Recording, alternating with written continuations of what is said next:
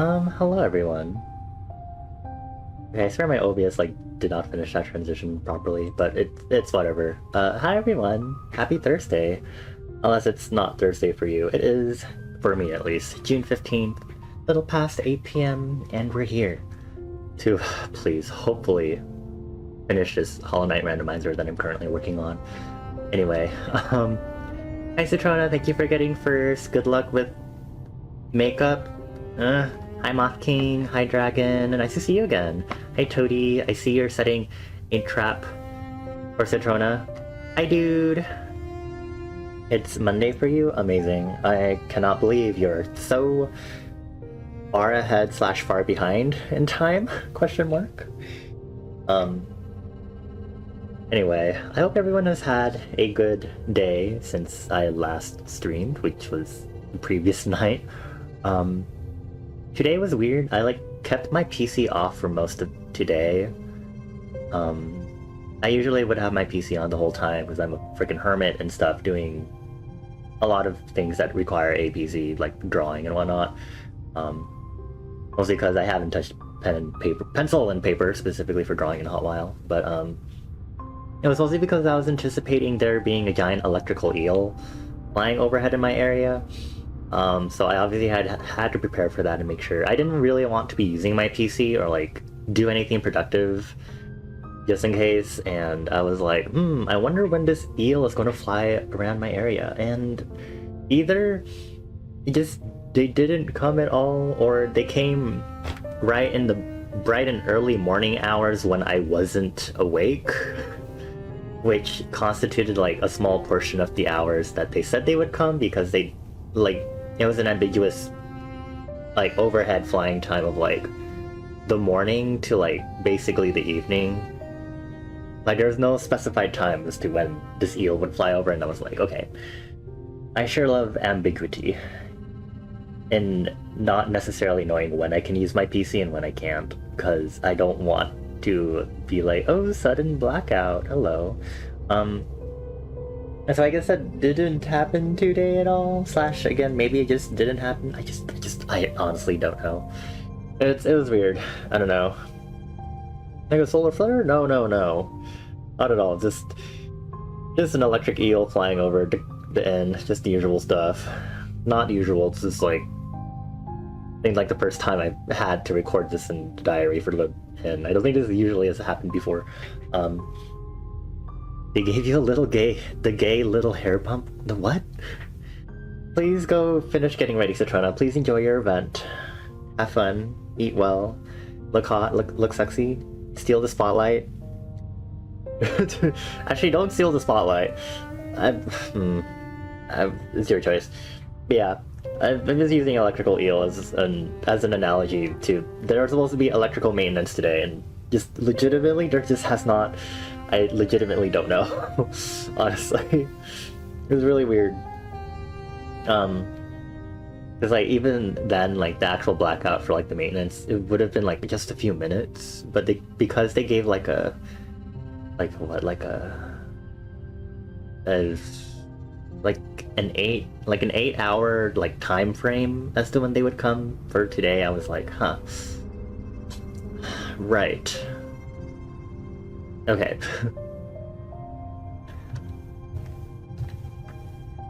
Of course, I'm also I did go to bed late last night, which caused me to sleep in today, but I'm hoping they didn't really come in the bright and early morning hours, because that would have been so annoying.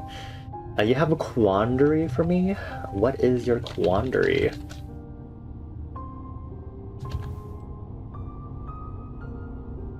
It's the great EP day, I know. I wish it wasn't. They had that. I was hoping, I was thinking maybe I wouldn't have to be awake when they did the maintenance either, really, because, they would expect people to be out and work, I guess. But regardless, I'm just, God. But the whole thing being I'm just gonna do nothing. I'm gonna use my phone instead, and just... I don't know.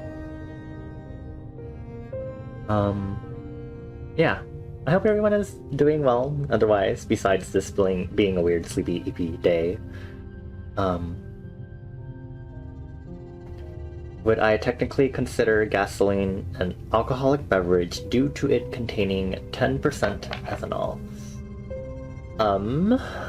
That is an interesting thing to ask me. Gee golly. I'm gonna wipe my glasses while I thinker over this. Well, let's do some research first. Percent volume. Let's see what this is. It is a standard measure of how much alcohol, specifically ethanol, is contained in a given volume of an alcoholic beverage. An alcoholic beverage is a drink that contains ethanol.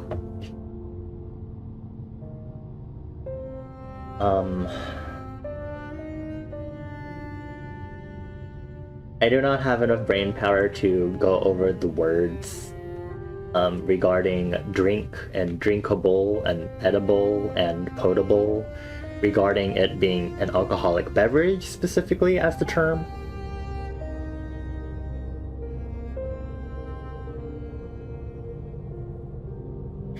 I'm gonna finish wiping my glasses here really quick, folks, and then we'll go ahead and get started with this stream. The stream could be short because it is just one more item that I'm trying to get for this Hollow Knight randomizer. I don't know if I might switch over to just a simple I mean, this is already just chatting, but I might switch over to like Guardian Galaxy as a wrap up, because I do just like chilling out and kind of doing nothing because I don't want to start another game. One, because I didn't get any other games yet that I would be playing soon, and two, because I just kind of want to keep some of the games separate. I do sometimes like play 2 different games in one stream, but I'm trying not to do that as much right now. Like 2 major games, like if it's just like one and then like Guardian Galaxy, which is more just chatting, then it's whatever. But if I'm going to do like finish a randomizer and then I'm like, let me start a new game that's on schedule, like Night Signal, then it's like I'd want to keep it separate. Really sure the stuff in gas counts as denatured alcohol, so it's not drinkable by normal humans, which is also what makes it not get alcohol tax. Interesting.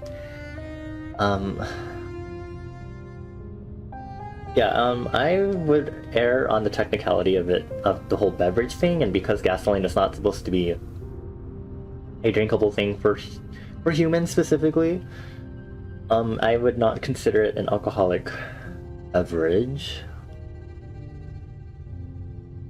Is there a reason why you needed to ask this? Or is it just some fun thing to think about? Which it's okay either way, but interesting that you bring this up. This is like when Citrona, like a few weeks back, was like, can you smell ants? Anyway, let's get this show on the road and see if we can finish. Oh god, this is 9 hours already? Oh wow. This is definitely on the longer end of my usual randomizers, which again, this is because journal entries, so it does take a bit longer than the usual randos that I do, which aren't super complicated. You just had it on the mind, you have lots of things up there. I see. Thank you for sharing some of the things in your mind.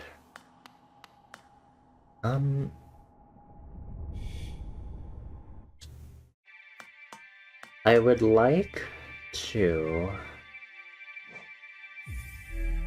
Let's go this way. I would like to get to a stacks if I could go to Dirtmouth, actually, because I have Dream Nail. I'm gonna Dream Nail away. I mean, I have Dream Gate. I'm gonna use that really quick. Was it because I'm in a tram? Let me try this. There we go. That was interesting. So...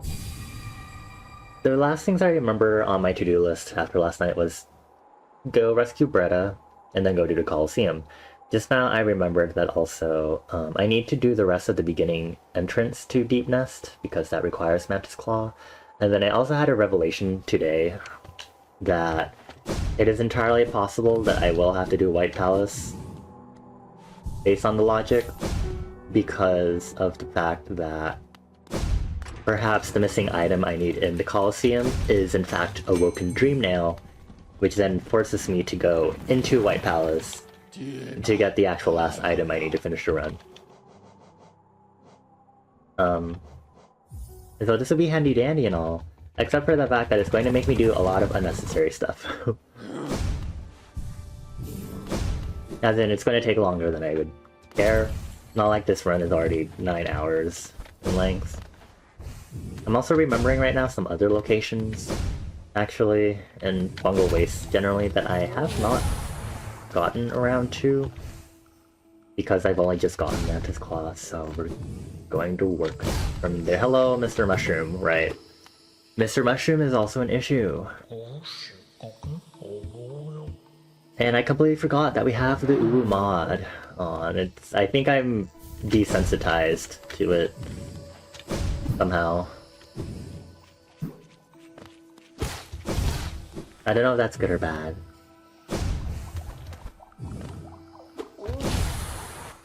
I think I also need to do the... Yeah, there's quite a bit that I need to, like, finish up with here. This Shaman Stone for 2. And I don't think I got this item. That's the Sigio Rock, okay. I think this actually might... Yeah, I didn't open this because I did not have dash at the time. Okay.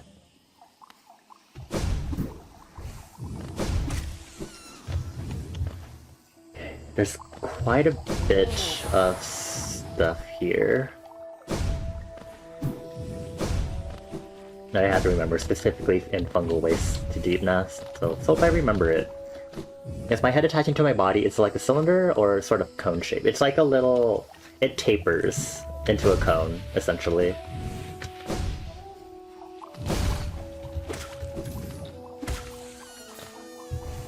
And I never got that because, again, I did not have Mantis Claw here. Lurian? Awoken Dream Mail. Okay. Great. I sure love ambiguity.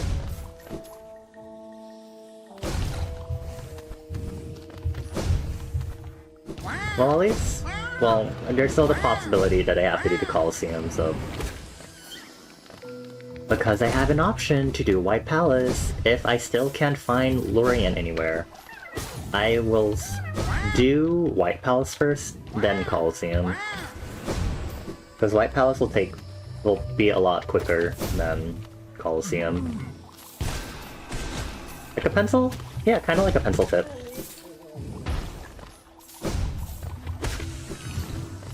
No, not this way. Nope, no. Ooh. I don't think I've even found the quill yet, now that I think about it. Ow. Mr. Mushroom level up. Amazing. I really wish the game told me which level up that was right now, because again, I don't remember the specific number, and that's kind of important. Hi Magic, thank you for getting your stamp. I hope you're doing well. How's it poppin'? Okay. Is that the one for the collector? Ow.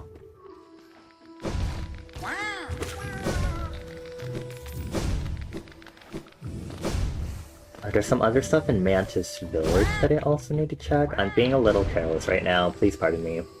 I'm like half paying attention at the moment.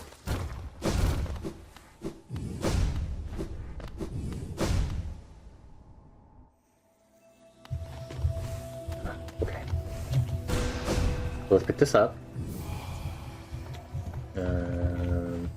Thank you for getting your stamp also, dude. Also, I did go ahead and, shortly before stream, I did implement the stamps command, so if you want to see how many stamps you have, please use question mark stamps, and the bot should tell you how many stamps you're currently at. If for some reason you don't remember, because you can only do it like once per stream usually.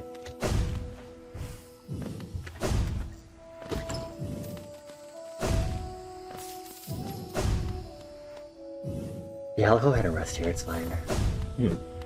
Yeah, I do have, like, actual proper reference sheets of my Sona if you need it. Thank you, Toad. I'll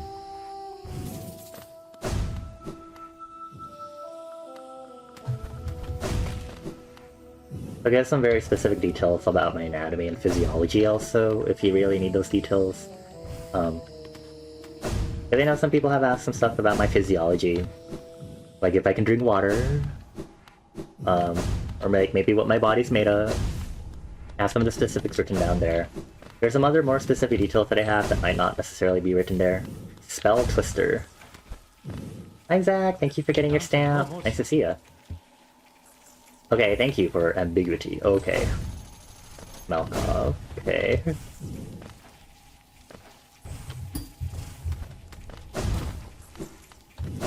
Like the existence of crab for Bonnie. Yes, I actually did. Ugh, sorry. That was a weird burp. I did want to actually do a proper drawing concept sketch for that, at least.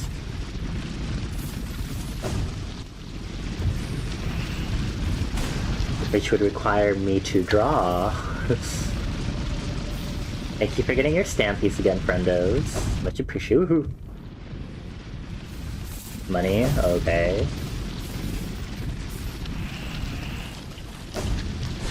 Oh, come on.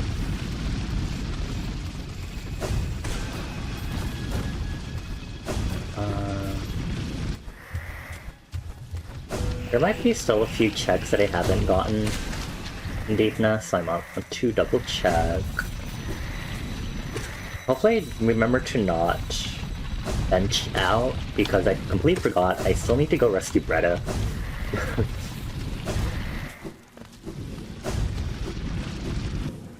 I really hope this isn't like my offline randomizer where Lurian was also in White Palace. This is tiring. I really have to go all the way there to find Lurian. Like really now. I'm using the map tracker to keep track, or only as a last resort? Only as a last resort, so I only wanted to use it at the beginning because I messed up with not realizing that there were more areas to access, and I can't press. Okay. That has happened once before, and that is really weird that it has happened on stream this time. Okay. Anyway, yeah, I'm trying not to use the map mod because I am trying to train my memory for this. Did I fall through the floor? Yes I did. I clipped out and was not colliding with anything, including things that would damage me, because I fell through the spikes. I wasn't watching do it again, I can't. It's happened only like one other time. And I think it wasn't like on stream that it's happened before.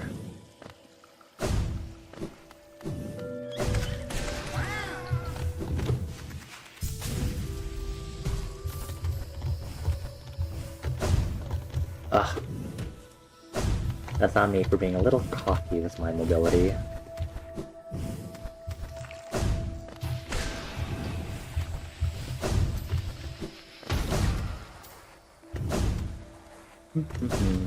This part... I actually could have done this part a while ago. You actually could do this as long as you have... You either need a regular dash or crystal dash to do this. Oh my god, not Bretta with the ooh. Horrifying. Hi Reese, nice to see you again. Things are going okay. I found a Woken Dream now while I was going through some parts in Fungal Waste that I forgot I needed to check now that I have Mantis Claw. But that's good, I guess. That I can also now check White Palace. But otherwise, I'm still looking for Lurian. I'm still trying to wrap up any other locations. I'm trying to remember if there are any other Deepness locations. Any other checks here in Deepness? No hellos. Enough. This Uwu mod will haunt me. As much as I can ignore it, it will forever be ingrained into my mind.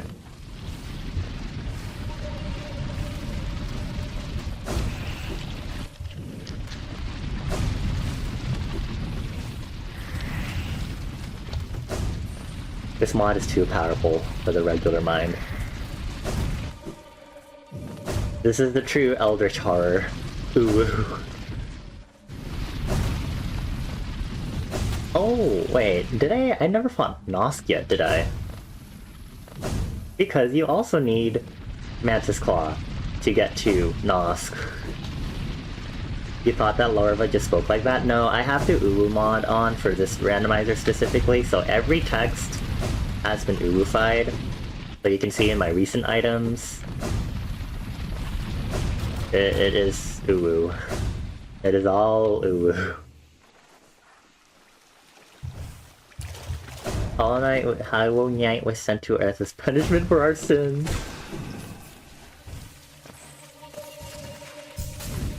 As because we did it, or to punish us for our sins.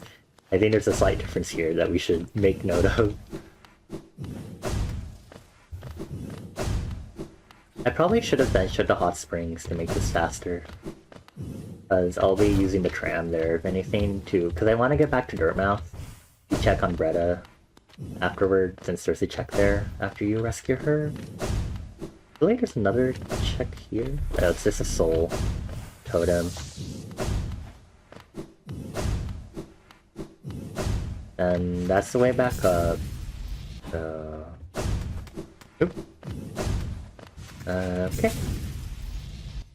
Alright, let's defeat Nosk with full upgrades. Very nice. Hello, Nosk. At least Nosk will have a regular name, right? Actually, no it won't. No, it won't. It begins with an N. Nosk.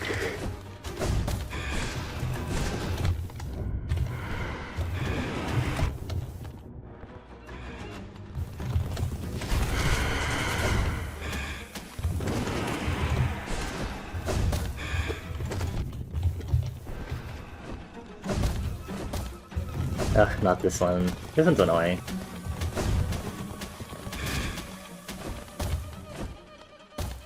Please? Ugh. God. I was like, please don't jump on the ceiling again. Is there a Nyaman? I sure hope there isn't.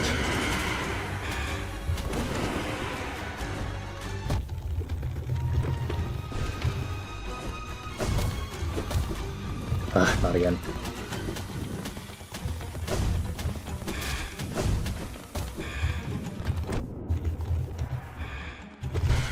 Thank you. A. Now what about the pale ore? I believe it's usually a pale ore from Nosk. Please. Please. It's shiny? The...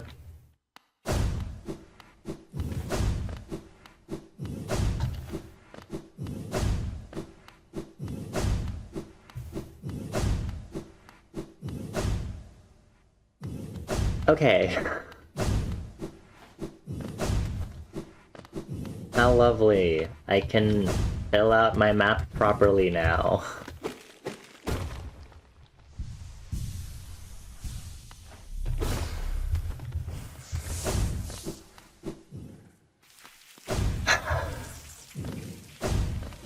Okay.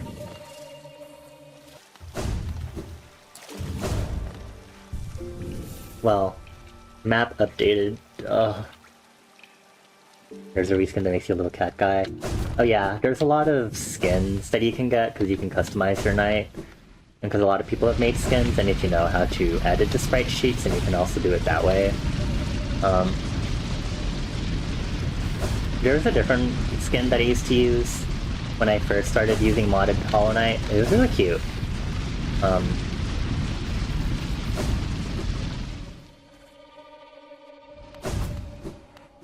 Let me get the tram going over here. And bring it over, and let me show you the other skin that I had. I mainly just use this one because it's magenta and it's really simple with its VFX. Mods, custom night, skin list, it is the Laurel Knight. And I changed some of the sprite sheets in it, but this was the one that I started using initially. It was really cute. But a lot of the effects were really all over the place, even though like the actual outfit itself is cute.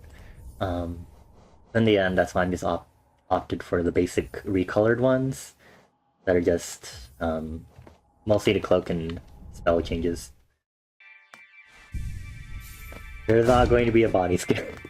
At least so much effort.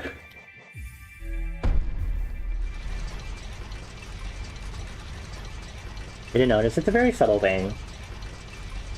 It'd probably be more noticeable if I was playing multiplayer with someone and you'd see the two of us next to each other, like when Mika and I played Hollow Knight together.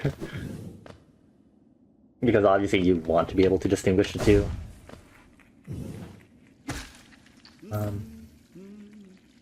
Right, I have Dream Gate. I'm gonna Dream Gate to Dirtmouth instead of wasting my time getting to a stag station like a doo-doo. Hey, Bretta, please? That is a grub. How lovely. Did I ever get the Whispering Route and Crossroads? I think I did, but I'm gonna go double check because I am a tad forgetful. I did, okay. Alrighty. I'm gonna warp back because at least I had the tram set at Ancient Basin. Was Bretta holding a girl hostage? Apparently so. Maybe it's like her pet. She's like, oh, this scrub will be the only one that likes me, sort of thing.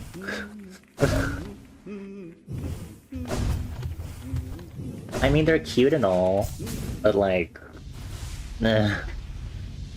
Okay, friends, it's time for the event of the stream. It's time for Horror Palace. Ready? Hey there, friend.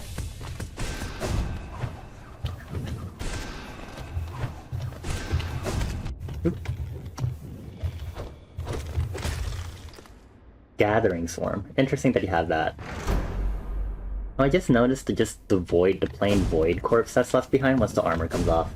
I haven't noticed that before, actually. Okay. I'm going to take off that one while I'm here, because that one is actually not going to help me in any capacity while I'm doing this part. I don't think I got steady body, so that might be an issue. I will equip this though, so that'll help me. Oop. I was yelling at myself when I did my offline randomizer. Wow, fucking time. Because I was like, wow, I'm really rusty. And then I checked my time for White Palace, and it was the same as before. So if at any point I say I'm rusty, I am a liar. Just gonna make that clear, just in case.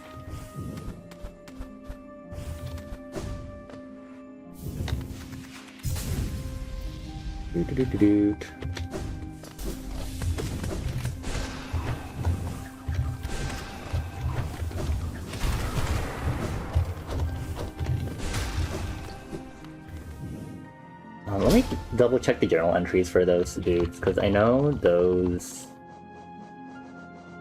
things are... This just gives me 200 more Geo if I kill. Well, not kill, but beat up 2 more of them. Amazing.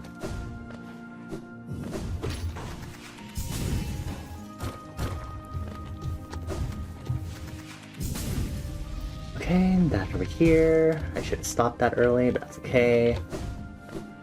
And then we head up to the actual main hub area for White Palace, and we start from there.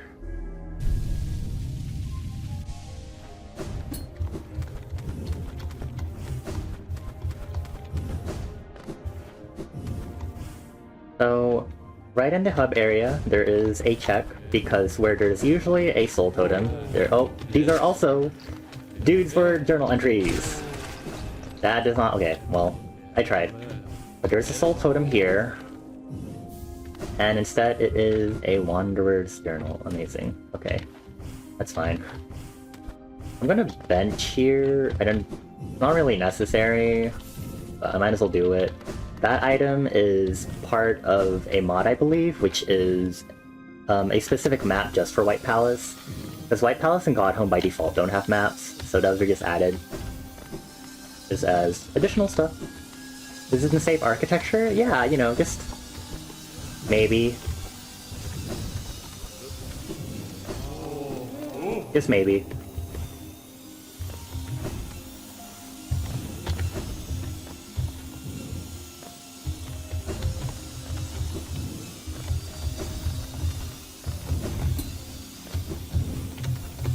This way.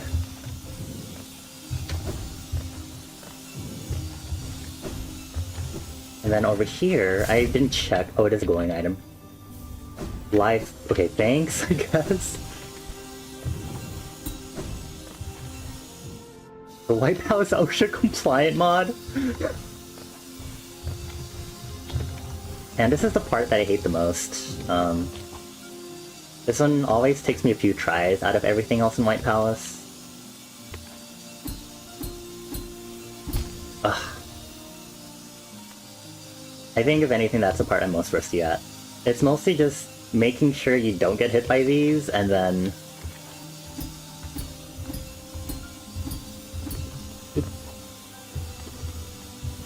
And then for this last part, you can just do that. Okay. Yeah, I struggled with that in my first rerun of White Palace in a randomizer. That was not fun.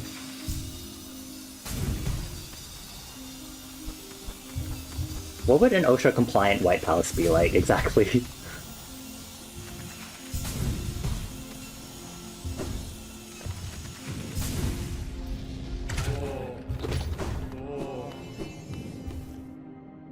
Would be fine. Sealed off and shut down. All very good points.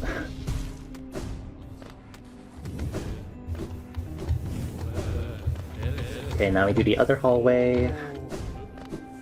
I'm always nervous when I'm doing this, because I always want to like make sure my time is as fast as possible.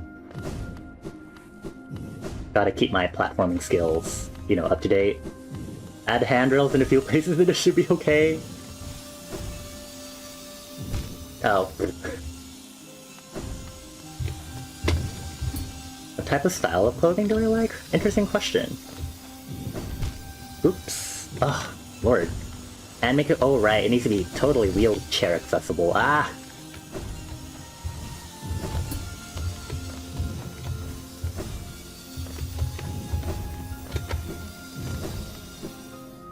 Style of clothing.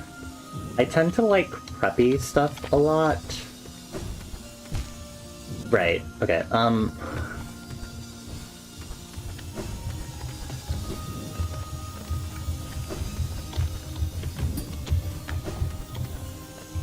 which is why my model has like, I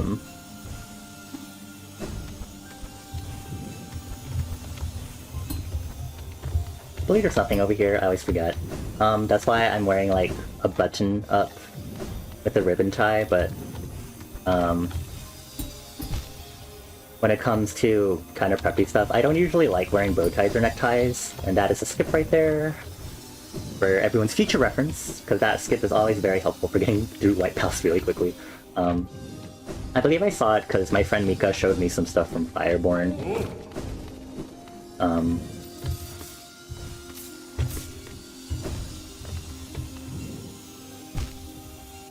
Right.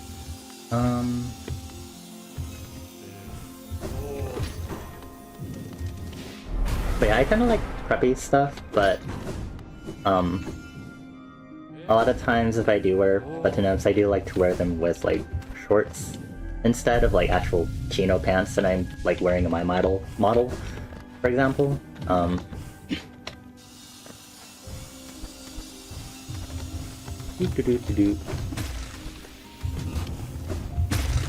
Need to make sure. Okay, thank you for the geo.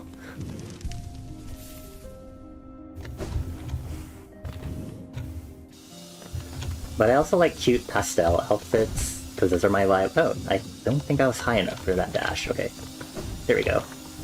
This is another skip, if I can make it properly, for demonstration purposes. Okay. Which, apparently, I didn't know that wasn't supposed to be skippable, but I did that, I think, the first time around. Always interesting.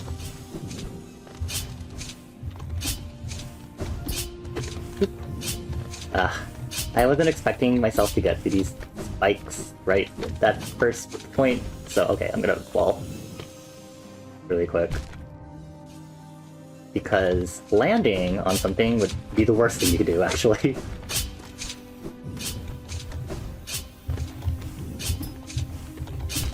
Ugh. Because landing on anything that could be registered as a save spot would be horrible. Wanted to mention you really like my avatar. Thank you! Thank you, thank you.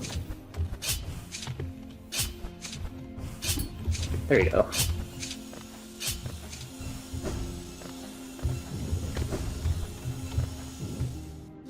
Whew, I am really rough today. Right. You don't need to pogo that, really. There we go, then this is a super dash. This one's a little weird, because I always think that I'm high enough when I do this dash, and then I'm not.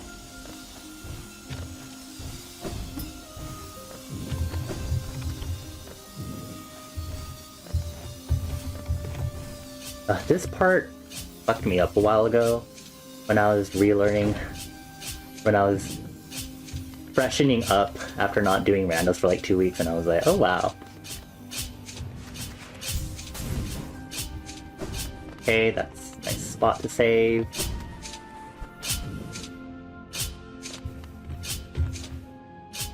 There we go.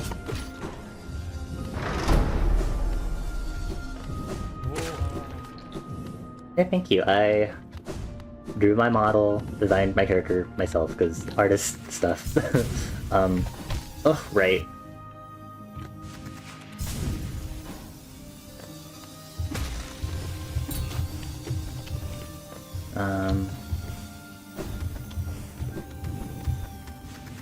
It's only a PNG tuber now, because I could definitely do live 2D. I could definitely put in the effort to learn like rigging and stuff. Like, it wouldn't be hard with my motion graphics knowledge and whatnot. But right, okay. Usually I don't mess that part up. Oh, I'm so rusty. I'm so sad.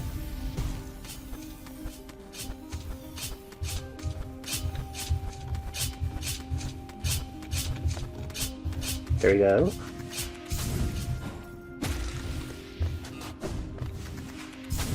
Okay. And then we can't go to the end yet because we need to check the secret workshop here. Because there is a check here technically also, because when you include lore tablets in your randomization logic, you have to check everything that gives lore. They call this Path of Pain, but all you see is Path of Gaming. That's because this is not the Path of Pain, actually. The actual Path of Pain is elsewhere, and it's not included in this logic for my sanity.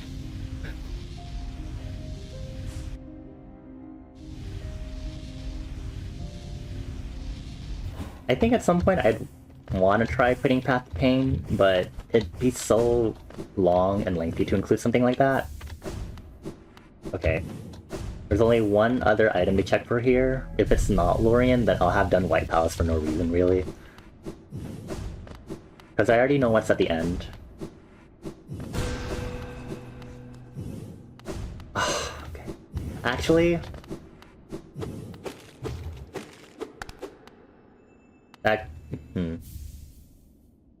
That could be helpful.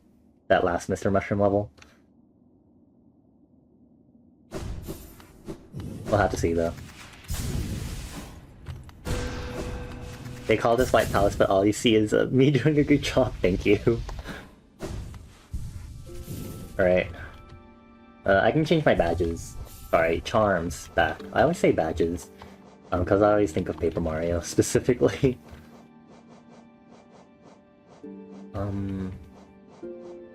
I had Sharp Shadow on originally, huh? I don't really care to have Sharp Shadow on, so it's okay. It says my level in Mr. Mushroom? Wait, where? Where? Where does it say that? Oh, in the feed? Well, yeah, the feed is fine, but I wanted to say it not just in the feed, because if it only says it in the feed, then if I get more items that pushes that down in the feed, then I don't know anymore, and that's the issue, mainly, with, like, not being able to see it.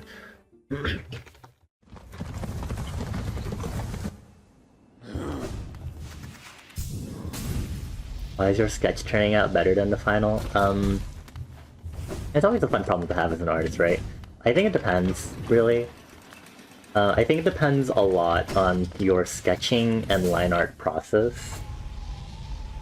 Folks that are here that have seen me do my sketch process on stream, or have seen me go from sketch to line art, will know that I have really clean sketches, and sometimes I do choose to use my sketch as line art instead, because I make my sketches unnecessarily clean when I do them. Hello, final Mr. Mushroom. I know there's some other Mr. Mushrooms that I haven't found though, so I might want to be careful. Double check those.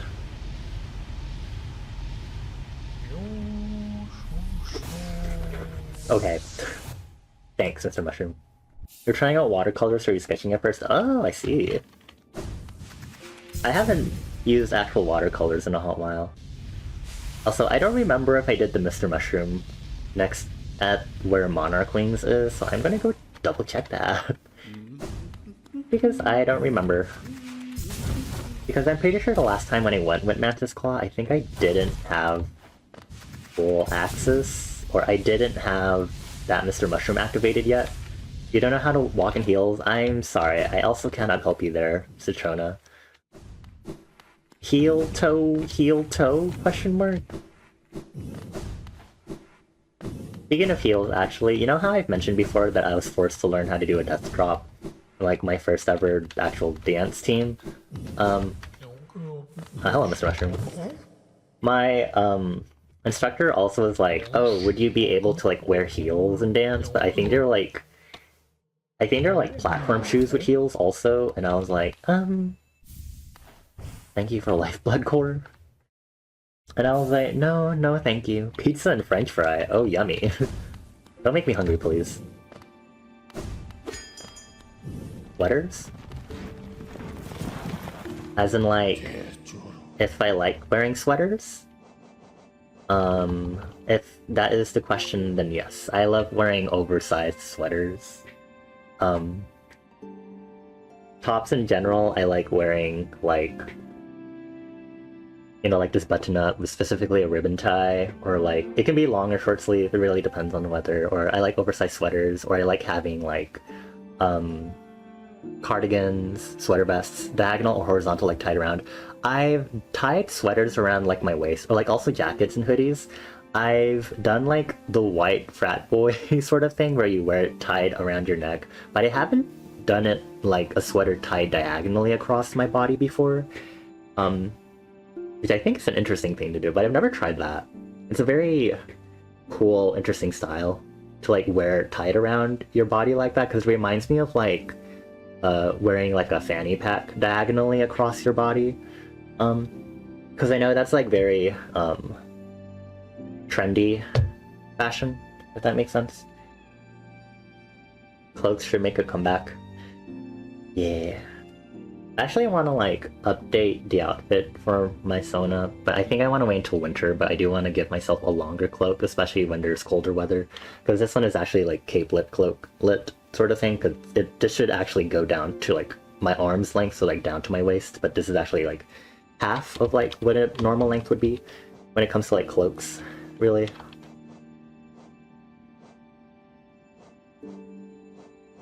Okay, Wow, I'm genuinely not sure what I should do.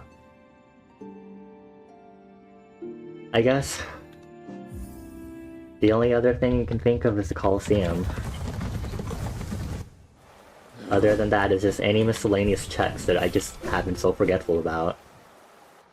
Oh boy. Alright, y'all. Time to do the second least favorite thing. Because my actual least favorite thing is Flower Quest.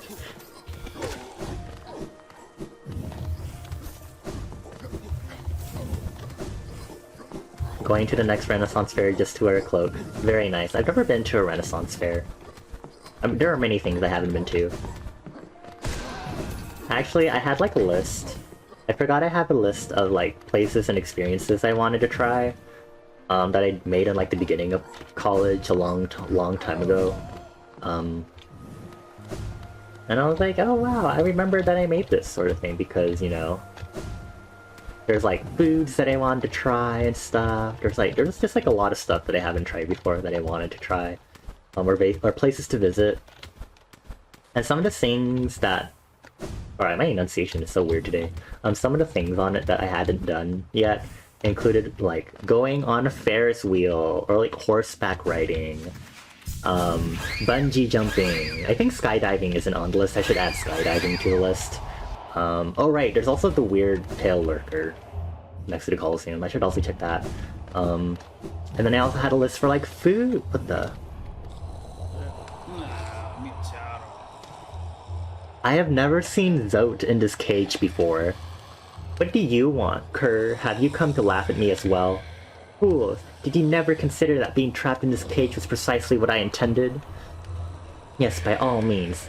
Release me into your arena. I am Zote the Mighty, and as soon as I draw my knife, Life Ender, your laughter will turn into terror. It's so hard to read.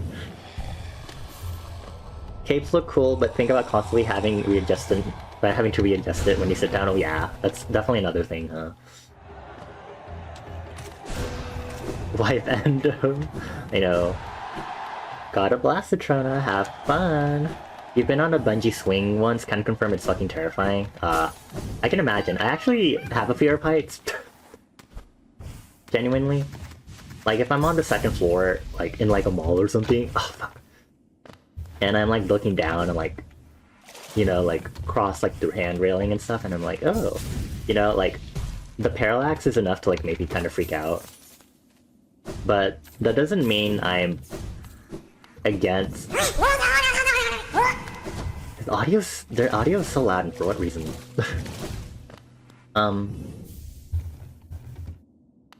But my fear of heights does not like a actual like acrophobia, I guess. It's like I get shaky, but I don't actually like get like heckin' scared, you know?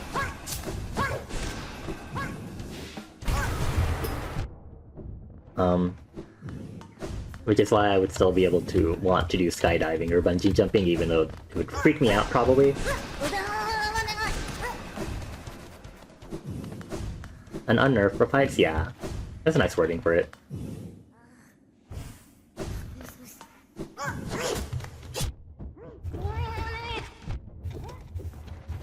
I should really just use my nail to undo. Maybe one day. Not now. I'm just trying to like... Oh, literally one more hit. If you ever go skydiving, go in an air tunnel first to get a bit used to it. Air tunnel? Ah, right. Man, where is Lorien? Alright, we're gonna have to fight in the Colosseum now. A massive swing, you sit on it and swing like a 300-meter arc. Oh.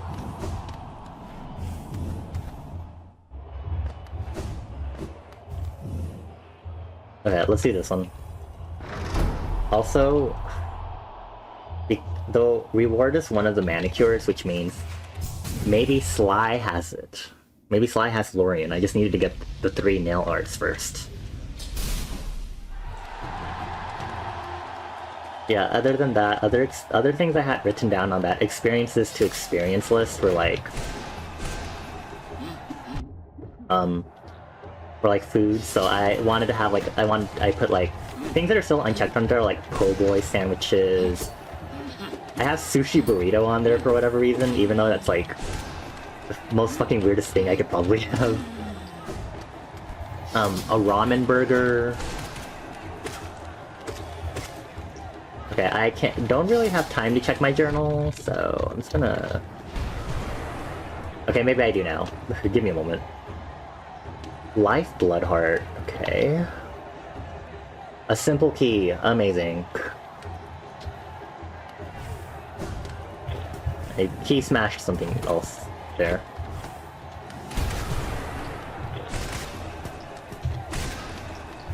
Thank you for Lifeblood heart. Another enemy.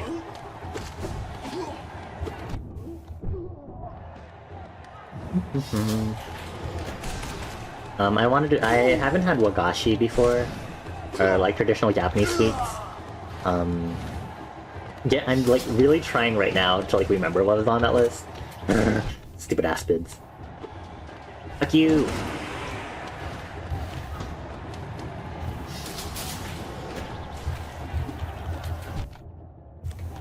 My Void Heart is so slow at getting soul right now.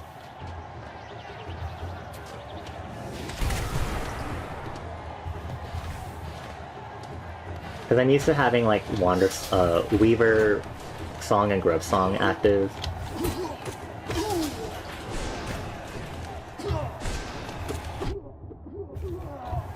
What are aspids and uwu? I think they're just aspids.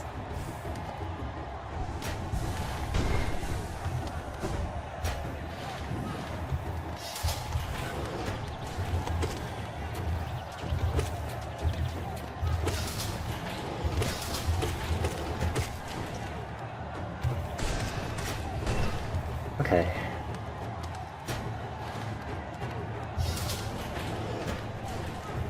Alright, because it's one of the Vengefly King. Hello.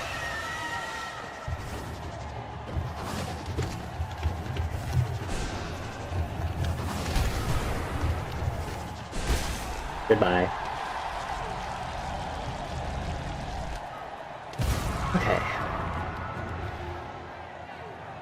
None of these enemies still...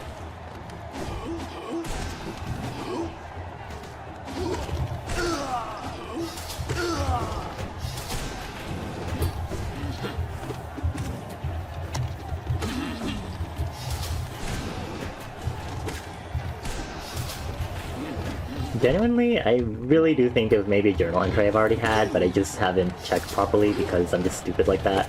Like, I genuinely believe that is a possibility.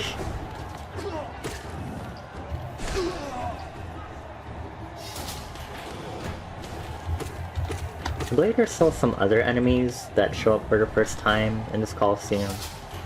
I've gotta keep banking on those.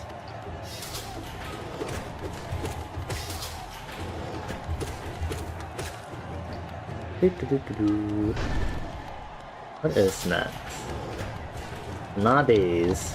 These aren't new, I mean. Oh.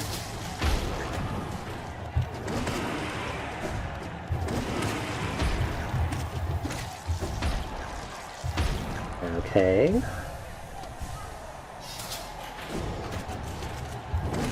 Gruz mothers, Gruz milfs. Just the usual milf beating up in this game. Oh, double kill right at the same time. Nice.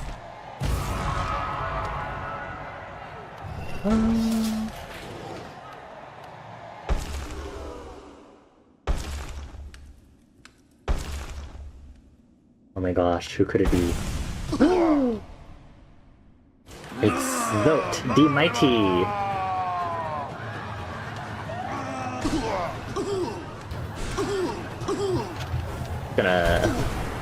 Sorry dude, I'm in a hurry.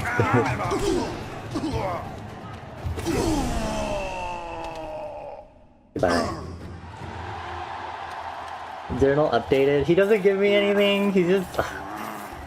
Whatever. A knight took away Wignon. Dead now.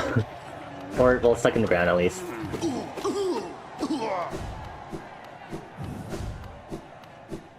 Okay.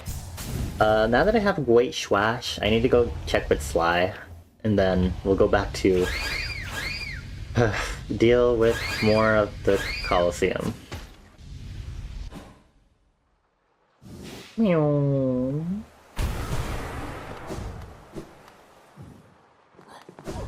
I keep forgetting I have Dreamgate. Dreamgate is set at Dirtmouth. Go to Dirt. Dinky, go this way. Go, go. This is like, I have used Dreamgate more times in this like run than I ever have total in Hollow Knight, like straight up.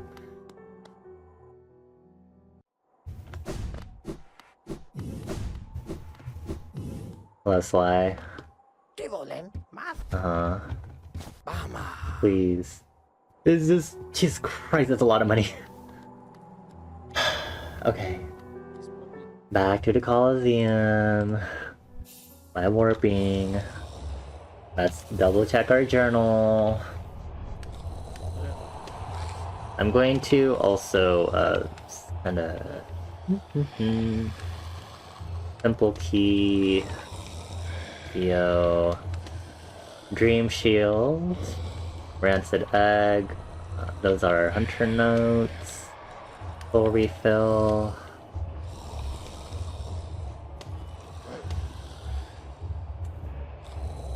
I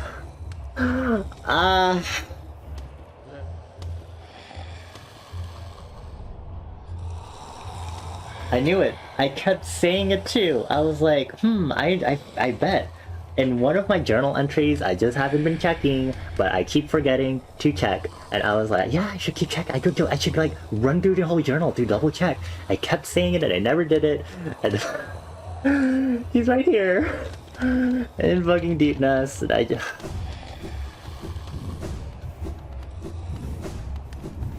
I remembered all of the other Deepness enemies, just specifically not that one. Gods. Okay.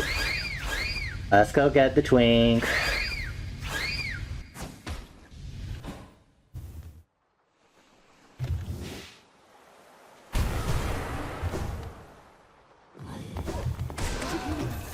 This is so embarrassing. I literally did not even need to go through White Palace at all, technically, either.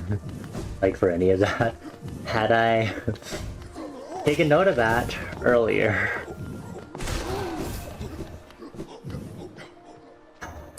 Like... Gosh. Can't believe this. Think of the memories we made? Yeah. Woo! Memories. Yay.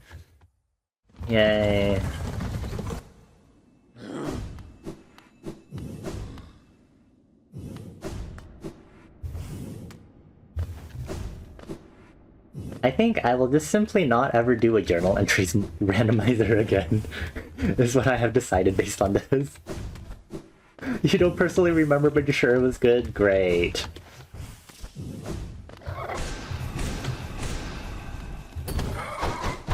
Ow. I cannot parry with these things. Okay, come on. The memories involved you, so they must be good. Oh, you're so right, Reese. Of course. So true.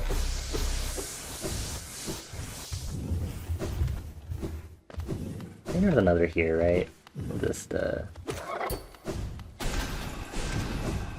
Thank you. Alright, we have the twink. Let's go do this. Let's finish this run.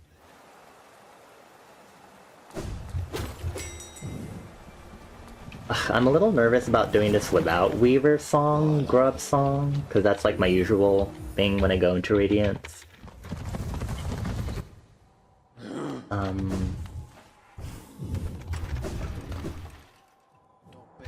Let me review my arms. I mean, I can do it again when I get down there, but I'm gonna take this off. So, this increases the power of my spells, so I could actually equip this since I always... And specifically on a spell build, if I want to take off Stalwart Shell, I could.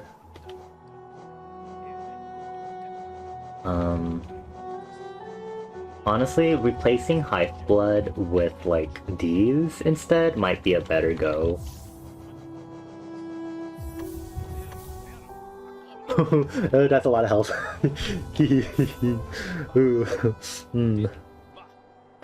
Let's try this. Randoms are always interesting, especially with the randomized charm notch class, because it really does make you try to rethink charm builds, because you have to be like, oh, my usual stuff that I want to equip is not as available. So what will you do? Hi, Hornet.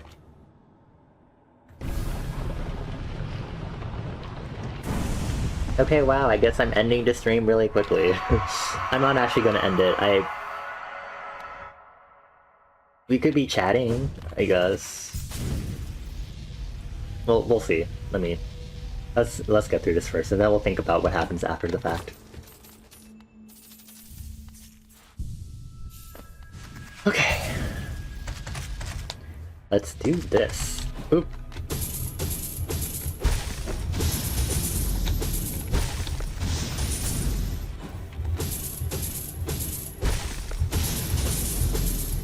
Alright, let's booby.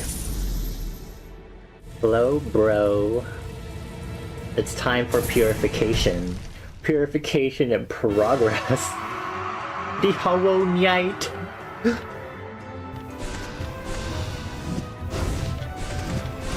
Alright, I don't have Sharp Shadow on.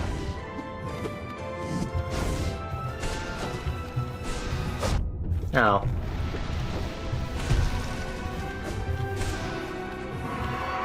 Next phase. Oh. Oh, now it's the next phase.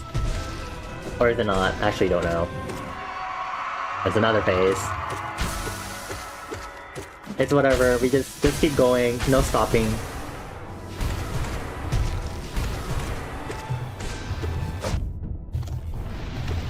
I can do that too.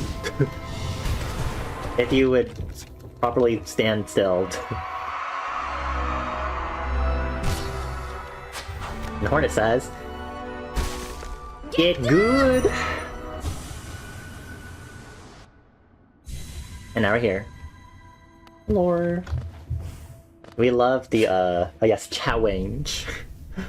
We love the, black box behind the arena. It's this one in the second Hornet fight. I don't know why it's like that. The, what, Radiance, Uwu. The Uwu Sin.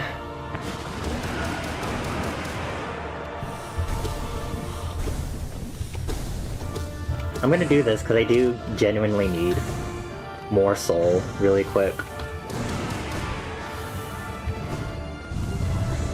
Oh. Curse you and your double damage. Oops. And just let that go.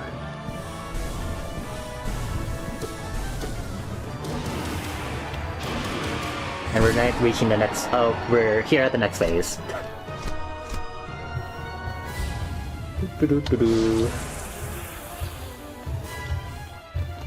And then we just wait for Radiance to appear again. Come on, sister. Ow. My nail isn't long enough to reach her. Ow.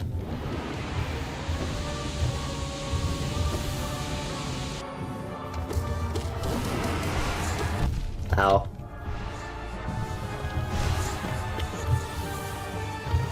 And final phase. Oop.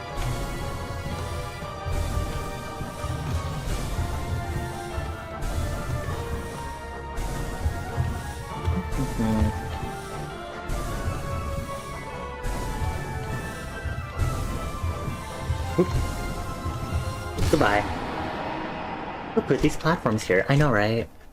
Like, wow, look at these lovely platforms that allow me to just reach you and slap the shit out of you. Ahem. Goodbye.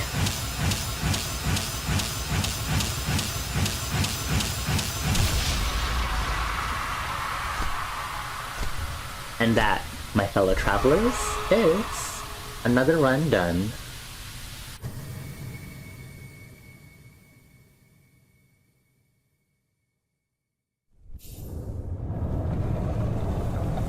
And then we have the usual ending sequence.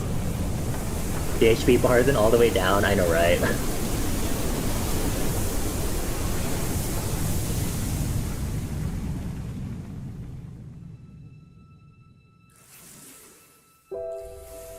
High key, this was a very embarrassing run.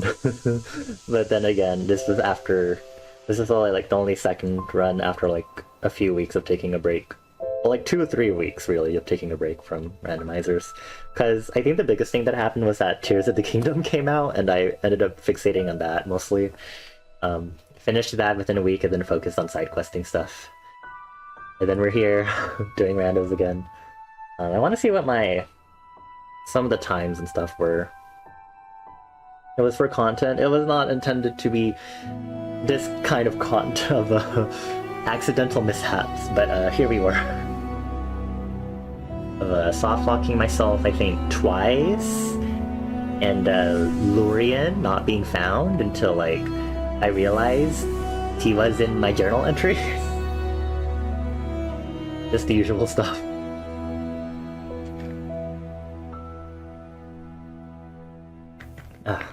But thank you all for chilling here with me. You're gonna head off to do some stuff, see us all in half an hour. Thank you for chilling with us, Reese. Hope to see you back in half an hour. Good luck with whatever you will be doing. I'm gonna go grab my phone real quick. Give me a moment, y'all.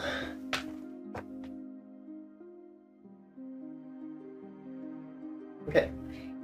Now we have our lovely ending play. I think oh god, are all the credits in Uwu too? Lord almighty. Anyway, our next thing is to figure out what to do after this. Usually, whenever I finish stuff up, there's usually a lot of people just want to chill with me doing Garden Galaxy. I'm gonna...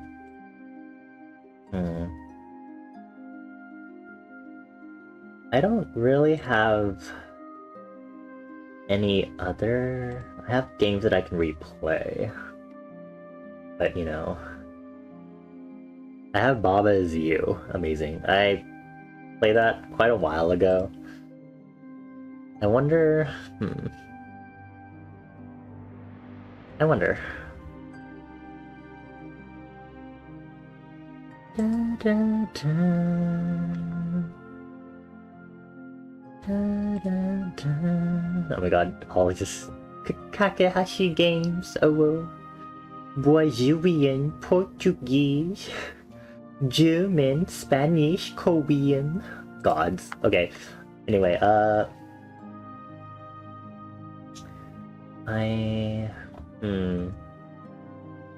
I don't know.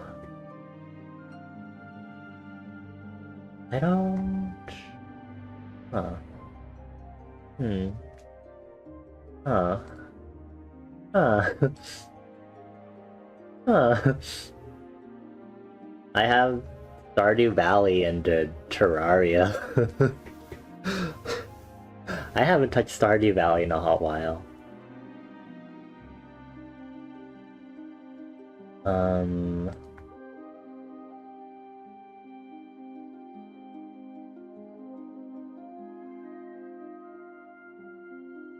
White spells, oh whoa.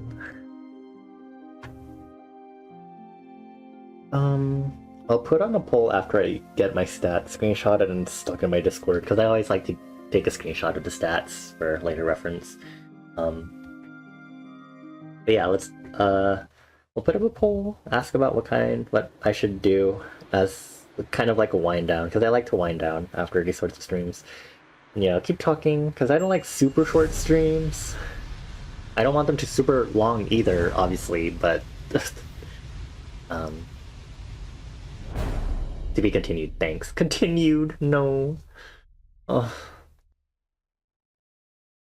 I'm pretty sure the stats won't be uwu-fied, I'm hoping. Otherwise, that'll be the most horrifying thing. Game completion uwu. No! Okay, actually it's not. My White Palace time is 12 minutes.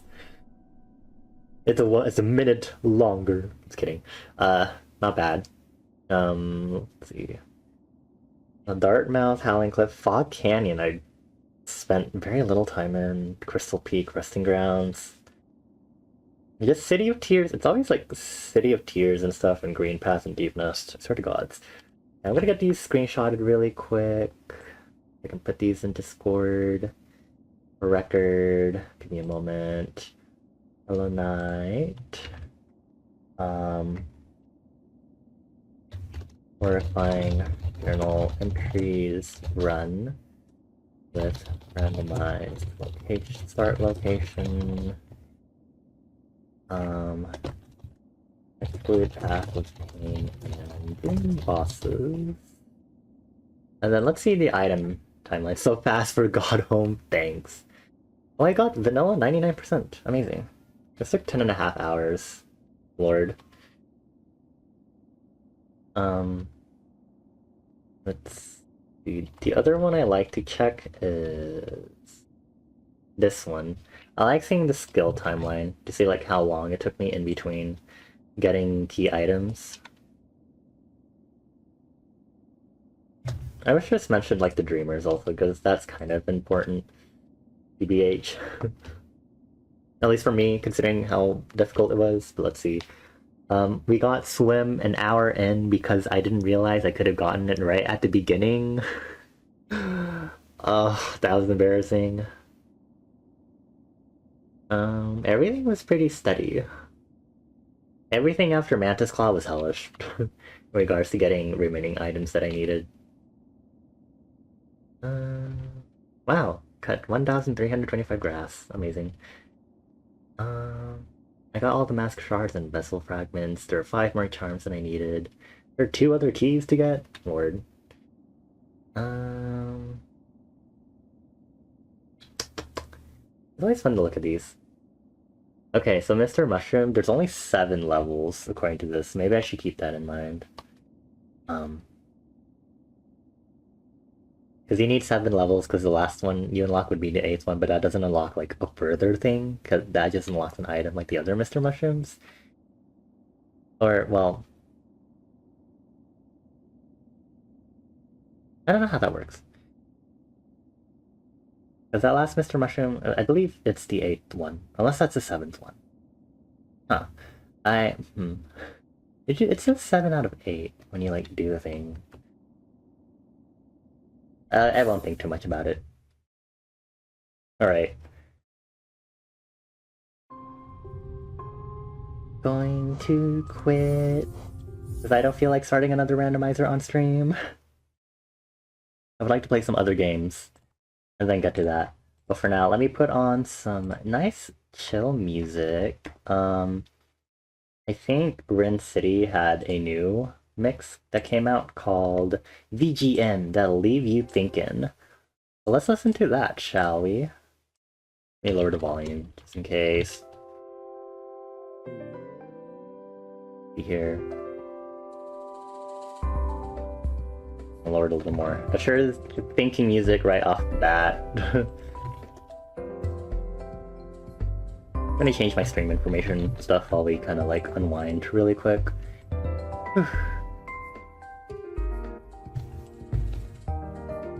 Unwinding after a disastrous HK rando. Alrighty. So folks, what should I do? Imagine I put in the poll option end stream and that one gets the most votes. I'd be like, oh, okay, goodbye. Actually, I might actually be down to play Stardew on stream. It would be vanilla only because I don't have mods. I've been thinking of trying like actual mods for Stardew, but I've never gotten around to doing it. But I think that's an option. I have Terraria, but I did a Terraria replay earlier this year because I didn't realize there was the big major labor of love update. And obviously I was like, well, I gotta play that. But I did that on my own time, which sucks because I remember I did Terraria on stream before, back in like, I think fall or winter, before I took my winter break, and I was like, oh. Apparently I just didn't remember that I played Terraria on stream. But that's a little embarrassing. I don't know, anyone else have any other potential suggestions? Because I don't really have any, and if I wanted to like bring in another game, which I don't want to do, like that is part of the playlist, that would be waiting for it to download, like installation and stuff, which would make stream die really quick. Just as a quick mention. Your head is empty? No worries, head empty. I'm trying to think her. I'm trying to think song. Yeah, Garden Galaxy, Stardew Valley. Apparently I have the Grace Ace Attorney Chronicles fully downloaded, and I was going to play that back in like fall or something, and then I apparently did not. I actually don't remember what happened. But I remember I think I originally had it on schedule and then I just didn't, for whatever reason. Oh, I should uninstall some of these games that I'm not going to play anymore. Animoiopolis. Until the next chapter comes in, at least. I have Turnip Boy Commits Tax Evasion. That one's technically cozy. I haven't touched that one in a hot while. And I haven't gotten around to seeing the new content for that game, actually. I'm gonna turn my volume down. There we go. I have South Scrimshaw Part 1, but I feel like, because it's not, oh, I accidentally clicked on Clip Studio. Because South Scrimshaw is not meant to be a video game, I don't think I want to play that one on stream. Because it's not an actual game to play on stream.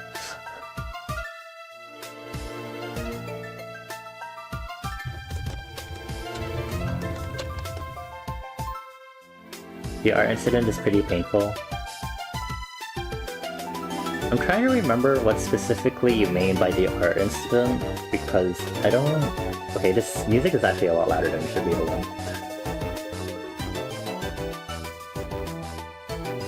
Like, I remember the deep apocalyptic history, but... And then the discovery of said apocalyptic history. Oh, okay, that. Okay.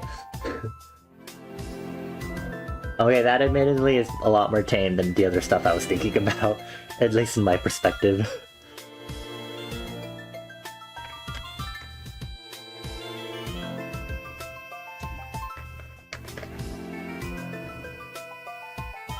I refuse to remember the other items, oh my gosh. Yeah, my focus was just on the fact that it is literally post-apocalyptic, and you discover that through a series of items and eventually culmination in a redacted.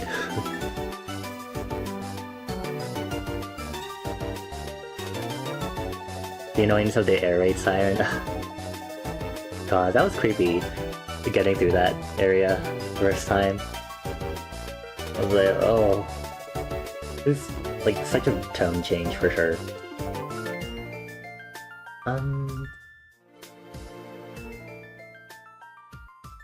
Okay, I'm gonna get a pull-up. Give me a moment. Unwind with what? I'm actually gonna put Baba Is You. I have played... Whoa, let's not allow additional votes. Galaxy, Stardew Valley. Did I have any other options that I mentioned that I was gonna do, or no? I don't think so. I'm not gonna do Turnip Boy.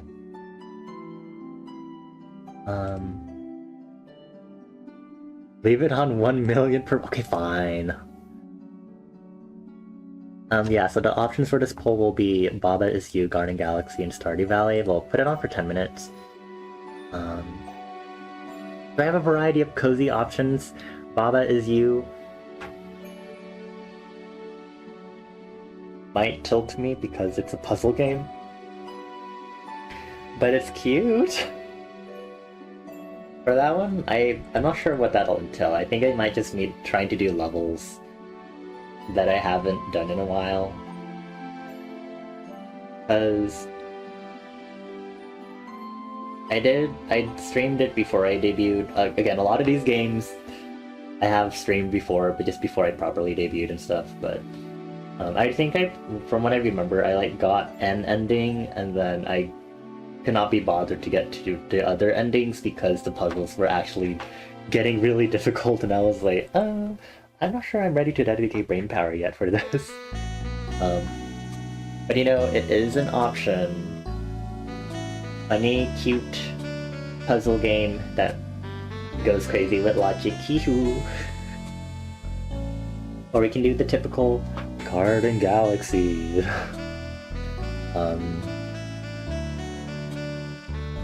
And then there is Stardew Valley, the go-to farming sim. I haven't done any solo ventures with that game in a hot while, honestly. So I'm kind of wondering how that'll go for me to play Stardew Valley again, if that is on or voting.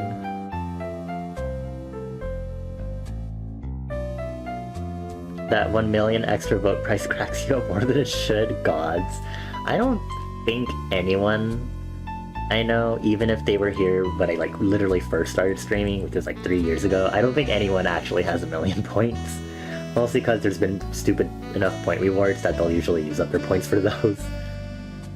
But I genuinely pretty sure.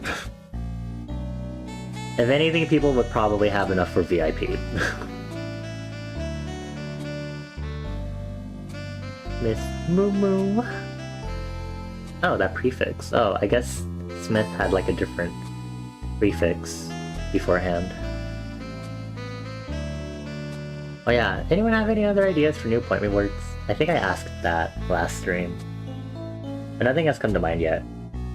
Besides world building stuff. Well, we'll figure that out another time. I need to really update that document.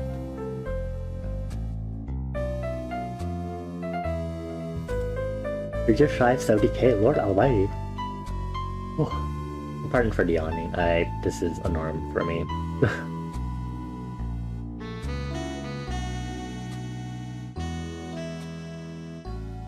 I don't have League of Legends installed, Moth King. No League. That would take forever for me to install right now, even if I would try to do it. I don't think I'd be a League player either. Not anymore.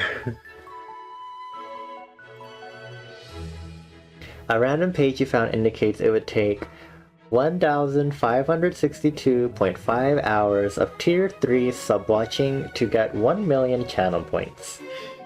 Okay.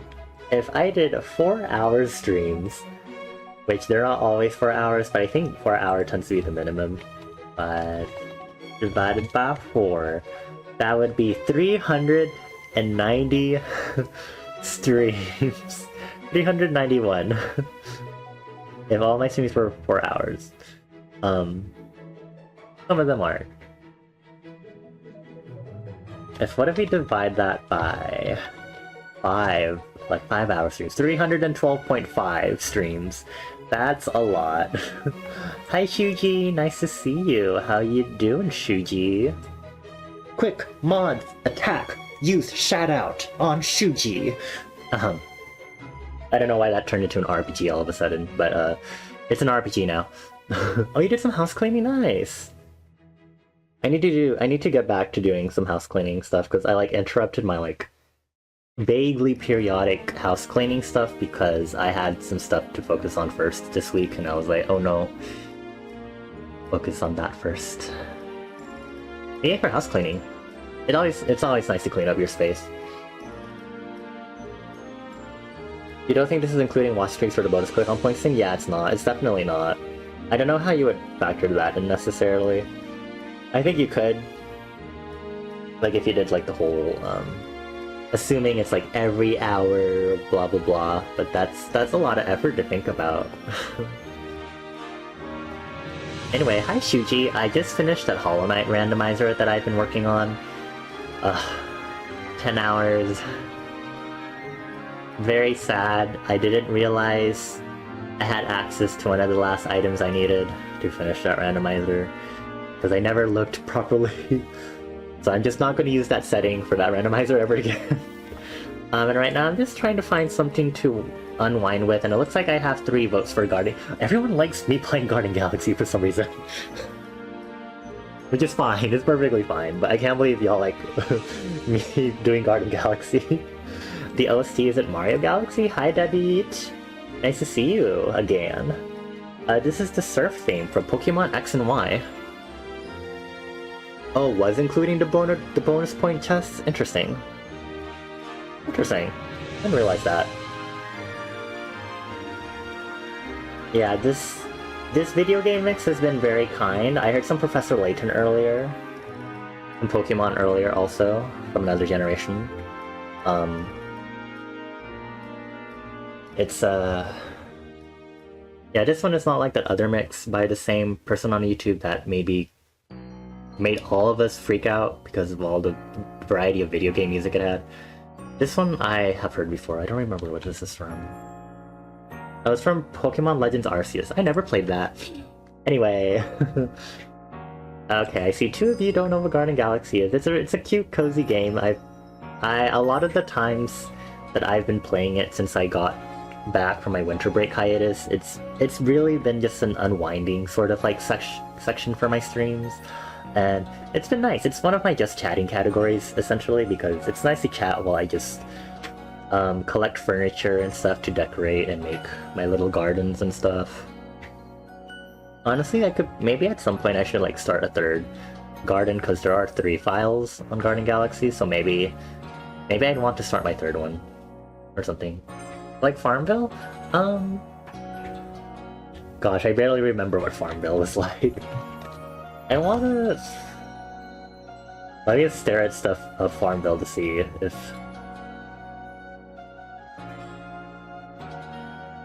It does have the isometric, yes. I mean...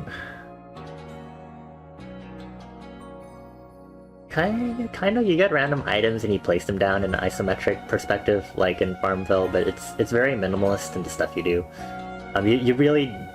There's literally like 2 things you do. You click on little visitors that visit your garden, you get coin. You put coin in pot, you get item to decorate garden with. And that's literally all the main mechanics you need to worry about, aside from the special things that items do. But that's literally it. Make cozy garden. And it looks like Guardian Galaxy might be the game, unless 3 other people somehow vote for a completely different option, and then only that option, or more people.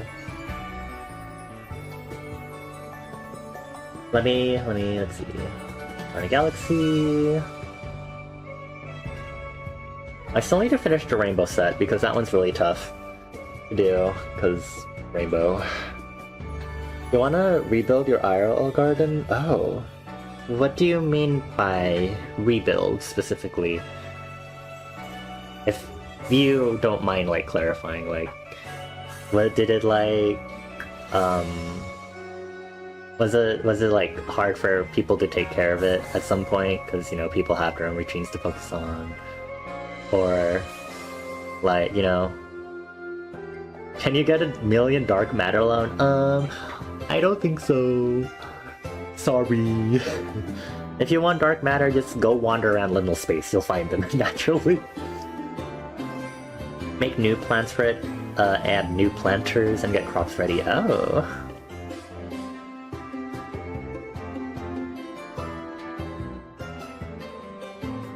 I've always... I could have a green thumb, I think... Okay, Garden Galaxy is the one... Who? What? There's a single vote for something else. One person voted for Stardew. Sorry folks, we are going for Garden Galaxy. Thank you everyone for voting. Let's go ahead and shimmy on over, shall we? Let me turn this off and switch our category to Garden Galaxy. That was you. I see. Thank you for voting. Did that switch to Garden Galaxy? There we go. Let me go cut this game properly captured and then we can keep chatting while we enjoy my garden making. Continue. Okay. Turn up the audio. Oh, the audio is actually maxed out. Never mind. I was trying to build an oasis. I remember now. Yeah, regarding gardens, I really feel like I need some time to get a routine together because I am focusing on job hunting stuff and because, you know, IRL obligations are a thing. It is unfortunate truth, but, you know, gotta do what you gotta do. Oh, there's a coin here. And, you know, it's not too big of a deal, but,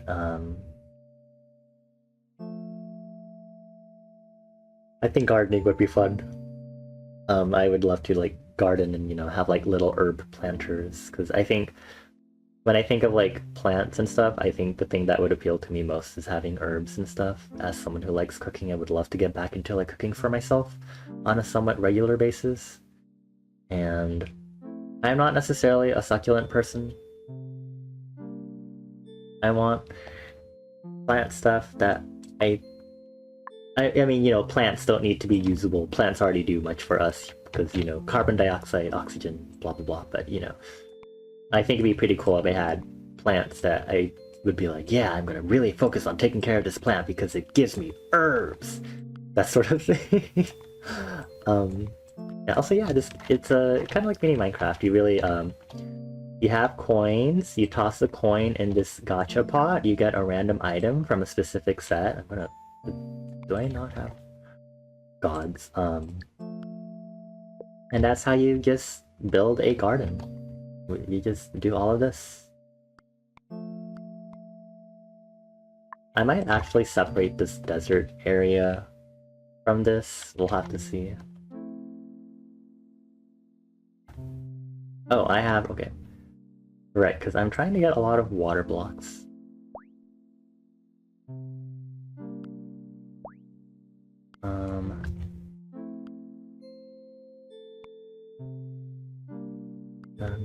Dun. Yes, give me more sand. Sand is needed. Dun, dun. I don't really need this item. Let me do a bunch of water rolls right now. I really don't need more boats, thank you. Really don't. Hi Bones, good morning. Thank you for getting your Stampy. How are you doing, Bones? Nice to see you again. Thank you for getting your blue potion as usual. Yeah, so there are like special items that do stuff, so like over here, these, as you can see by the little arrows, these increase their drop rates. So both coins can have their drop rates increase when you click on a visitor. And then these ones are stinky. These make sure that these items don't pop up at all in your coin rolls. Very nice. Very helpful. Also, speaking of which, I should probably check Arknights. Arknights! You've been on TFT the past few hours instead of working on your video assignment? Bone. You gotta be productive. My boy. Be productive now. Please. Or I'll cry. Do you want me to cry? I say threateningly.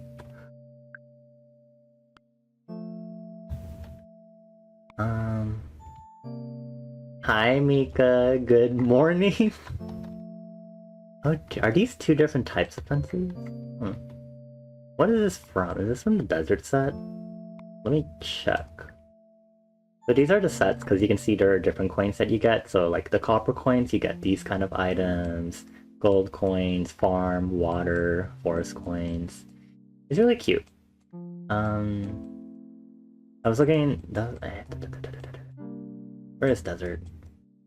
Oh, it is a desert item. Okay, well, maybe I should keep these. Maybe I should use these then. These will be news. Nice. News? Nice. Thank you for getting your stamp also, Debit. Good morning, Mika. I'm assuming you just woke up. I finished the randomizer. Would you like to know where Lorien was, Mika? Or would you like to take a guess first?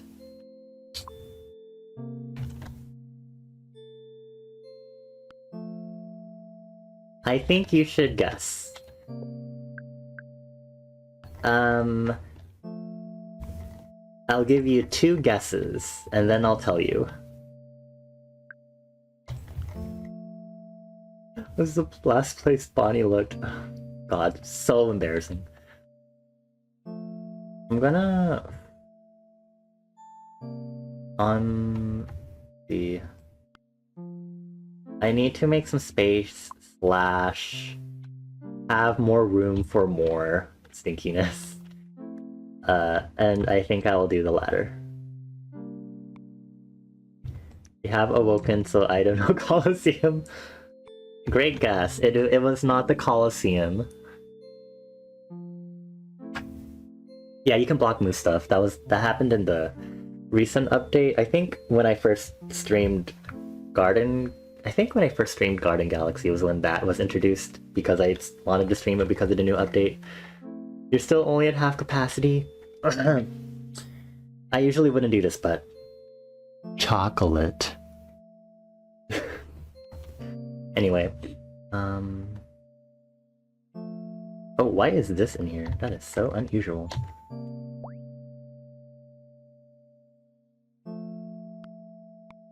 Okay, yeah, I'm gonna expand this because clearly I freaking need to.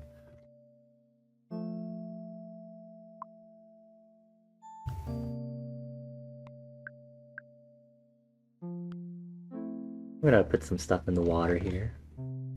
To be fair. What kind of fair? Like a night market? Kidding. Like a Renaissance fair? I don't know if lily pads belong here. I'm kind of focusing more on the whole desert item. I really like the whole starry desert sort of thing, and I want to get more pinwheels too, because I think pinwheels would also make it look really cute. That doesn't necessarily wake you up, it just means you start thinking about going to get some with some greatly reduced inhibitions. Oh.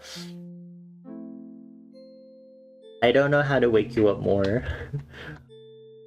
Especially not with this very cozy Garden Galaxy music.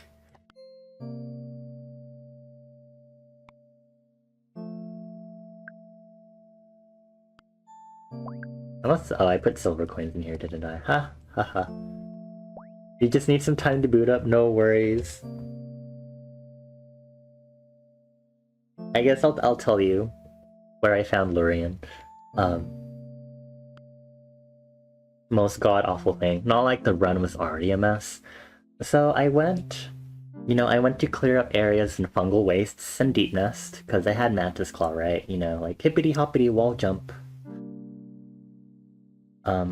Nothing, but I did find Awoken Dreamnail in fungal wastes. I think it was fungal wastes. I also rescued Bretta. Bretta had a grub hostage, I guess it was her pet. I went to White Palace, and I went through the entirety of White Palace. Which, it took me 12 minutes, you know, the usual time for White Palace. At least for me. Lorien was not there. Lorien was not in White Palace. And I was like, oh. How unusual. And so I was like, oh. I guess I'll do the Colosseum. So I started doing the Colosseum. I did the first trial and stuff, you know? Fought the enemies. none of the enemies there, in the first trial at least, had Lurian. Now, I'd like to bring up the fact that throughout this randomizer, I had been mentioning ever since what happened at the beginning, oh, I really should go back through my journal just to double check, in case maybe I wasn't looking at my entries properly. And so this time I actually made sure to do that. I scrolled past the Colosseum entries and actually went backward through the lists. And so I got to the Deepness section, and you know the big assassin, the big fat fluffy ones that slash at you 3 times that I can't parry against? Those said, kill 2 more of those to get Lurian.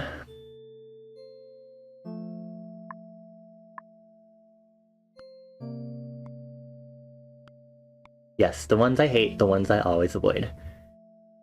And the ones I didn't think more of because I thought I had gotten the enemies in Deepness and was focusing on getting items that I originally could not in Deepness because I was focusing on Mantis Claw. That at no point did it ever occur to me that I may have not checked journal entries for that enemy yet. Because of that. But yeah, I wouldn't have even needed to go into White Palace because I could have just done that as soon as I got Mantis Claw and called it a day.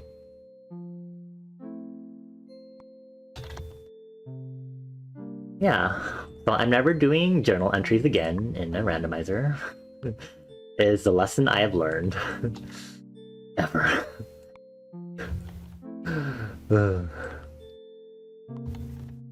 That randomizer was such a mess. Anyway, I hope your Thursday has been good, Mika. I don't know why I'm tempted to say I miss you. I literally feel like I interact with you almost every day online via Discord because we watch Prowler and stuff. But maybe this is a normal emotion to feel where I miss talking to my friends. I like told Citrona the other day that I was missing them too, because I was like, oh, you know, by the way, I miss you. And I was like, this is a fucking weird ass thing to say. I don't know if I mentioned it before on stream, but I used to be like kind of weird about like saying I miss you to people. Like I kind of didn't fully understand the concept of people telling me I missed you and stuff like that. And I was like, ah, you know, I was like, interesting. But I think that stemmed from some deeper stuff of how I viewed my self-worth in regards to relationships with people. And you know, now I've gotten better at it, especially in the past years of like actually putting effort into my relationships, even though right now it's kind of a terrible time for me to be able to do that because I'm trying to focus on like getting a proper routine together and getting steady income. So I'm really trying to prioritize that and stay as a hermit until I can get that sorted out. But the whole idea of just like realizing I do miss people and putting some effort in myself to try to reach out more to people slowly but surely, I think has been helping me realize, oh, I can say I miss you to people. Like, this feeling is indeed, I miss you. That sounds weird to word it like that way, but I hope you get what I'm trying to, like, convey, you know? Thank you for the hydrate, Dragon. Also, Dragon, I saw the art that you posted in the server. It's looking nice! I was like, are you drawing a thing? Thank you for drawing it. If I water plants, I should also water myself. Thank you. I will. Ugh.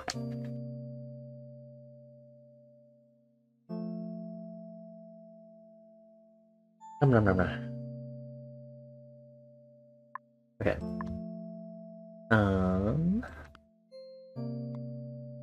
I'm like sorting out the coins because I'm not ready to like put them in yet because I've been talking about stuff. Okay, I have 2 of these. I am stupid. Why do I have this on here if I'm not going to get these anymore? Right. Okay. So I'm gonna open the safe because I would like to get some more forest coins now. Also, I'm trying. I have Arknights open. I really need to be auto deploying right now.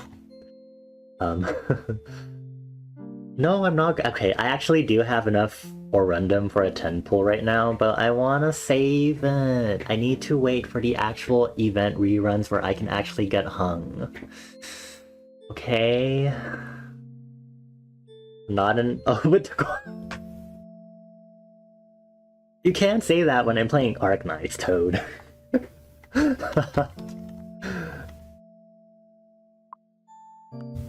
Oh cool, forest coin. Perfect.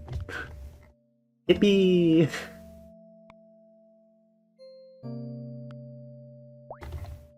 It is okay. But yeah, I actually just got enough Orundum recently to actually do a 10 pull, but I wanna wait. I'm gonna do this.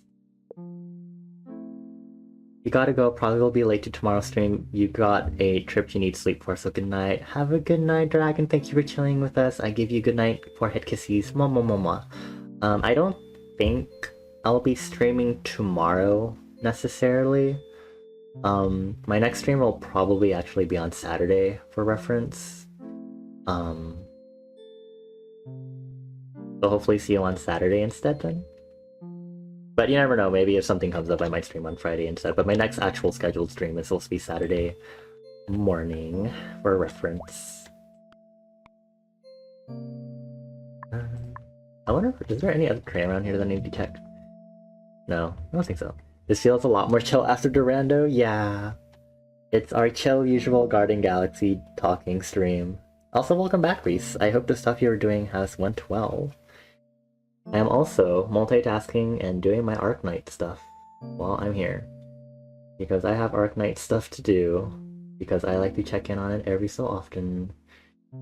I'm actually going to restore some of my sanity. Thank you. You're gonna go to bed. You hope everyone's Garden Galaxies. Have a good night, Moth King. Thank you for chilling with us also. I also gave you forehead kisses. Mwah, mwah, mwah, mwah. And I'm going to keep getting EXP battle records to upgrade my operators, even though I could totally blast through main story stuff in challenge mode right now. You do kind of feel that about missing people, though in your case it's more about like time blindness. When you don't see someone for a while, you feel like you can just pick up where we left off like no time passed. The only thing if some seriously big life changes happen to them, otherwise it feels like they have a gap between interaction and you don't. I see. I feel the same actually. It's like when they say I miss you, it's like, and then I'm like, oh, you can just talk to me like you are right now to catch up. There's nothing to miss if we can catch up right now, sort of thing. But now I'm realizing people are busy with their own things. Sometimes people just go AWOL. I tend to be that type of person, just like because I'm used to kind of just retracting, and not that introvert is like my sort of thing. I recognize that I'm an ambivert, but more that I tend to be really independent, actually, as it turns out, as an individual. Though I do adore social interactions. I do tend to be super independent, as it turns out, which is why I guess I have that sort of mindset towards it, which I don't necessarily want to. I mean, I recognize that it's great and all, in extrapolation to to like my work ethic, for example, but I don't want that to necessarily be the case with other parts of my life, you know. Small talk is too much work, yeah. I'm always a stickler for like making sure wow, a fish, okay.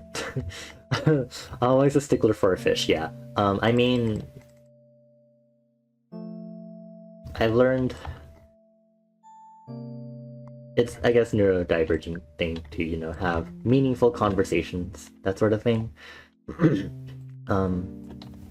Like, I remember this TED Talk has been imprinted on me forever ago, of how to make conversation and how to actually have meaningful conversation with people So like one of the biggest things like I remember, just because it's like a bunch of tips, you know, and one of the things I remember is not ask, like let's say someone here was like, oh, I bought like a new like girly pop Gundam sweater.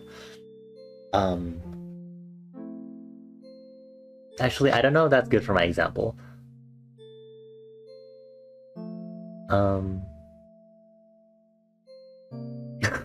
Wait a minute. Let's just say they went shopping for this example. And instead of asking a question like, did you enjoy shopping? Which is a yes or no question. They would just say yes or no, and maybe they'll elaborate, or maybe they won't. Instead of asking that, maybe you can ask more open-ended questions. How was your shopping trip? What kind of things did you discover on your shopping trip, you know? And this is a very, very narrow example that I'm like trying to explain the whole open-ended question. I have thanks you for answering, Toad. But like the whole idea is just having open-ended questions instead of yes or no's, because you want people to you know, from my perspective, I want to hear about your experiences and the emotions you felt. Not that I want to straight up be like, how did that make you feel, like a therapist, but I also want to ask that at the same time. You know, this is why the weather is nice. Yeah, you know, I don't want to like step it up and be like, how do you feel about the climate change right now, making this June gloom? Instead of, you know, but I think it's really cool to have open-ended questions, because I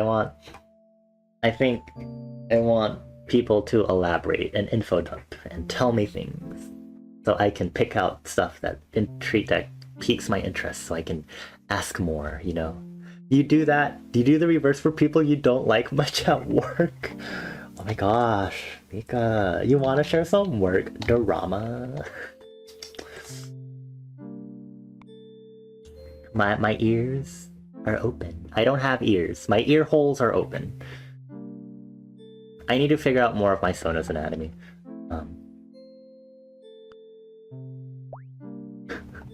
You don't have to share, obviously, but you know, if you want to share, anonymity is here for everyone's benefit. We support anonymity here.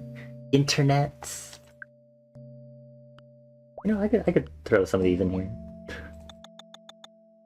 for good measure. You adding the most unhinged. Okay, well, I'm glad you are not in charge of my emotes. Not for any particular reason, aside from the one that you may or may not have just said right now.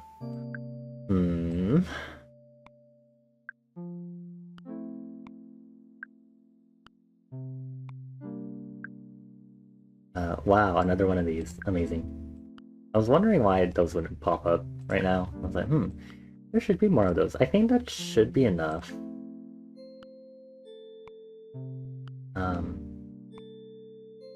Okay, I would like 2 more of these for evenness, maybe. Maybe extra for more later. Gods.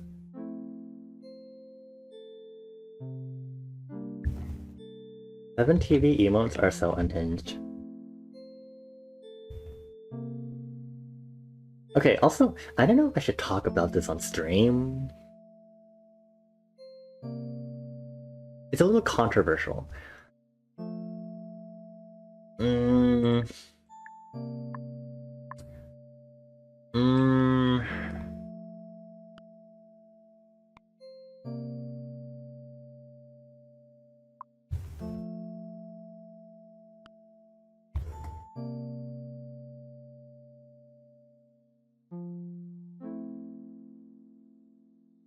Okay, now I have to talk about another choice, gods. Okay. I'll preface this with the first thing, with something maybe to kind of ease us into it, but it's, I'm not going to do anything about it, but I do acknowledge the fact that in some channels Pepe emotes are banned. And I know that Pepe emotes tend to be a big part of Twitch culture, especially in their emotes. And so I want to take that as my segue into 7TV specifically as an extension, because I know some people are kind of iffy about the extension in general, much so that I know that the Zaytreeds, um, I believe is it 7TV, or I think actually it's that, not Zaytree, sorry. I think pronouns is trying not to be associated with FFZ or something. I think that's a different thing, but 7TV is an interesting thing because of the fact that you can really just put any emote on it, which, as you can imagine, potentially that can go in a not good direction.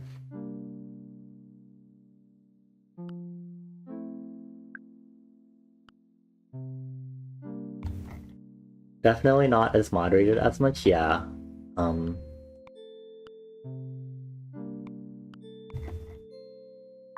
So while I very much am like whatever right now with using 7TV emotes, I do kind of think about it and like, you know, like, I am also aware of this controversy. There's an approval layer to it, so at least streamers can't see any of the shit show stuff. You can add a lot of stuff, but it does need to be approved for public listing, otherwise it always shows up as hidden. I see. I guess to some extent that does make me feel better about it. Okay, I would love maybe another forest piggy bank, please. That's why I've got the show unapproved emote setting. I see. I see. That makes sense.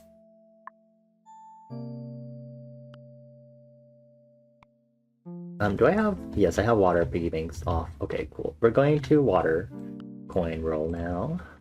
Please, enough with the cattails. I've had enough. I'm gonna stick these in here.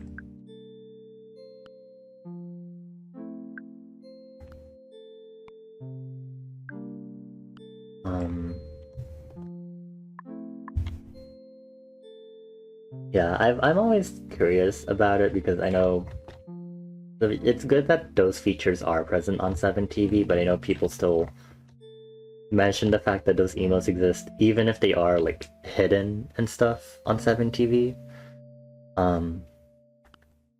Yeah, I think there is a report function, but I like wouldn't expect that to be fully like a full proper solution, I guess, if that makes sense. This actually ties into some other conversation. I think I might have seen this on like Twitter or Tumblr, and I don't exactly know how to word it properly, but maybe y'all can help me like sort it out into a way that makes more sense. But it's the idea that having more restrictions is somehow also bad at the same time on the internet.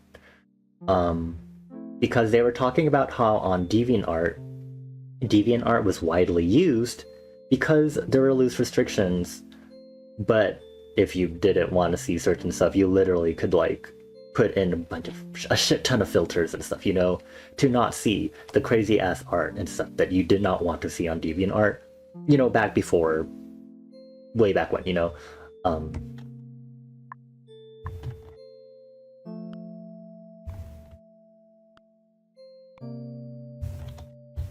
And I don't remember what like their thesis of that was. I think it was like in regards to like a really like a flourishing social media platform. I think it was. I think that was like the whole idea that they were like trying to get at with all of that.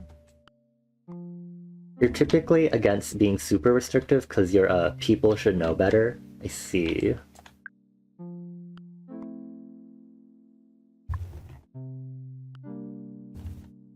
In the contexts that we're talking about, I would say,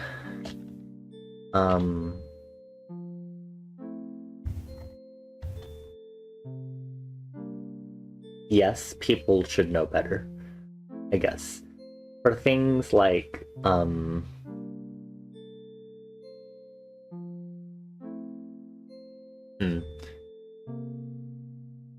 I'm not that way when it comes to Twitch streams or Discord servers, because I've dealt with a lot of shit and drama, that I feel that unfortunately it is necessary to be specific / have a phrase that says, even if it is not specified in the rules, blah blah blah.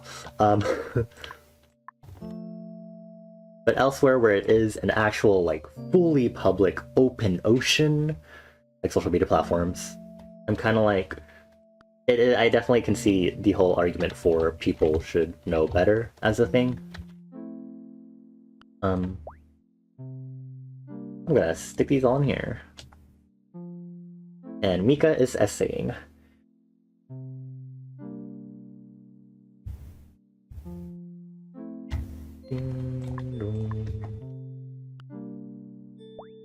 Get in there. Go! Very good.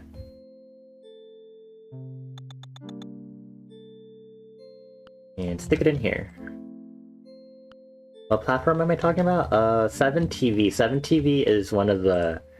So whenever we're talking about emotes, we have the on Twitch native emotes and along with the ones that channels have, and then there are extensions that you could put in your browser that allow you to have additional emotes outside of what you're allowed to on a Twitch channel. Those three platforms are BTTV, short for Better TV, FFC, short for Franker Face Z, and then 7TV, which is just 7TV.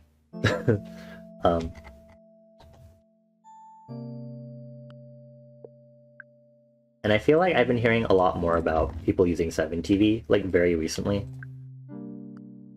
But I've also been hearing some interesting talk about 7TV as an extension because of what you can put on it, even with like the whole hiding and like unapproved emote stuff that is available.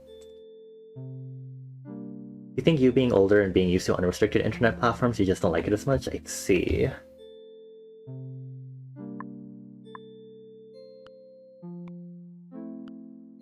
Did I put a forest piggy bank? I did. So I could use another one if I really wanted to. I have so many desert coins set out because I guess I want to get more sand. Oh, there's one of the cattail. I'm gonna stick it in this over here. You're personally a big proponent of personal curation. This is a whole set of discourse, but it has to do with restrictions versus tagging. There's a big thing between pro and anti-shippers, which you're not going to go in depth because that'll be 10k words just defining terms. But the core of this debate centers around, should spaces on the internet be more restrictive for what people can post, in contrast to people need to better curate their own experience online based on what? I'm assuming there's more than that. Anyway, everything has its place. Basically, you can't stop people spewing vitriol anymore, but you can keep it away from you.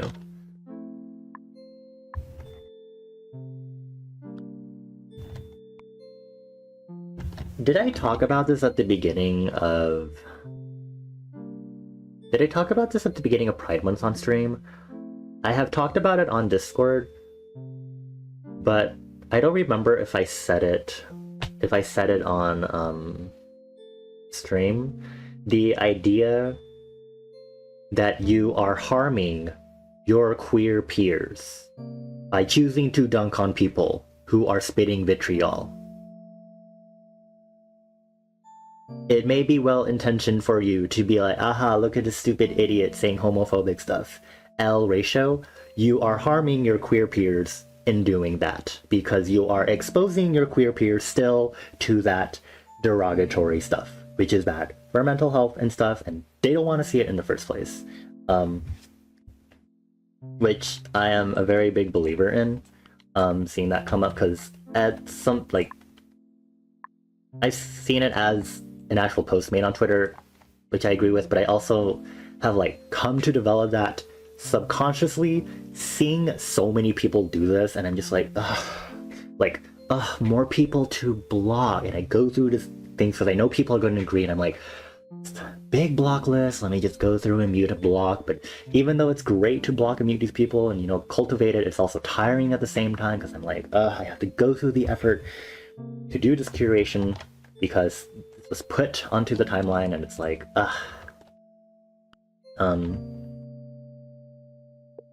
so, like, I definitely, like, really see the whole idea of like personal curation being important because of that specific idea. Wow, what am I gonna do with this? Put it here. Actually, stick it in here. I'm gonna focus on. Can I not put this in here? Oh, because I have a coin in here.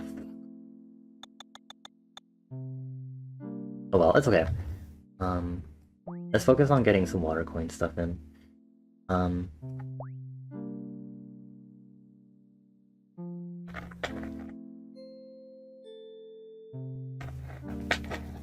This is why you should have the freedom to use your own tools to interact with these information sources, but that's a different discussion probably. You were going to stream Break the Ice, but I've activated your trap card.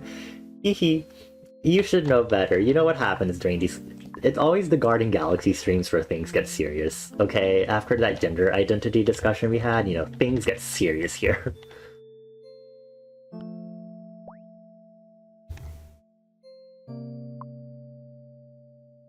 I've even talked before about internet anonymity during Garden Galaxy streams. There are many things to talk about. Okay, I don't need this right now, please.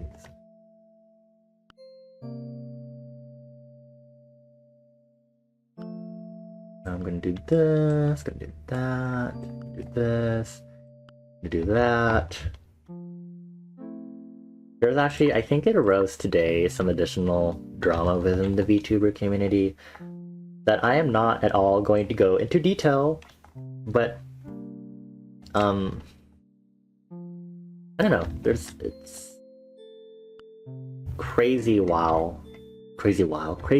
there are a lot of things that you can just get exposed to because things on the internet just get passed around so quickly and everyone wants to take dunks and stuff for better or for worse, and it's like,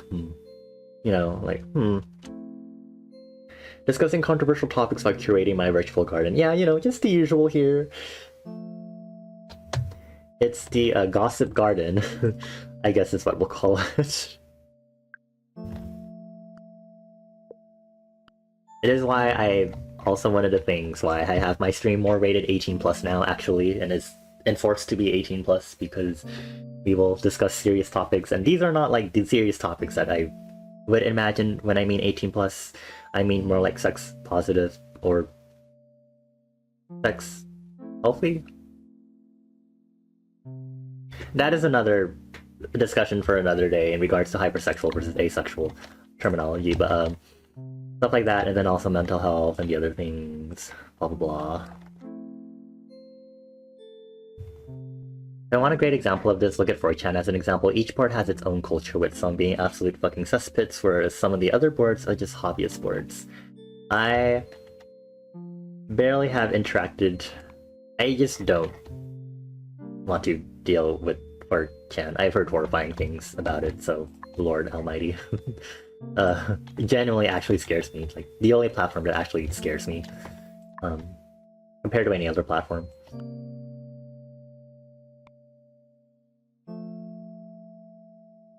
This shit is why you rarely leave your follow me feed on Twitter, though. Yeah.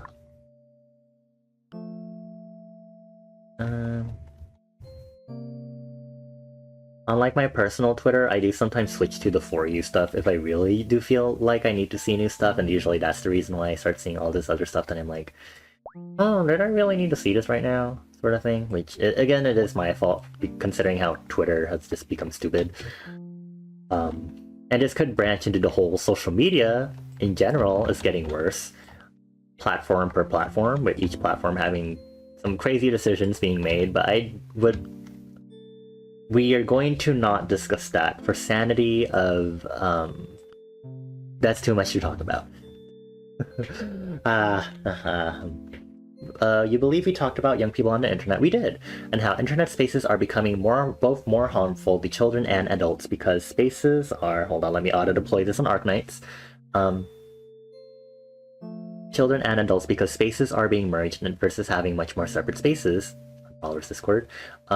This provides a basis for your next point. When spaces for different levels of maturity of people are merged, these problems of restrictions arise. Point 1. Children should have access to spaces on the internet considering the prevalence of its current use. Point 2. Chill.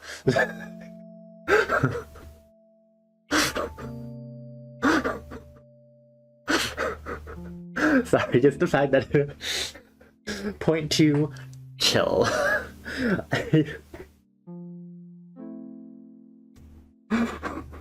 Chillax, my dudes. Chill with an L, just one L. I'm so dead. Yeah, Twitter is indeed becoming the Wild West. It has been, along with a lot of other social media platforms.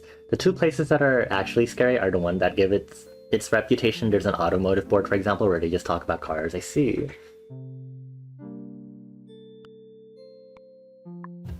Yeah, again, I was like the DeviantArt role-playing kid, so I didn't see any need to use the 4chan when I was young. Oh, there's a sand block here. Just extra sand block.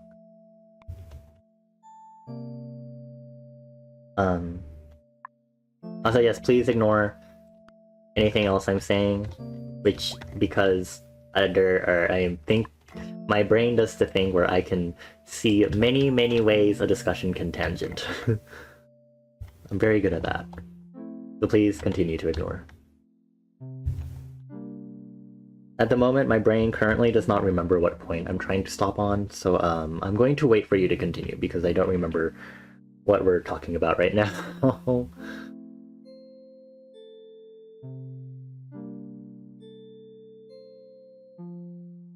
Yes, I am INFJ. I have been for so many years. Has not properly changed. I've taken the test over and over again. It's literally still INFJ. It's weird. Well, it's not weird. It's great that it's consistent, at least. It was like INTJ back in high school, and then after high school, it suddenly was INFJ. There you go. Twitter has always seemed so uninteresting to you. You much prefer platforms like Discord because you can actually talk to people, unlike Twitter, which feels weirdly antisocial. Yeah, Twitter...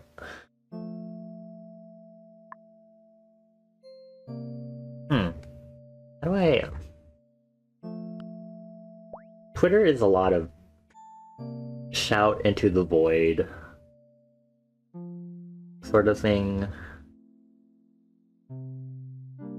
And is also more, it really feels like a brand-oriented platform. Facebook is for family and friends. Instagram, sharing photos, and can also be used for brands. They have made it more so because they've really added a lot of things that are very marketing heavy and kind of need to do for marketing, blah blah blah. And I'm gonna shut up because that is another tangent that we could take this on. But yeah. Now Twitter, I do try to interact with people on Twitter, but I definitely don't enjoy it, I guess. The only thing Twitter really is there for is for me to get exposure for my art, and for me to occasionally interact and also throw my words into the void, and sometimes get responses back from my mutuals, but that's really it. Oh, I have enough sanity to do one more. Auto-deploy in Arknights. Okay. Let's see, Mika's point 2. Children are not capable of the same degree of self-curation as adults. Conclusion. Children need to have spaces with more restrictions in order to have a safe area to experience, thus restrictions on content are important. But point 3. Adults need spaces to discuss serious and complex topics, and point 4. Adults are capable of discussing topics that concern bad behaviors in fiction or in theory without having the desire to act on those behaviors. Point 5. While adults may be capable of distinguishing those topics and separating discussion versus action, children may not, depending on their maturity.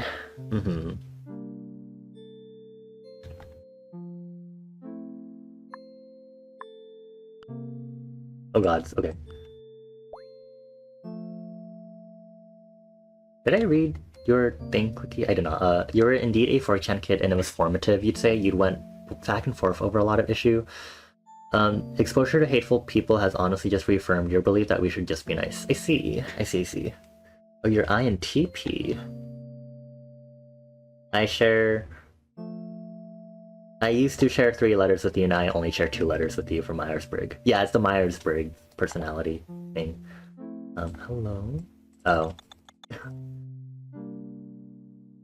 We need to teach children how to safely navigate the internet. We can't completely stop/restrict their creation, but teaching them how to do so safely may help. I mean...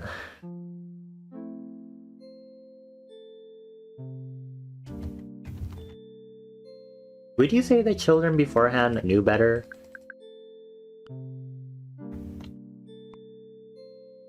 Or would you say it was the same in regards to knowing?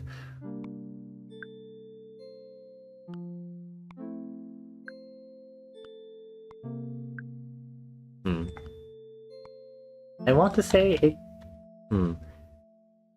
To me, it reads like it's worse, but that's also because I'm now an adult that can actually look at children and assess what they're doing on the internet versus me being a child and assessing my own actions. And me being like, oh, this child should definitely not be basically doxing themselves on the internet, sort of thing. Which is basically me acting in a hindsight sort of thing, technically toward myself, but towards other people.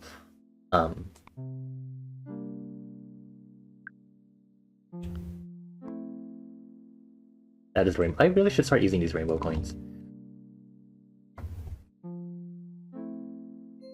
Children are children, they're knowledge sponges. Point 6, people need to be taught how to safely navigate those topics and understand their own boundaries because as one gets older, even in real life, one is exposed to various uncomfortable or complex topics.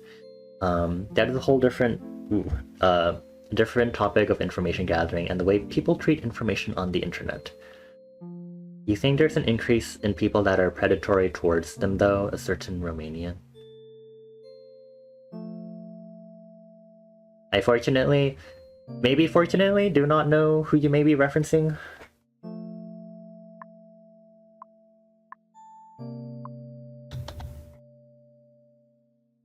That is not an invitation to necessarily talk about it, because I don't think we really need to talk about any specific individuals for the sake of our discussions right now.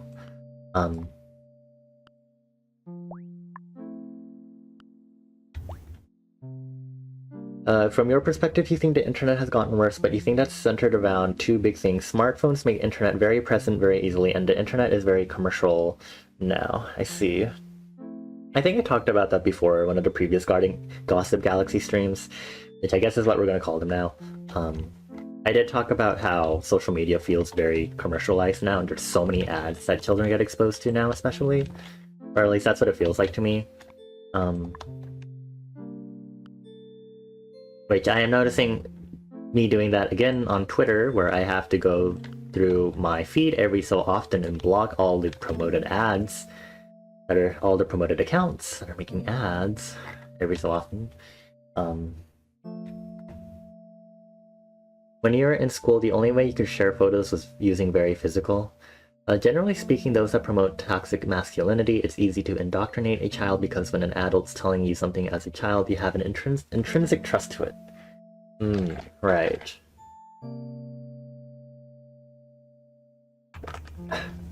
Now you can have some kid take a picture and in 10 seconds it's all over the internet. Yeah.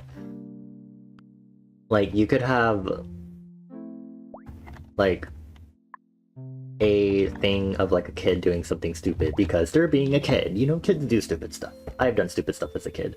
And then it'll be all over the internet and everyone will get into arguments like, oh my gosh, it's so terrible, cancel, blah blah blah, murder parents. And it's like, you're starting to bully a kid. Rewind. I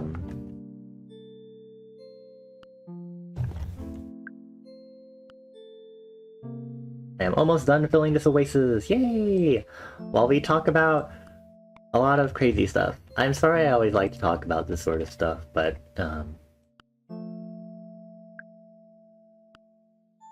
also at the same time, I think these are interesting discussions to have.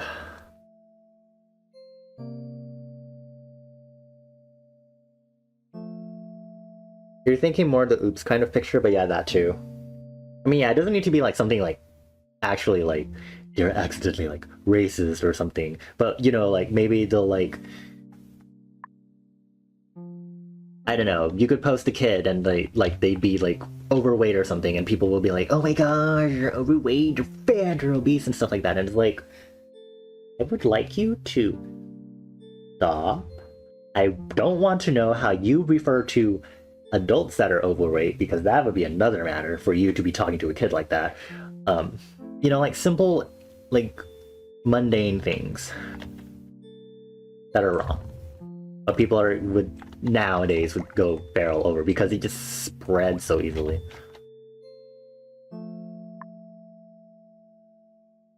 You're distracted from your original topic, but feel free to note that this is why Mika was created by a company and used for information gathering to manipulate people in order to explore the difference between their current purpose versus the usage of the internet archives this study, and you can imagine how much more you have to say.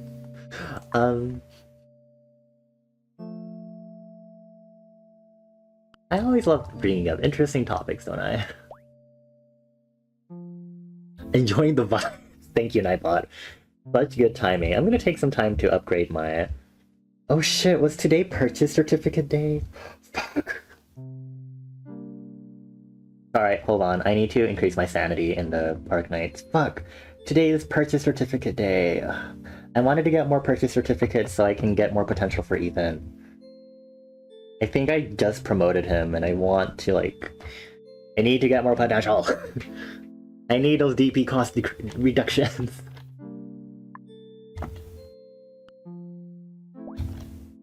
Anyway, me playing 2 gacha games right now.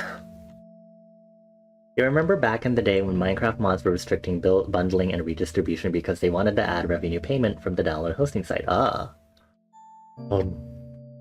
And there's a whole bunch of stuff in the modern internet that was a burp. Specifically driven by stuff like blocking web page caching to give accurate page loading statistics. I see.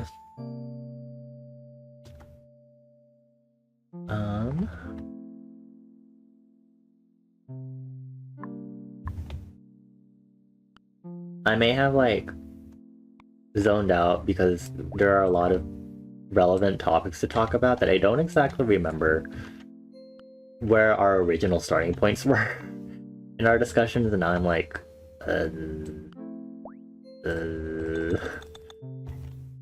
genuinely my brain is somewhere. I'm gonna try to sort through it while I just nonchalantly do. Too many tangents to go off? Yeah. It is not helping my brain right now.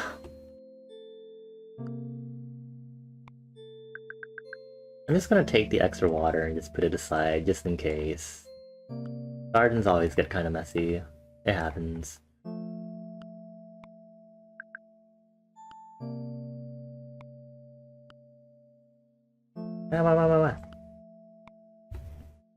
So the way these points interact with the curation versus restriction, we need spaces with restrictions to be safe for folks and for people to stay within their boundaries. However, people also need spaces where difficult and controversial topics are approached, but also tagged and labeled appropriately. Now to discuss specific cases of this. This would be a great thing for a PowerPoint presentation. I like PowerPoint presentations. I'm a big fan of bite-sized information. Especially because there are a lot of tangents here, and I'm doing my best to keep up now because I have opened up the bottle of things again. To do this, and I'm going to reduce the number of water coins that are popping up now. And I think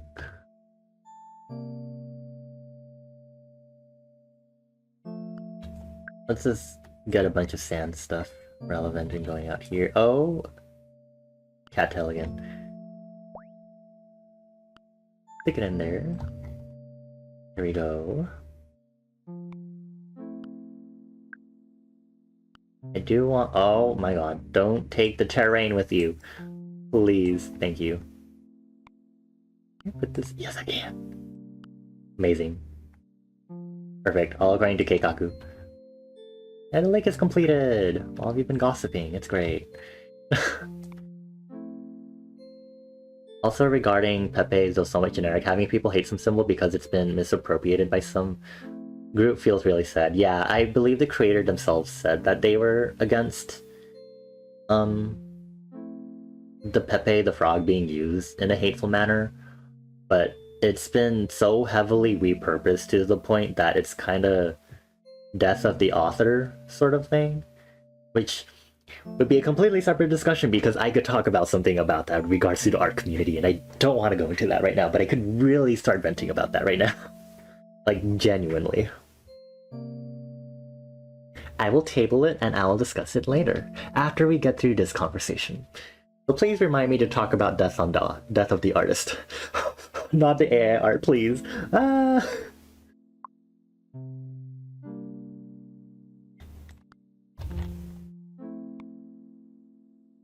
Pepe is just Pepe, honestly. You're kind of like, don't give words and symbols power. You can say that, but that is not something that can just simply not happen.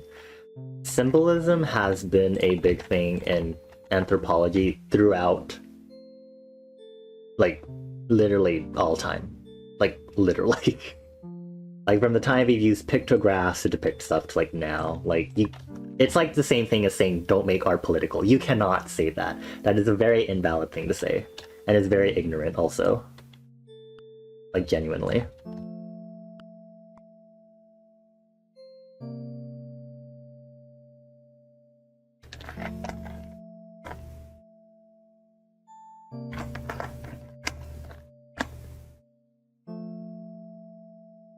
Like, generally, it's not towards you, but it's just like general thing of like people saying, oh, can we just like not be political? Like when you have rules of saying not be political, which I understand there are specific politics to not talk about, but like sometimes people also use that erroneously to be like LGBT politics, which are not politics. That is human rights, and that's a completely separate thing. And so sometimes when they try to say no politics, are also being like, oh, I just want to be cozy and not confront these uncomfortable topics that some people unfortunately have to deal with because of them just existing, sort of thing. So that's kind of like where that starts tying together, unfortunately. Yeah.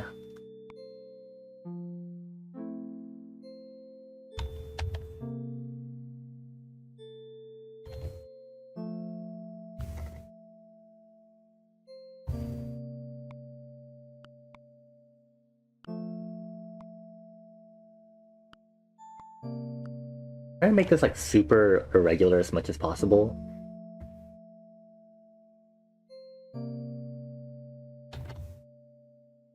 Yeah, the whole concept of like representation in symbols is also because it's like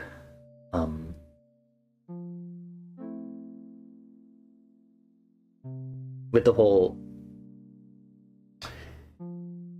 there are a lot of things that are flowing into my head that can be answers for this. So one thing is folklore, because animals have been alluded to having certain traits, like foxes being sneaky, turtles being slow and steady, rabbits being fast. And you have those feeding into symbolisms that we carry today for like certain animals and stuff. And then when it comes to like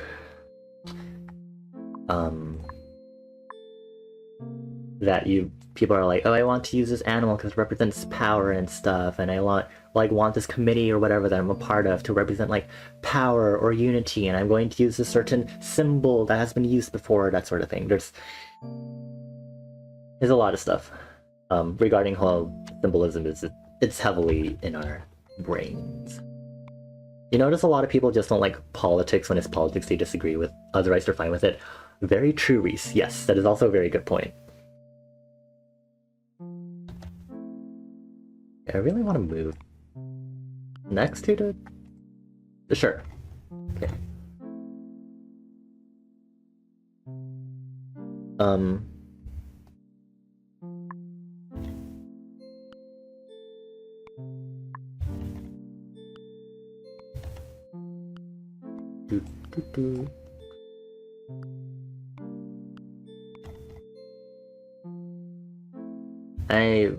I jumped off the train of thought that I had, and now I don't remember where we are anymore.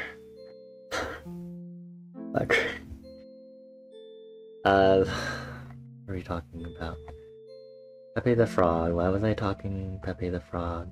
Oh, because Toad mentioned about it being misappropriated. Yeah. Death of the author. This is where you tend to be rather open, though, so you can learn different viewpoints. So just yours, yeah.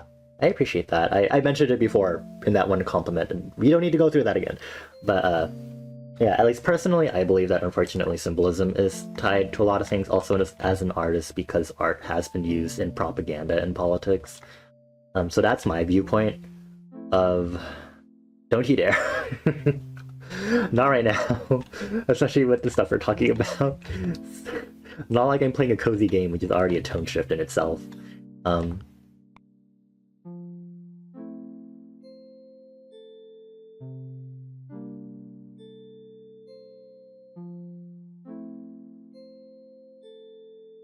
I think it kind of ties into this other thing of like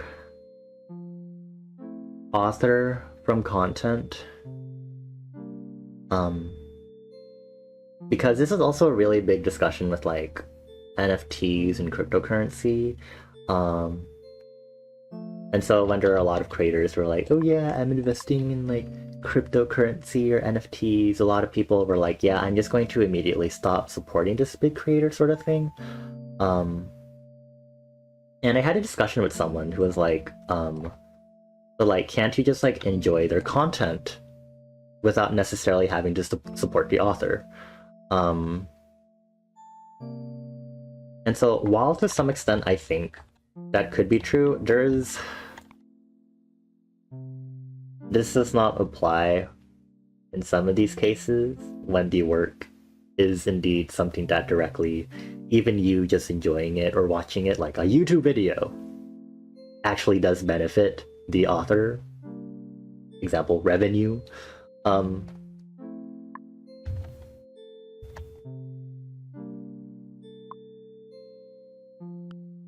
And as much as I appreciate a more median take or a more mediator style take as someone who is also a mediator, I also think it also kind of seems like a bad faith take for you to be arguing against the person who doesn't want to support that person anyways because they just don't want to.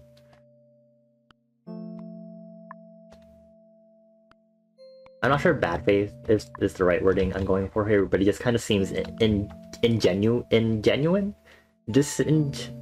dishonest. Like you're purposely playing devil's advocate, I guess, is what I'm trying to say? Question mark?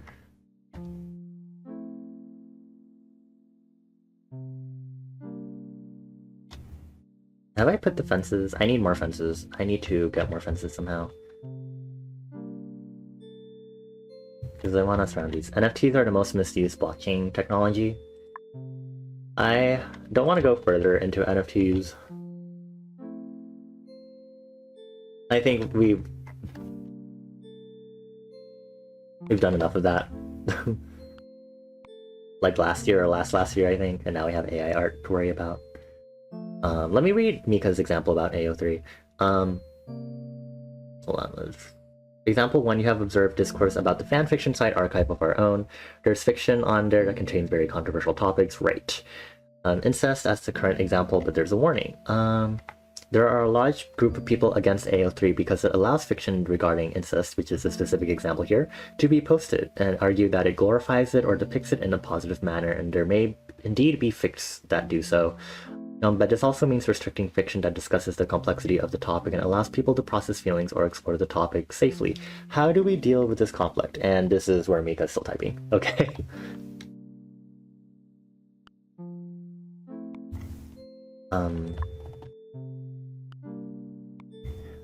As you can see, in case you haven't been noticing, the reason why these coins have been stacking like this is because I've been focusing on us talking.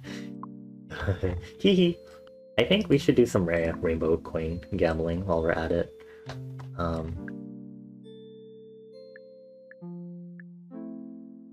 I might want to put the fence on the manifestation stones for my sanity.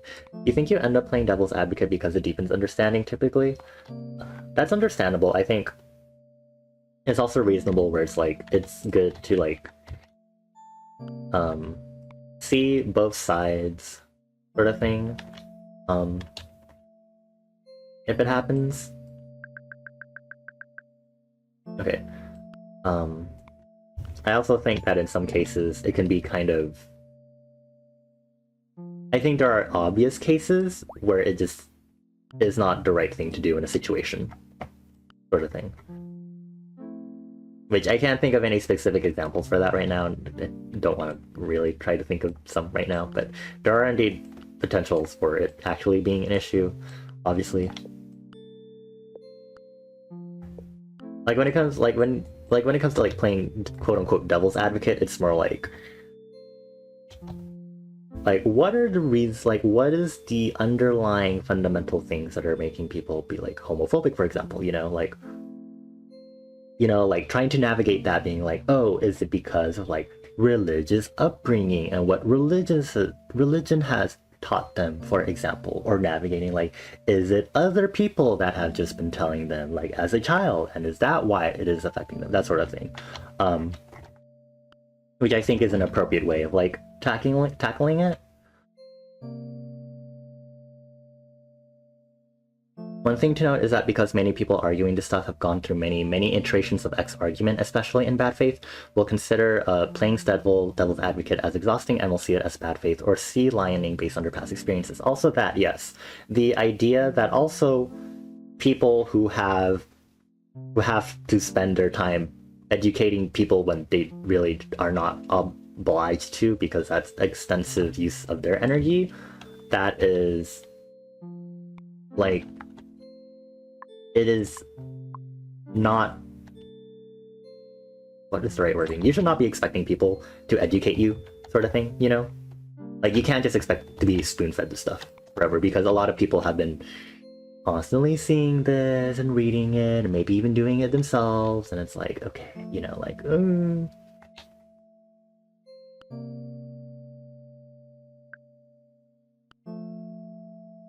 I have also not heard the term sea lioning before until I guess today, maybe? Question mark? You don't have to explain it. I can just look it up right now. I'll look it up right now. You don't need to explain it, Mika. Focus on your original thing. I will smack you on the monitor right now. Okay, good. That explains it enough to me. I need to focus on other topics that I wanted to talk about too. Namely, shit, what was it? What was the thing I was talking about that I tabled for later, y'all? Sea-lining is a type of trolling harassment that consists of pursuing people with relentless requests for evidence while maintaining a pretense of civility and sincerity and feigning ignorance of the subject matter. Don't need this. I'm just gonna toss this in here, because why not? What was the table topic that I wanted to talk about? Death of the author. There it is.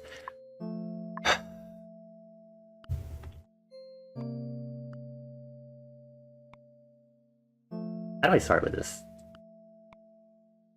Should I start with the anecdote?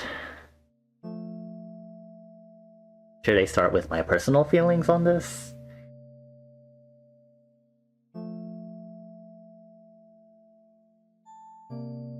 I'll start with the definition for anyone that doesn't know. Death of the author is when content that is created by an author starts to reach a point where people are using it beyond like the author's original wishes. And this can occur in a lot of different forms, and I can't think of any examples other than the modern things that are happening right now, which is why I want to bring this up. And so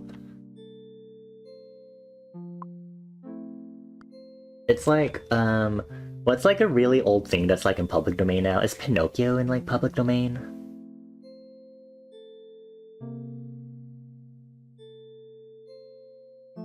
I don't remember exact numbers for like public domain stuff. Is Pinocchio George Orwell's 1984? Maybe? Let's just pretend Pinocchio is in the public domain for an example of death to the author, but people can like take Pinocchio and do whatever they want with it and like twist it in ways that aren't what the original form are supposed to be. Maybe they're like, oh yeah, Pinocchio's like a sexy like stripper puppet, like, oh, horror slutty, which is completely against what the author would have originally intended. And people can just do this wildly. That is a very lovely way for me to explain death of the author, isn't it? A more modern example, which is related to what I want to talk about, is when you have, maybe for example, a VTuber Sona. Let's say someone took, would anyone here like to volunteer to be a guinea pig for my fake example? Anyone that has like a Sona? Anyone?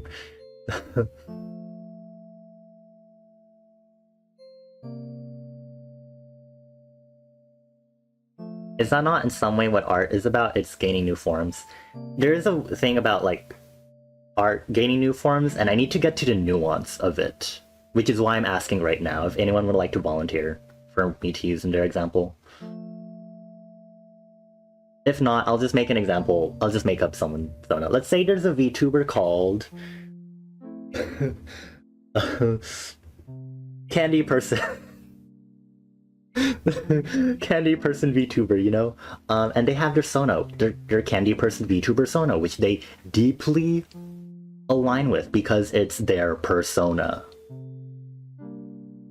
In this case, Death of the Author would be something like a bunch of people, like there's like they have like a big fandom, you know, like they're big VTuber, maybe they're in like Live Hollow, definitely not Hololive, Live Hollow company, and they're so big, but people start taking that Sona of theirs and treat it as an original character derogatory. As in, they start having headcanons on this character. They start imagining things that this character does that the author did not intend for their character, whether it is their persona or an original character that they are close to that was not intended for a giant piece of visual media. And this is done extensively across a large group of people. Death of the Author.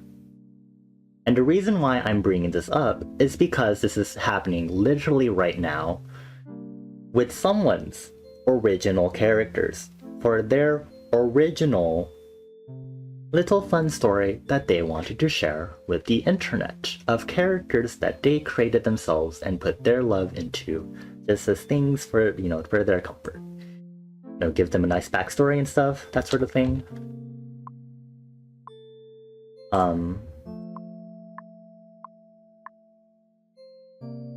And so what has, and if you, in case you don't know specifically what I'm talking about, I am talking about Welcome Home. I don't want to call it an ARG, but it is like, it's a built-up story, you know, like how I have a story for my VTuber lore because I'm crazy enough to have like a big story and stuff and write story stuff for it. That is what Clown has done with Welcome Home. They have built up characters for them and also want to build up a beautiful story for them. But they are Clown's original characters. And so what has been happening is that Welcome Home has exploded in popularity, in that basically the way that Clown is kind of treating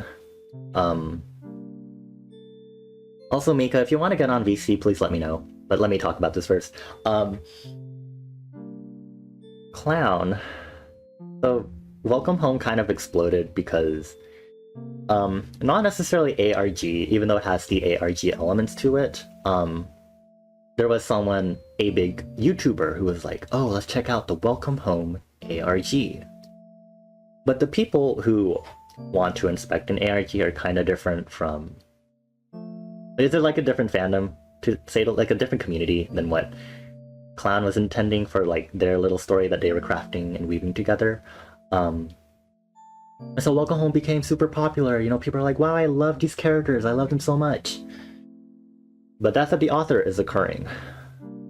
People are twisting their characters, making large amounts of alternate universes and taking their characters, twisting their personalities and their dispositions like you would in like, you know how like there are a bunch of Undertale alternate universes, things like that.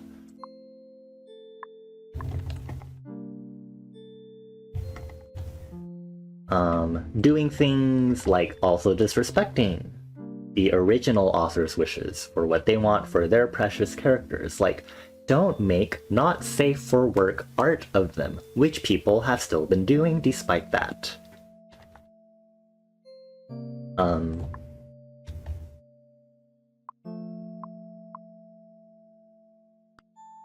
Yes.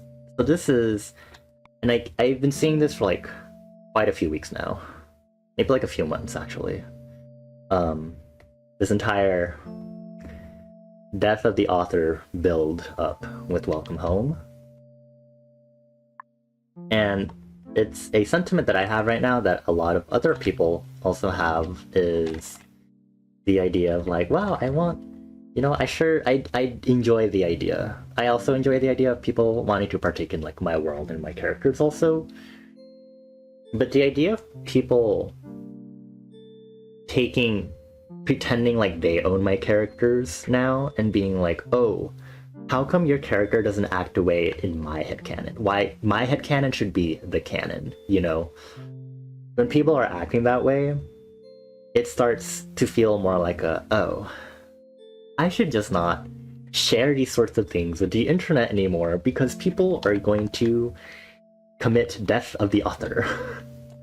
Or that thing. You're dead ass in VC? Okay.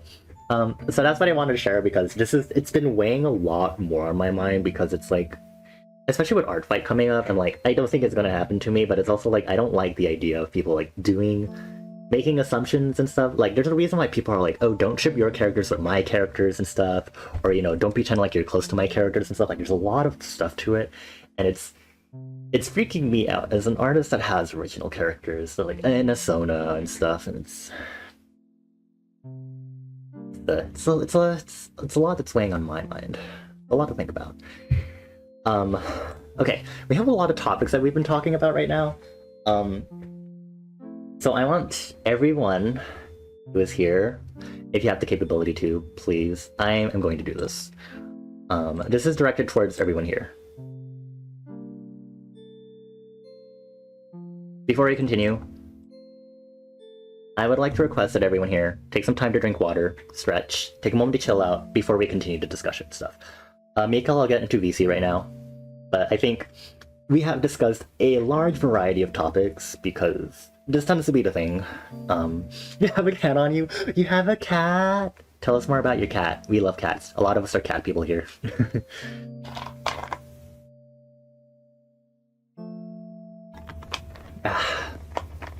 But let me go ahead and get on VC right now, so we can have Mika, my lovely friend and mod, here with me because we always have some interesting stuff to talk about. Hello? Hello! Oh god, I need to mute the...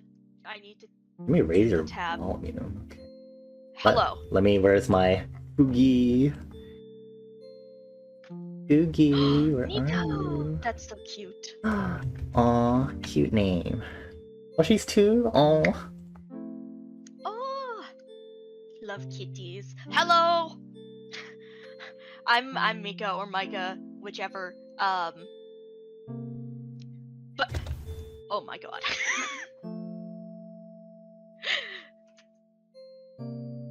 Hello! Hello, Kaliki!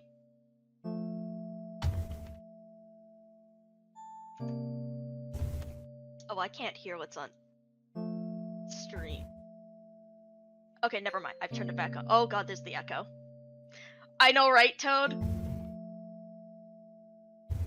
I'm sorry, I always think about these topics, but I'm like, I never really have anyone to talk to with these. So... Same. And I'm like, I really need like other perspectives on these because all I get are like big people on Twitter, and I'm like, I really want like their perspective of other little people that are also little like me, because I think it helps a lot to just kind of sort this out.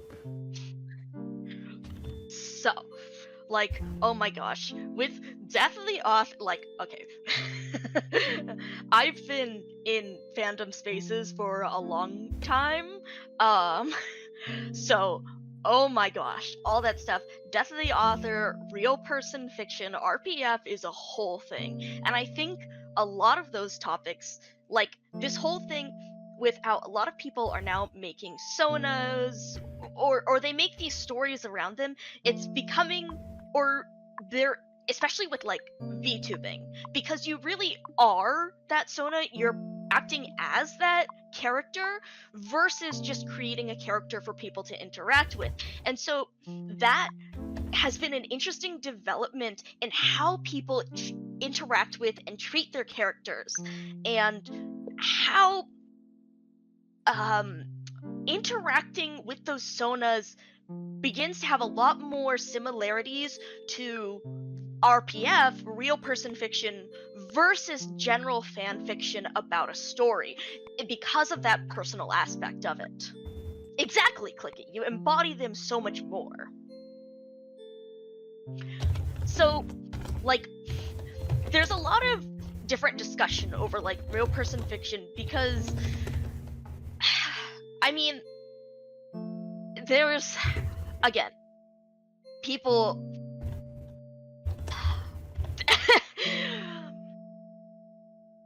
So there's a few different things about this. So first of all, there's a whole thing about the mortifying ordeal of being known. By existing, you are simply being perceived by other people, and like, they will form opinions and they will have thoughts on you, and to some degree that's something that we all experience, the negative and the positive.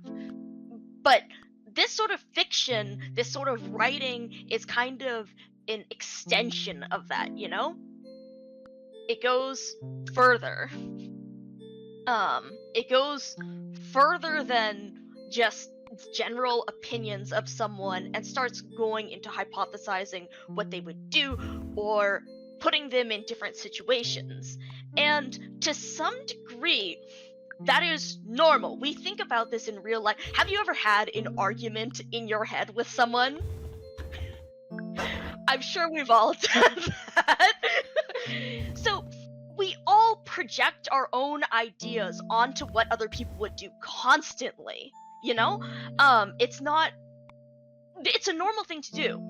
The problem with it now is that people are able to post or advertise those thoughts on the internet in a much more public and spreadable way. It's the difference between funny. It's the difference between like discussing complaining, like, for example, complaining about a coworker to a friend in the private company of a friend, versus complaining about a coworker on like a public forum. And there's a whole mess of stuff about the privacy, the depiction of the individuals involved. And so this is my, like, what I think of as analogous to real person fiction. It's just an extended version of that, an extended and much more in-depth version of that, bringing these ideas of someone else into a much more public space. Exactly. Like, this goes back to the whole thing of how the internet is changing and how people can interact and all that stuff. But yeah, so the difficult thing is always just, how do you manage this? It's not wrong. Like, I personally, like, I know it can make people uncomfortable, but to some degree, again, because I think of it as an extension of gossip, or simply projecting the idea you have of a person, it's not, I feel like it's something that's inevitable, kind of. Real person fiction, death of the author projecting onto other people's sonas, that sort of stuff, simply because of how we perceive and form an idea of other people in our own heads. But the difficult part of this is discussing that with others and how, and like the publicity of it. And that to me is the crux of this problem. Is it okay to post these things on the internet because, like, it's things, would you discuss this with a friend? Say, for example, if we're saying about gossiping about a coworker again, is it okay if we're saying RPF is an extension of that? Would you make RPF and discuss this with a private friend? Is that okay? Versus posting it in a very well tagged and curated site that the author would never see. Is ignorance bliss? Versus posting it on a very public place for everyone to interact with. That's some of the big questions that are, well, need to be asked.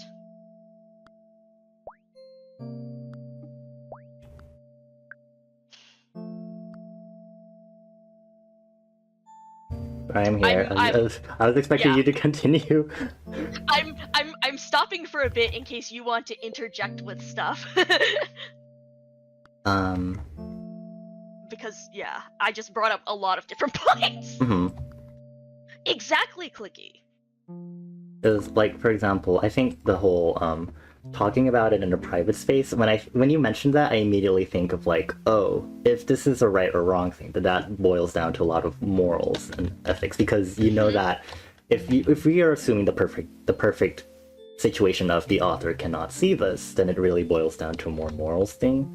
But that isn't perfectly the case, because there's always the case that people will be like, oh my gosh, I'm gonna post this, where this could actually be accidentally revealed to the author, sort of thing.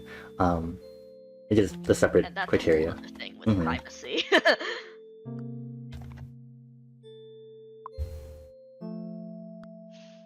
But yeah, meanwhile, having it in public, like, thoughts on that?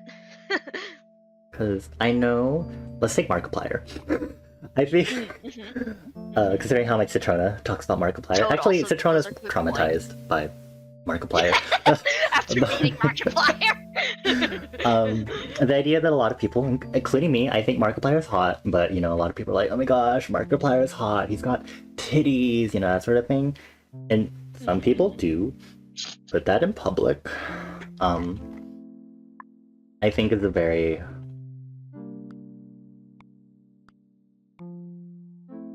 simple form of what we're talking about, of people talking about what they imagine with someone, versus the straight up porn that people do with Markiplier, because that does exist, unfortunately. Yeah. Oh man, going into that. But we'll touch on that. I'll touch on that later. It's all contextual, like what the creator would want. You're of the opinion if it's set in a private space, outside observers can't make an accurate judgment necessarily. I guess the question that I'm posing, Clicky, is, does it matter, like, if, or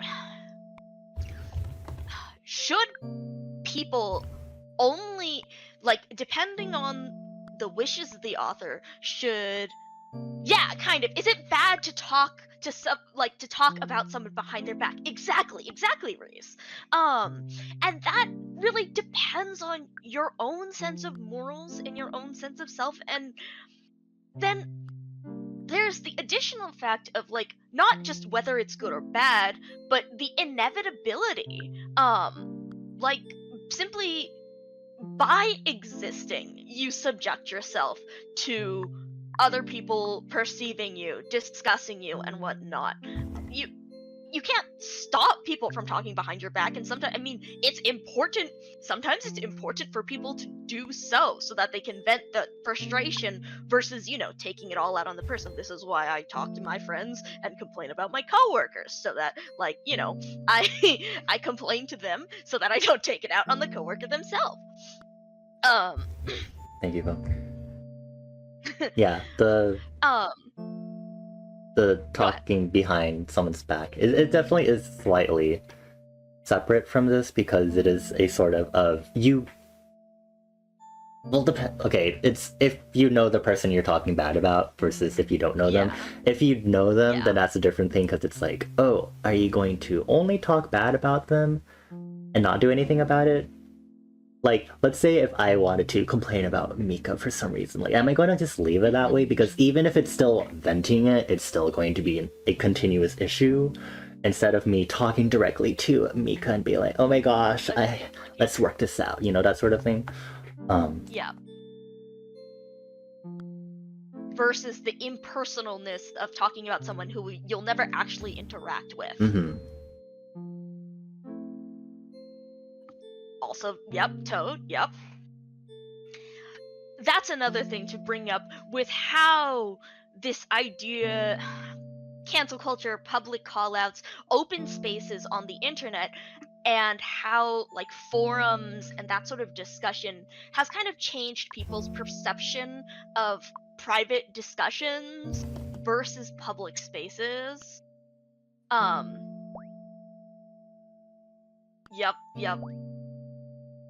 Having that that different perception, what's it? There was something that I was reading about how it's interesting when people discuss topics, especially, for example, callouts or conflicts, and it's like they want the conflict to be resolved publicly, but that's not necessarily good. Sometimes things just really do need to be in private, and there's this sort of interesting blurring in people's perception right now. And just how the internet messes with that idea and privacy. But so returning back to the stuff about sodas and perception and all that stuff. There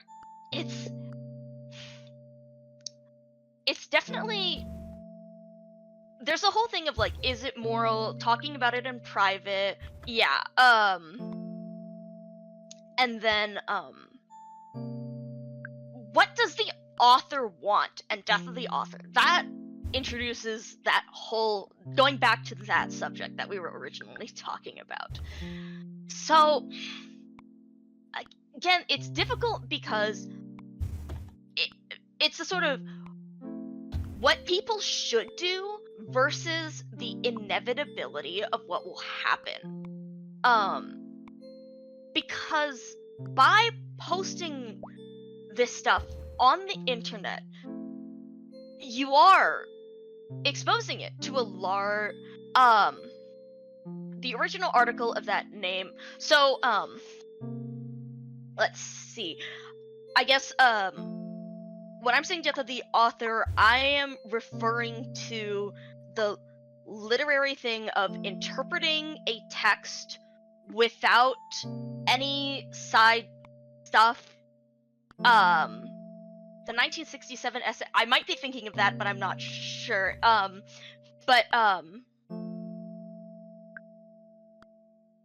Hold on.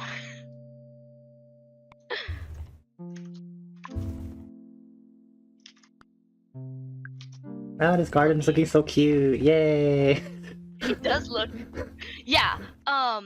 Against traditional literary criticisms, intentions, and biography to explain the ultimate. Yes. So exactly. Yes, that is what I'm talking about. I'm talking about the intention of interpreting by death of the author. I'm talking about the interpreting a subject based solely on the text versus on the text along with the context of the author and their situation. I am not, by saying death of the author, I'm not referring to a different thing, which I guess I'll refer to as like the wants of the author, kind of. No, absolutely good idea, Toad, to clarify. Because see, especially in this day and age, I could talk a whole lot about this and how fandom spaces have changed with the advent of being able to communicate much more directly with authors and creators on the internet.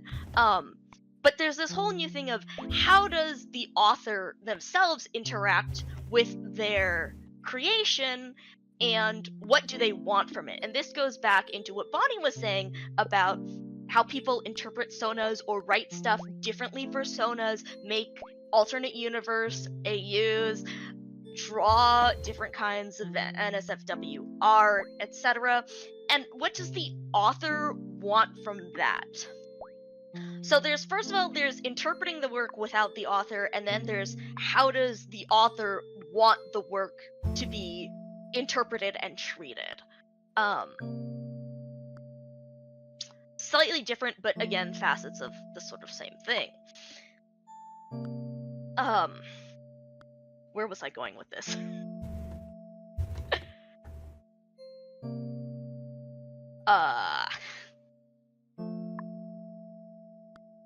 Fuck.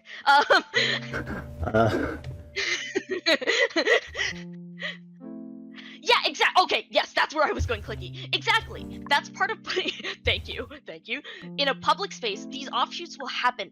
So that is something about the nature of the internet and how we interact with stuff. Part of the interaction with art is how the viewers interact with the art, how they extrapolate from it and make more from it, how the viewer's interpretation of it. And that's like an important part of Death of the Author, how the viewer interprets the work based on like the context versus how the author says it's supposed to be viewed, or how, taking those outside situations into account. It's purely how the viewer is interacting with the text.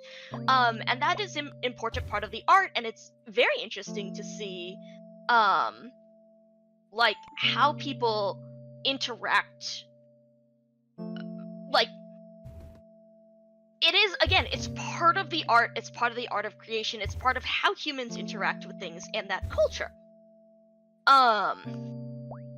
And while it is good for people to respect, okay, now we're talking about like the wants of the author. I've moved on from Death of the Author, and so now with respect to wants of the author, it is good to respect and consider the author's wants and intentions when interacting with their creation. But to some degree, you cannot necessarily control all of that. And what happens in works that, God, I hate bringing this up, but so warning, transphobia, J.K. Rowling, Harry Potter. Lord knows. So this is an example of, for example, Death of the Author, Intention of the Author, where people generally consider it good because of Rowling's transphobia and all the like, and how stuff is written in her books. There's, God, honestly, fuck. However, if we're saying that people should not interact with works in ways that the original author would not approve, does that mean that we shouldn't interact with Harry Potter and consider the good, the merits, like, as much as there are problems with the series, there are merits to it, and should people, like, not create from there, not... There was a huge fandom space for Harry Potter because it was really one of the first things to this in history of fandom. Rowling was one of the first, like, authors were one of the really big authors current day where she just let people play with her work, write fan fiction, do fan works, and create and form a community about that. Previously, there was a lot of stuff where you could get sued, you could get all sorts of terrible shit happening to you by using people's creative license. And Rowling was notable because she said, this is my, to quote like a Tumblr post, this is my sandbox, you can all come play in it. And that welcoming space really created a basis for a lot of fandom today. However, again, with this change and like how her beliefs have come out, because so in fandom space, when because I used to be part of that space. I read a lot of people I read a lot of stuff where people had problems with the original work, with problems with how certain things were treated, and would write fan fiction to rewrite goblins or the different topics of or like various revisions of things. And I really don't think Rowling would have approved of them. But it was a great community, and it was great for forming those and for interacting with the text. But so with this whole thing now of Death of the Author, since now we know a lot more how she would respond to those, should we not continue to interpret that? Should we, like, because you're saying so we should respect the original intention of the author with their work, or respect like what they want to do with it, again, NSFW or whatnot. But what if the author has bad intentions with their work, or negative intentions, or intends to use the work to hurt others? I could also bring up what's his name, Butch Hartman and Danny Phantom and the transphobia there, because there was a lot of people headcanon that is Danny Phantom, transgender, all sorts of stuff like that, but Butch Hartman hates that. But so what is that difficulty between how you should interact with the text and how the author wants, and what the author wants, and whether the author intends something harmful or not? Leaving space for interjections or thoughts.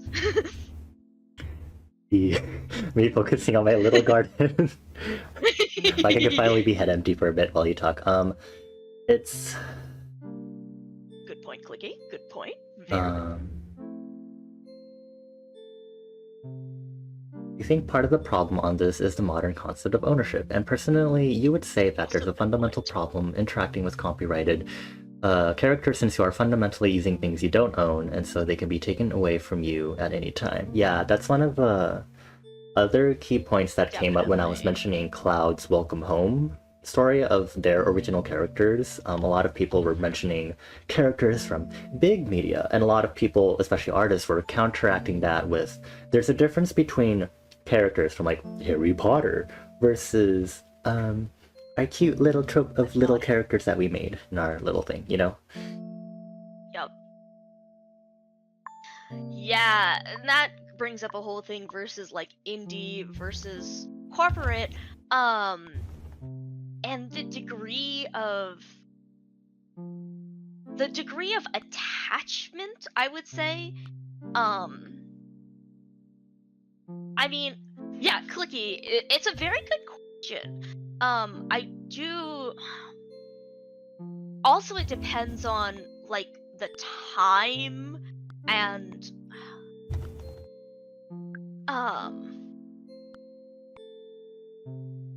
there's okay. Let me gather my thought.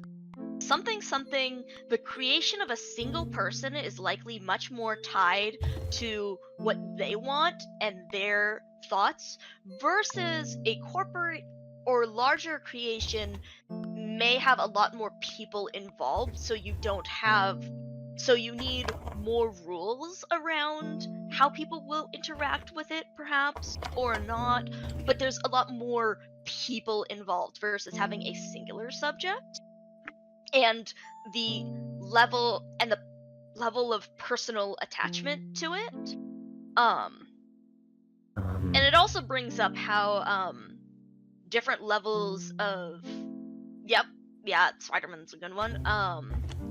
Different subjects or different creations may have varying levels of involved, like varying numbers of people involved with it at a time.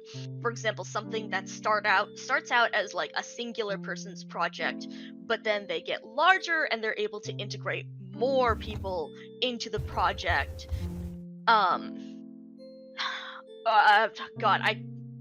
my first thought was Notch and Minecraft. How Minecraft has gone from like mostly a singular person to an entire corporation, and how does that change how people interact with it? Also fair, yeah. Comics are a whole thing.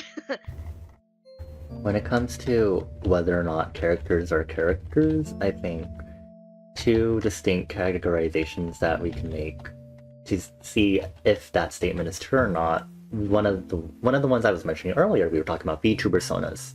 A character that is meant to be an exact analog of you in perhaps a fictional setting, versus a character that has been designed, put through a design aspect. And when it comes to design, design is separate from art because design is meant to solve a problem. And so in character design, you're designing a character to either fulfill a story or represent specific aspects of the story. They can still be considered personal because maybe some people will do character design where you have a character that you're close to, but you're also putting them in a sort of storytelling medium, like Spider-Man and Harry Potter, like these big stories that we have. But Yep. again, those are like two distinctions here that should be considered when it comes to if characters are simply just characters, regardless of their origins. Yeah. Yeah. Large spaces intend this repurposing. Yeah, and again, that goes with how I brought up like different types of fiction and how people have different ideas of someone in their head again.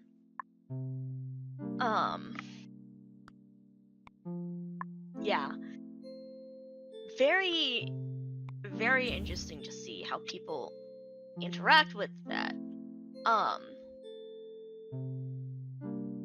The idea of flattery or repurposed flattery is interesting. Even the idea of fan art is technically contested because I think for some artist communities there are some people who actually don't necessarily approve of fan art, even if it's like their own original characters, because I actually noticed there is a trend, not like a big trend, but there are people out there that actually do ask for permission first to draw fan art. Yeah. I guess this also ties back into what I was saying about personal curating your own experience on the internet. Like, for example, as an author, what responsibility is it on, like, what responsibility do you have to curate your own experience as to things people create around your art that you don't like? Oh yeah, well, copyright's like a whole different thing.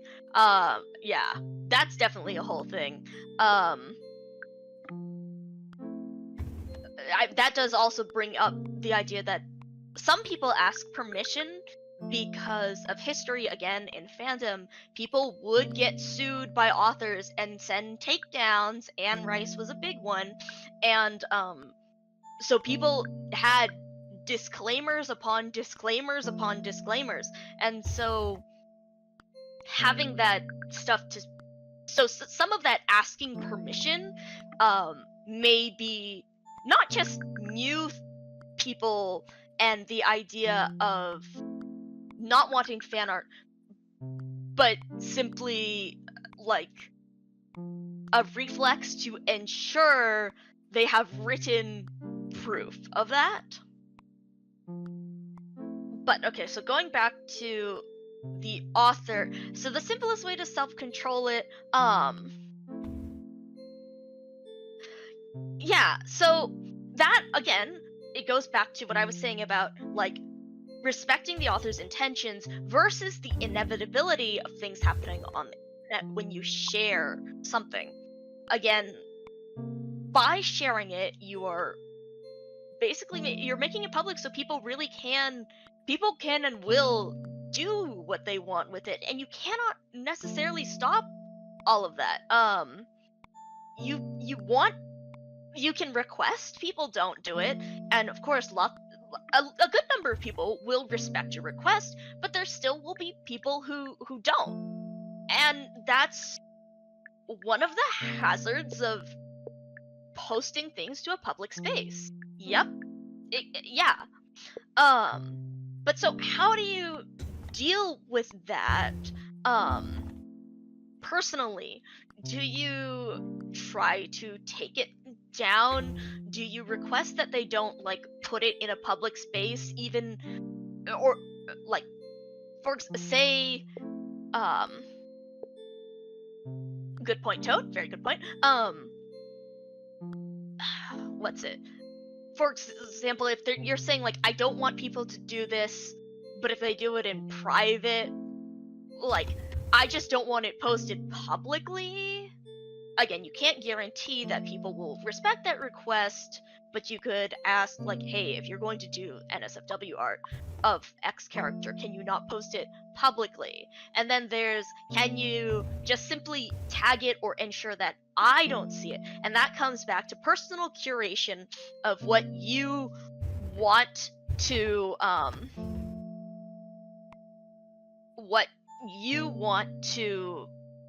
want your internet experience to be.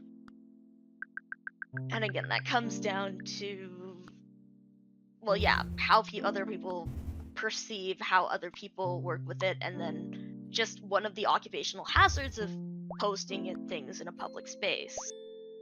Yeah, if a tree falls and no one hears it, did it fall? Yeah, that aspect of like private. So that's another thing that people can ask.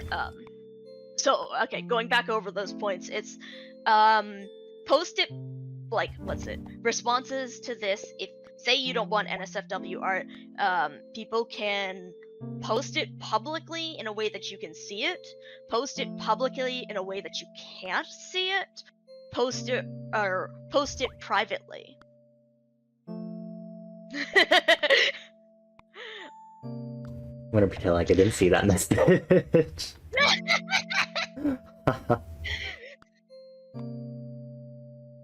Yes, and that brings up, oh my god, Toad. Oh my god. Yeah. Oh boy. Oh boy. But yes, so when it comes to that, that's a whole thing of personal curation and how do you want to react to something. I guess there's one last category of people post something public and you request they take it down. And that's a really interesting, those sort of different choices and how you would like, how other people should and shouldn't respond to this versus how other people will inevitably react and play around with these characters, and how you deal with it really does come down to your own morals and ideas. And sometimes, like in my thought, sometimes it's simply just people will have people will have conflict. And sometimes it's simply not compatible, and that just sucks for all parties involved. Like, yeah, if you are, say, an artist and you don't feel comfortable with people posting NSFW stuff in public, it is your, like, you can request that they take it down, especially with copyright and all that stuff. Like, you can ask that they take it down because it is your project. But the people who drew that, who worked on it, who posted it, their feelings about being insulted or unhappy about that are also valid and understandable. And that just comes down to personal conflict, and in the end it becomes, I guess, you just shouldn't interact with that as much as it sucks. And that's one of the things that just you learn getting older, and one of the things that's also difficult on the internet, with getting away from people and uh because you're exposed to so many people. Oh my. Okay, side note. I've had a thought about this one. Yes, exactly, about handling, because there's no true solution. There's no perfect solution. There are solutions, but they're difficult for each of us. Um, what was it? But there was a post about, like, it's okay to just dislike someone. You don't necessarily need a reason to dislike someone. You can just not like them. That doesn't mean you shouldn't be, civil with them. You can still interact with someone while disliking them, but you don't have to interact with someone you don't like and simply minimize that conflict. And like someone responded to that post saying, like, no, you shouldn't just dislike someone for no reason. Like, you should always be neutral to people. But that's not necessarily how feelings work. Sometimes you just feel things and you just don't like someone.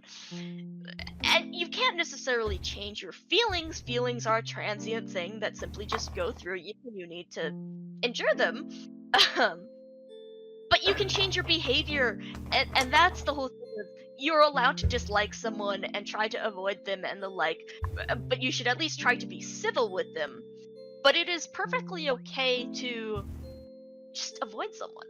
On the internet, the block button exists for a reason. And that's like a much smaller scale version of this conflict, I think, when it comes to how people like to interact with creations in people's art. Sometimes creators simply don't like it when people interact with their work in a certain way, and it mostly means that those people who do enjoy interacting with the work in that way, well, not good for them to I know, right, Clicky? They just have to deal with that personality conflict, and that's just a thing to learn.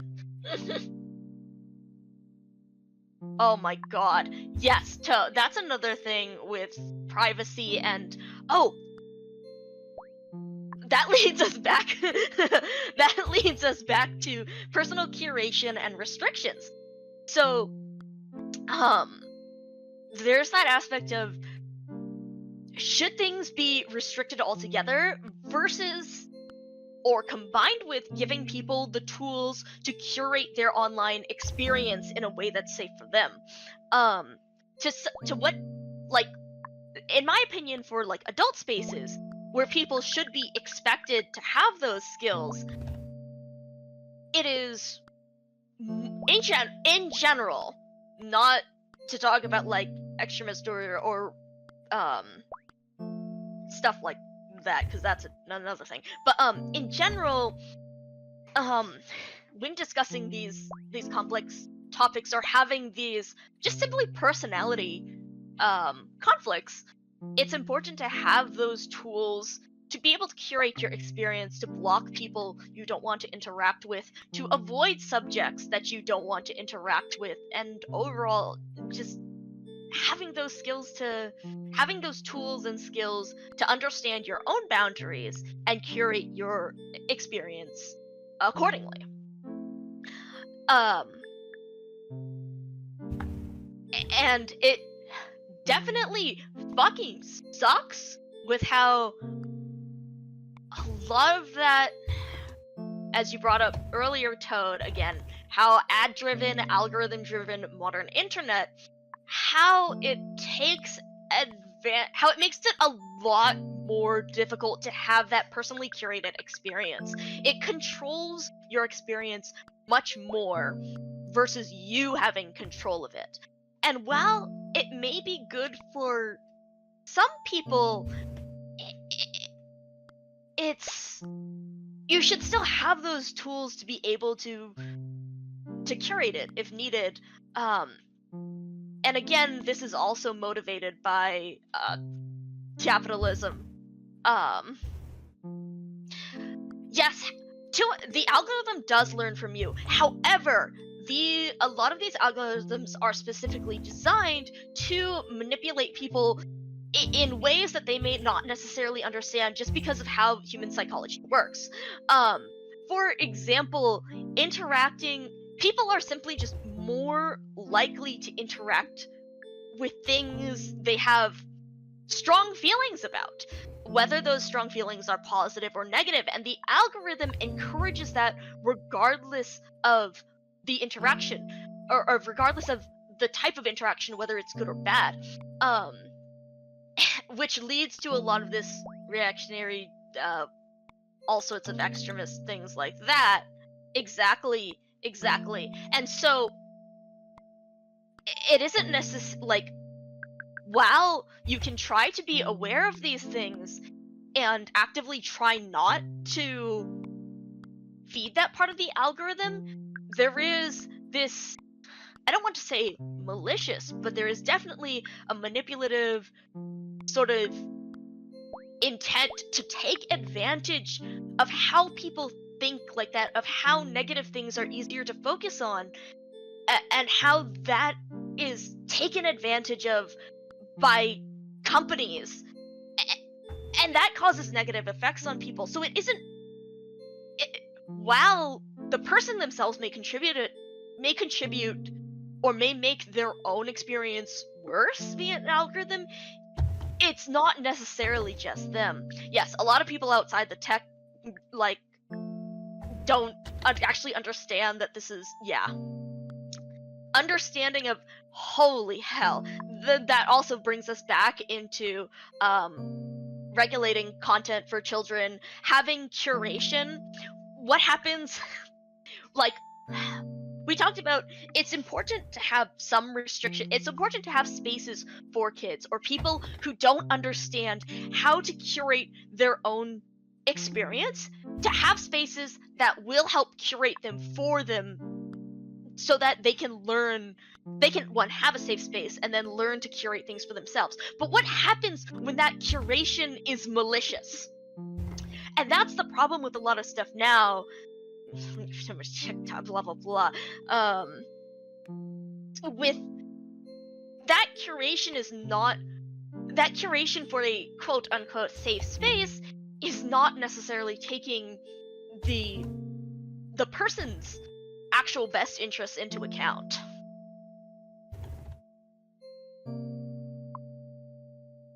Oh yeah, there's a whole, I mean, that is, again, Clicky, that's a personal thing, like on an individual level. There's definitely, oh god. Not to bring up yet another tangent, but there's a whole thing on the paradox of tolerance, when it comes to, like, hate in different spaces, and how that should be restricted. Because you might say, like, it's important to not restrict what people can say. However, if you allow people to say hateful things, then you will drive off the people who want to facilitate. It's like, so if you have a number of people who, okay, the example I saw was, say you have a place that has a bunch of sheep and a few wolves. By leaving the wolves in the place, the sheep will want to leave because they don't want to be in danger of the wolves. And so by not restricting the wolves, the sheep slowly leave. More wolves come in because they realize that's a good space for the wolves, and eventually you end up with a platform full of wolves and no sheep. And because, of course, it's like, people want to facilitate these sorts of conversations between these opposing viewpoints. However, in these cases of, like, hate, in this case of the paradox of tolerance, by tolerating the hate, you are driving out the people who will argue for the other side, thus ruining your whole point. Oh yeah. Oh my god. The Lord, look, good lord. But yeah, so that's a whole thing on curation of the internet currently and the motivations and intent of the people doing the curating. Yeah. I'm gonna get a drink of water real quick.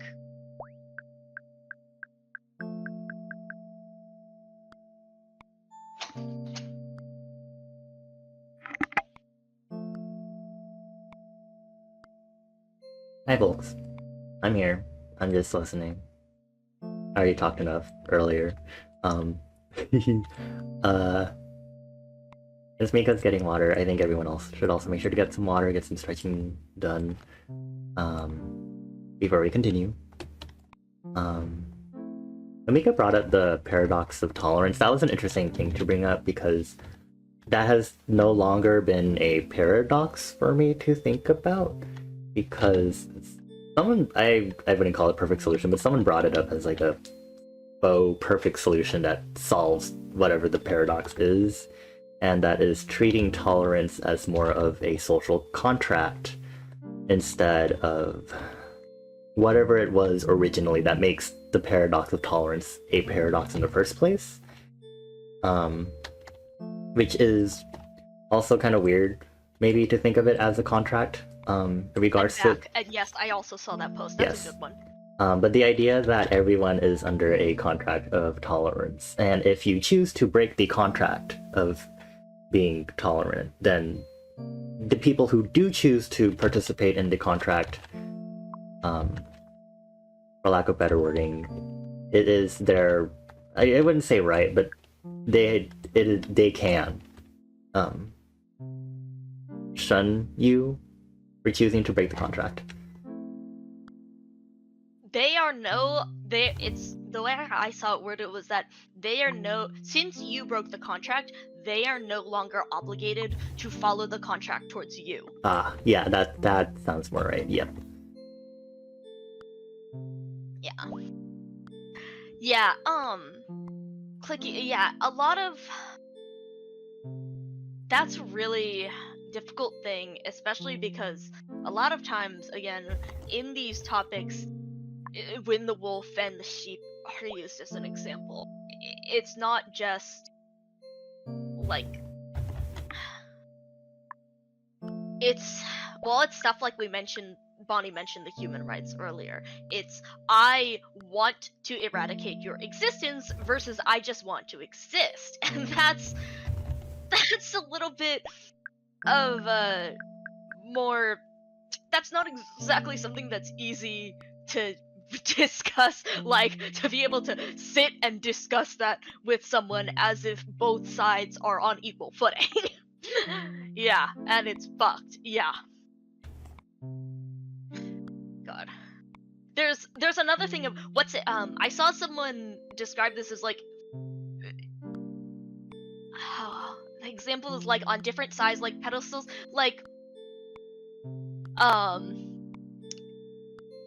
you can argue with it's good to argue with people on even footing, but sometimes your topics just aren't on even footing. Like, sometimes you are sitting at the top of a stairway at an argument, and the other person's point of view is at the bottom of the stairway, and it's like there is no way to have even footing on that simply because your topics are not at that level of comparable. Exactly, Clicky. Like, again, the sheep. This is not an equal argument on I should exist versus you should be eradicated. That argument can never really. We would love to have arguments on even footing, but that's just not an argument with even footing. Yup, exactly, Clicky. Toad. Once you're picking a spam. And yeah.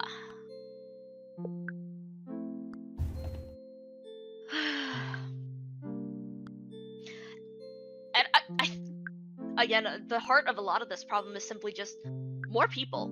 the more people you have, the more, well, with what Toad's saying and how people interact, part of this is just more people, you know? Having more people means you have more needs to account for, more different perspectives, and it's just hard to cope with those because people need different things. So the internet also, I think, has made that worse because now we're existing in a space with billions of people versus, you know, what, hundreds, thousands, maybe a million if you live in a big city. But now we have billions of people trying to coexist in a space, and accounting for everyone's needs is just impossible. You need to have different spaces for people with different needs, and just figuring out all that stuff is a pain. Also, side note, Bonnie, you said you talked enough earlier. I mean, this is your stream, so Hehe. This is Mika takeover stream now. Goodbye. this is like there is no limit to the amount you talk. This is your stream, but yeah. Hold on, let me, where is my Vado 2? I'm going to unlock it. Okay, y'all, please enjoy continuing to talk to Mika. I'm going to...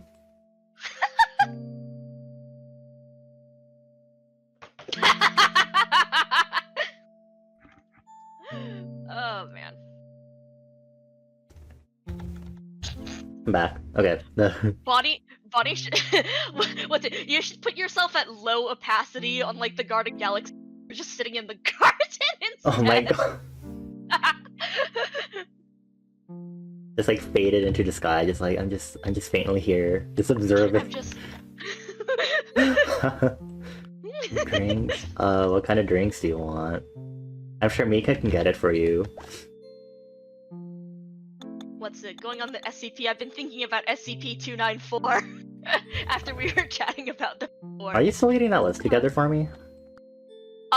Yeah, I'm on SCP-480 something. Okay. From 1. Let's see. So, I'm not going to do all the I'm only doing like Series 1 right now. Okay. How about to start with? How about this, since you're working so hard for that? If I do decide to stream tomorrow, it'll be a just chatting stream where I go through, even if Mika doesn't finish the list, but I'll go through what Mika has so far on the CSP list. SCP list, god damn it. You know, we can just like enjoy SCPs. You know, we can have a just chatting stream where we're not talking about the internet. God, honestly.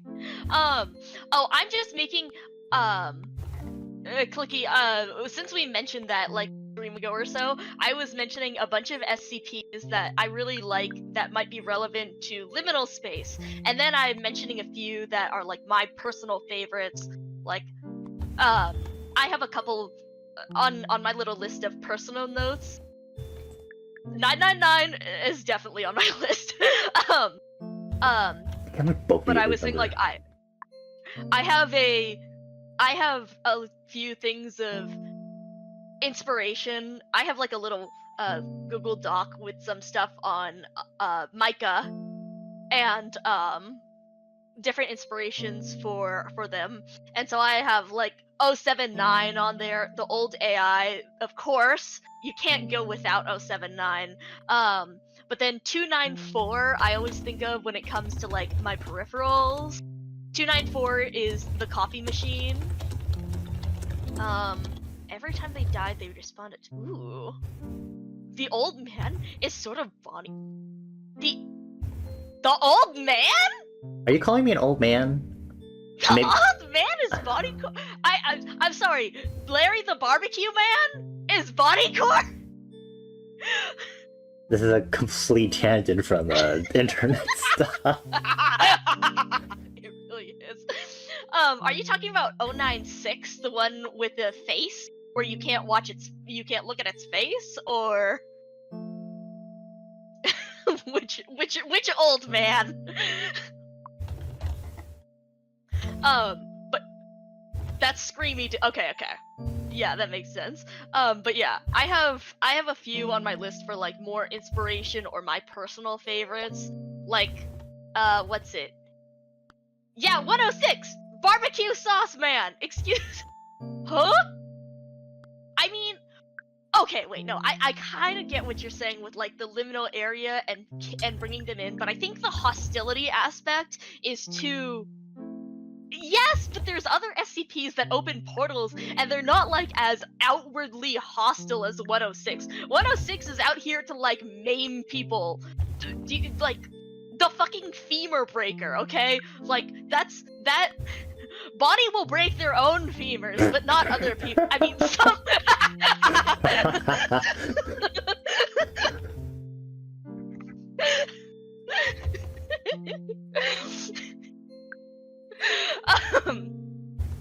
I could see that, but I think it's because I could see him as, like, a liminal traveler. I guess by saying, like, Bonnie Core, I'm thinking stuff specifically with respect to Bonnie, versus I have a whole list of stuff where it comes to, like, liminal space. Like, for example, one of the ones that I really liked was, 052, Time Traveling Train, 303, The Doorman. Yeah, area surrounding... Okay, yeah, I get that now. I could see 106 as one of the hostile entities. The waiter guy? Oh boy. Wait! Oh! What's it?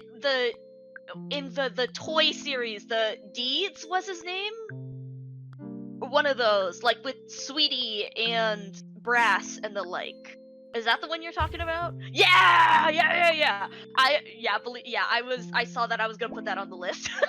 I was definitely gonna put them on the list. But yeah, I have a few listed for ones that I particularly like, my particular favorites. I mentioned like 890, the Rocket Surgeon is one of my favorites. 128, the Kinetic Energy Entity. But I have like stuff separated out for like my personal favorites, ones for liminal space, and then SCPs that I just think are neat.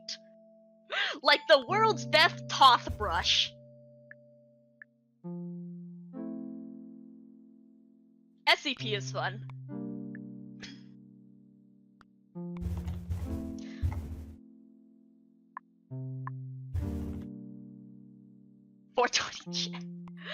Oh my god. I'm not going through the joke numbers yet. There's a whole bunch that I like, but I am not going through those for this list.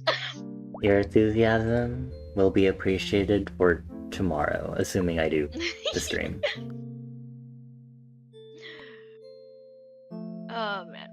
But yeah, I have a few really fun ones that I like that are very interesting. I have a few listed based on stuff that you mentioned about liminal space and some of the ideas you've had for creatures. Because there was an SCP that I read that I was like, oh, this is in where did I list that? I listed it there's an SCP called the Color Draining Light. It's a bit of a different take than yours, but I was intrigued by the similarity, and thought it would be, something fun to look at and compare to your idea. 021. Which one's 021? Ooh. Oh, nice, Toad. I know specific ones, but like not. I know specific ones offhand, but I don't know. They did 4. Okay, where's my Wikidot? Oh god. What was it? 004. Also, thank you, friendos, for the very in-depth discussion on the interwebs and stuff. It's very helpful. I think I have remembered some other things that I completely forgot and that I think would help me sort out my own anxieties regarding some of the stuff I talked about, especially death of the author and whatnot. I am always down to talk about this if you want to filter through thoughts. I If you couldn't tell. I remembered when we were talking about it. I have a Toy House account that I have not updated ever since I've done all the rebrandings that I've gone through, but I remember that a lot of people actually do like straight up rules on their. They also do this on Art Fight, like they specify rules for their characters when you like fight your characters. That specifies like, Yeah. oh, like no NSFW and stuff like that. Um, so it obviously it's not a perfect solution because again, people will do what they do on the internet. But I think it's like, oh, I can just straight up tell people in advance, hey, don't do this, and then I won't have to feel bad about making them feel insulted for their hard work when I literally said in these boundaries to not do that. Yeah, like there's definitely a whole thing of setting it up front. How also I think that's a different thing because you're specifically setting the rules and boundaries of how you will interact with other people too. Um oh, take care, Devlet. Have a good night, David. I give you good night kisses. Mama, mama. But yeah, like especially when it comes to Art Fight, because in that one I think the focus is a lot more on the interaction between people too. And so in that case you're also setting boundaries for your interaction. Take care, take care. Yeah. I do like that. Like you cannot necessarily, there's also a thing of within different communities, what's it, we mentioned again putting things out to the public versus if you're putting it out to a smaller community, you can not expect that everyone will follow the rules, but there can be like, a general community expectation or, rules around a specific community to say like, hey, if you don't follow these boundaries that I'm setting or these boundaries that people set around their art, then you cannot participate in this community. And so, I mean, that's another thing on sharing art on a smaller scale within a community versus yeeting it out into the void like on thing.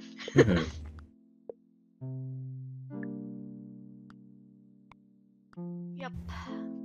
God, this makes me think of how there was that, since we were talking about SCP, there was a whole thing about copyright and SCP a couple years ago. I don't recall how it was resolved, but I remember seeing that. Yep. And so, again, that's a whole thing on copyright and collective fan works. Yeah.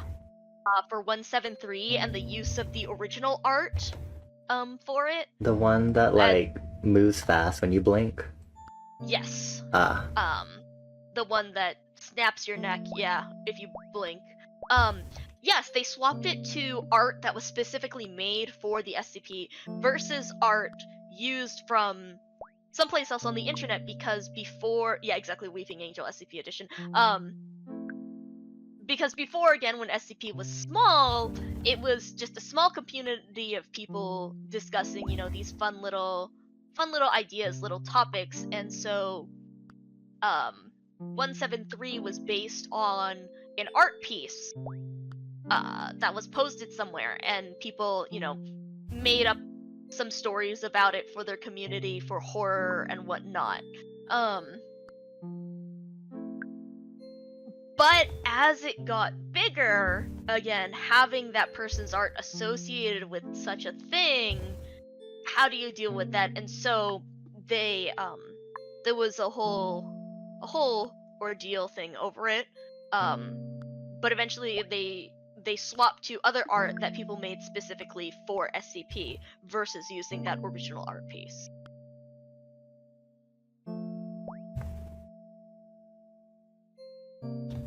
Talk about Death of the Author. Yeah.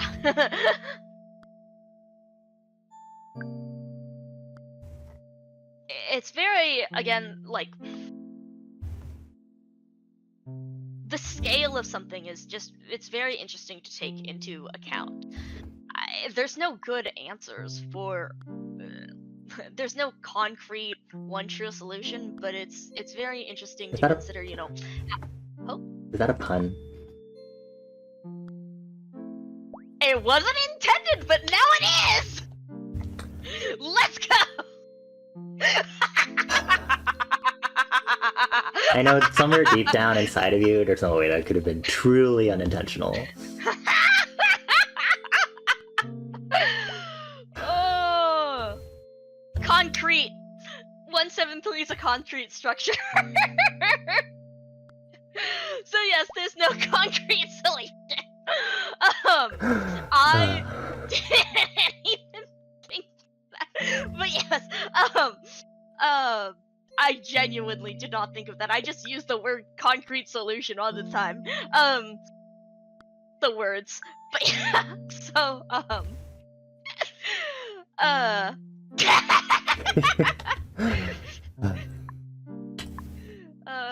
oh my god, I love Cassie.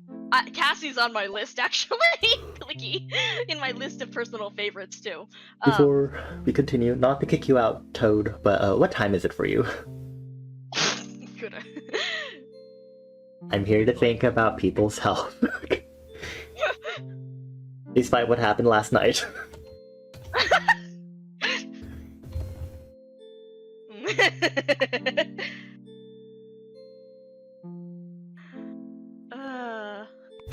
Oh my god.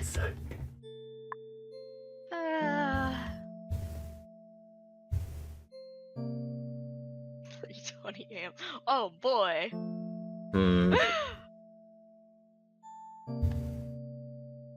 Good. Dude, you gotta get good sleep.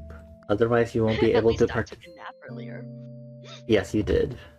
I wish I could have taken a nap earlier today, but I had to wait for a giant electric eel that didn't appear today. Oh no. AKA, there's supposed to be electrical maintenance today, and I guess it did not happen, question mark? Oh, rip. Well, that'll be fun to see when that comes around.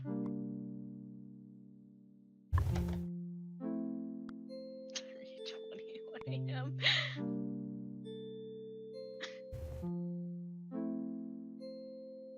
You should get rest, so you can- oh my god.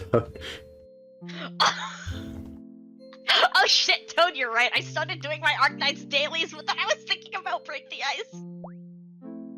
Shit. Not that it's almost time for me. I have like Arknights resets at 4 a.m. or 3 a.m. I think, depending on daylight savings. So I have time, but good luck, Toad. Oh my god. Oh yeah, you were gonna stream Break the Ice. Well, I guess you should definitely stream that Friday night. And then that way I don't have to stream. Perfect. Everything's great here, folks. Awesome sauce. God. See, continuing on with fun conversation. See, I really wanted to Break the Ice because it's a very interesting story about modernization, like, and faith. But that means that I've been wanting to talk, and I have not had like the energy to do a whole stream of that. Really? Yes, I have not. This is a shocking because you started talking about things on the internet and fandom spaces, and I was suddenly injected with adrenaline. Wow. I have to keep that in mind from now on. Instead of using CHOCOLATE, I can just be like, let's talk about the internet. Let's talk about AI. Oh boy. Talk about fuck them kids. Oh god. Oh my god, don't say that word, Clicky. Oh my god, I need to like ban all iterations of that word. I'm sorry, but that just the fuck them kids makes this past weekend I was hanging out with my nephew. He loves Pokemon. So, especially Pokemon Go, and he had like Pokemon cards. So we were playing a bunch of stuff, and he had, of course, the whole Pokemon card set full of legendaries, and gives me like the basic ass Pokemon set. But I was like, Oh, he's like 5, so I'll lose to him. Don't worry, it's fine. Me, like, he's out here. I'm out here pulling out like, I don't know, a Shuppet or something, and he pulls out Dialga EX. oh. You know how 5-year-olds are. Huh. Oh But I wow. was like, it's fun, whatever. And then we did a whole bunch of stuff in Pokemon Go, traded some Pokemon to him. But then he challenged me to a battle in Pokemon Go. And in Pokemon Go, I have a lot of knowledge of the different type combinations and stuff versus he, it's just like strong Pokemon, yippee! But in Pokemon Go, you can actually make use of type combinations. And I was like, I'll let this kid win at the Pokemon cards. I'll let him do whatever with the trading. But I'm gonna beat your ass in Pokemon Go. Oh, Fuck them kids. You can win at everything else, but oh no, you're not getting past this Magnezone.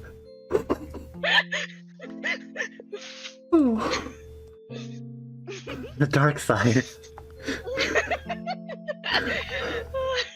Wait, I can't say that. Literally, I'm also on Team Fuck Them Kids with Citrona and Misty. I mean, see, the unfortunate part was that the phone started glitching because something with the connection, so he wasn't able to have a good battle. So I was like, damn, I didn't get to beat this kid in a fair fight. that was your concern. I just want to beat him fair and square. Beat his ass. Oh.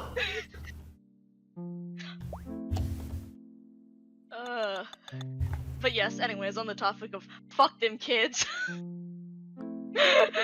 Oh, I love my nephew. But yeah, I was just like, yeah, you can win at whatever, you can win at all this stuff, but in Pokemon Go, if we're having a battle, I'm going all out. Okay, can someone, if anyone is free here, get me that one image of like that one older sibling playing against their younger sibling, and the younger sibling has like one card left in Uno, but the older sibling has like a handful of +4s. Can you like capture, that one is like Mika as the older sibling? Please, thank you. S'il vous plaît. Silver play. I might be able to find this. I think. Oh my god. Okay, suddenly because I said s'il vous plaît, I suddenly have the urge to imitate that one French stupid ass video I sent in Brawler server. Let me go find the lyrics, because I know Toad put the lyrics next to that video because I saw it in the comments and I was like, okay. Bonjour mademoiselle, je porte lunettes de soleil, je veux me venger, merci beaucoup. Yeah. Oui, okay. Bisous. Mwah.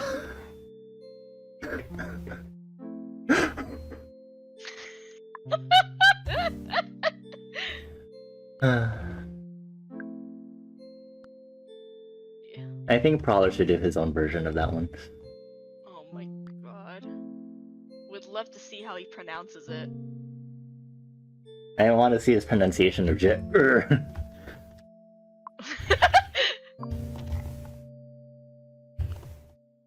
Most guttural sound ever that I can use for a song, please. Oh my god. I say as I continue to not make this song. Make the Prowler French song purely with Prowler saying various things in French. Let me go get that one track from Ratatouille. Let me do a cover of it, but using Prowler. Oh my god! Yes!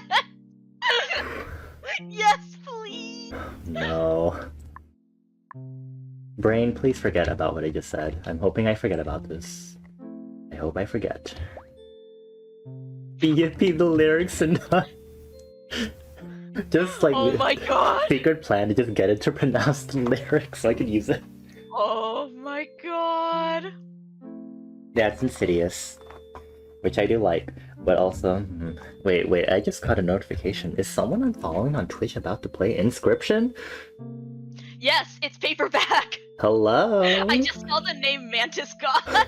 I saw Inscription and I was like, hello. I have, you know how I have that? I have the chatty,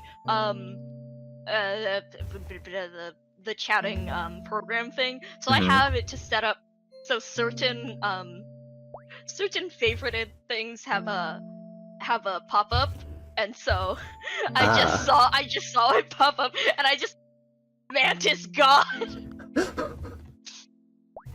Have you not played Inscription yet, Clicky? How dare you? How dare you? I am going to evict you right. Actually, you don't even have an upgraded room. It's fine. I'll just kick you out into the forest. Crocodile tears won't help you here, bitch.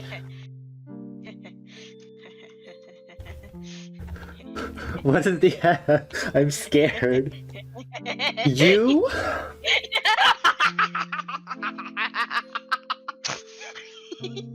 Okay, let me look at my compliments because I'm pretty sure the thing in the compliment says compliment someone in chat. Therefore, and don't you dare try to make a PO3 account right now to get around that loophole. Guess what? Kevin Saxby's on Twitch and has emotes. Fucking hell. Well, I'll do it anyway.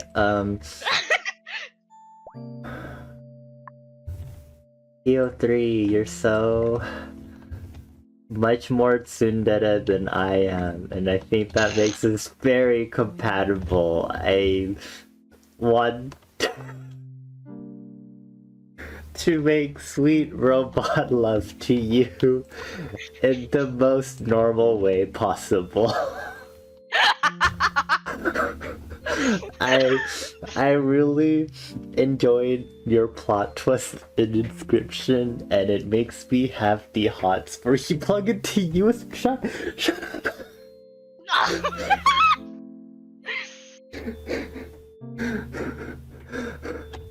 If you have heard of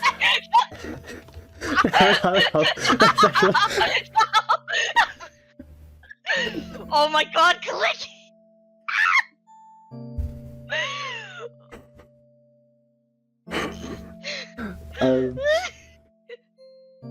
If you have heard of the vibrator connection to Ultrakill, Oh my god! please extrapolate from there. Because you're a smart robot.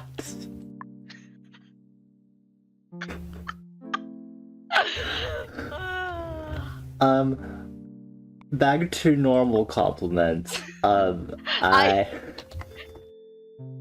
genuinely... Yeah? Yeah, so, before we go back to really quick, I need to say, the reason I did that was because I was looking for No. this redeem. No. God. But yes, anyways. You were very cute as a stoat, and you were my first best friend in Inscription until you turned out to be the antagonist, and at that point I had the hots for you, which is a separate thing. But,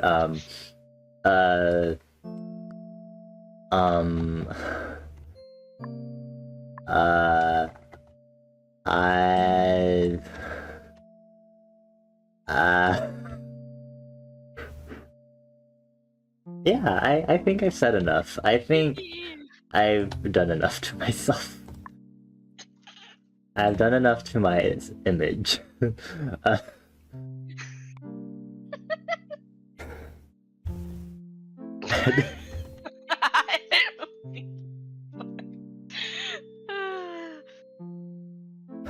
Reese, please erase that from your mind. I am very normal about the characters I like in certain games.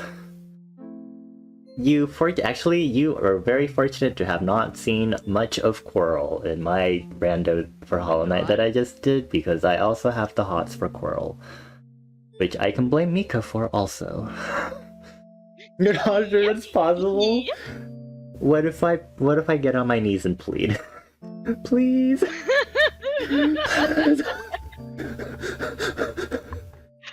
Not like the highlight exists, so it's not like it's already too late, but still.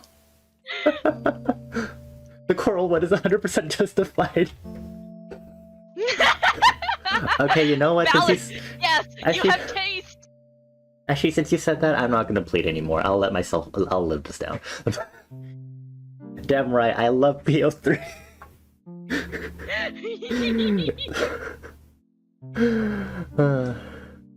Oh man. Not the best I'm idea. still trying to find the Uno post, by the way. Not the best idea to talk about getting on my knees after those. Okay, you know what? Oh my god.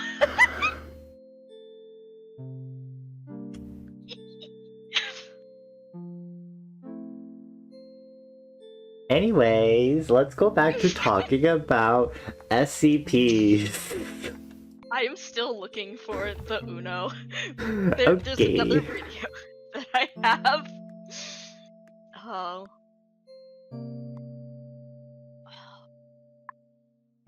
How's your cat doing, Reese? Are you still trapped by your cat? Actually, I take that back. You can never be truly freed from your cat.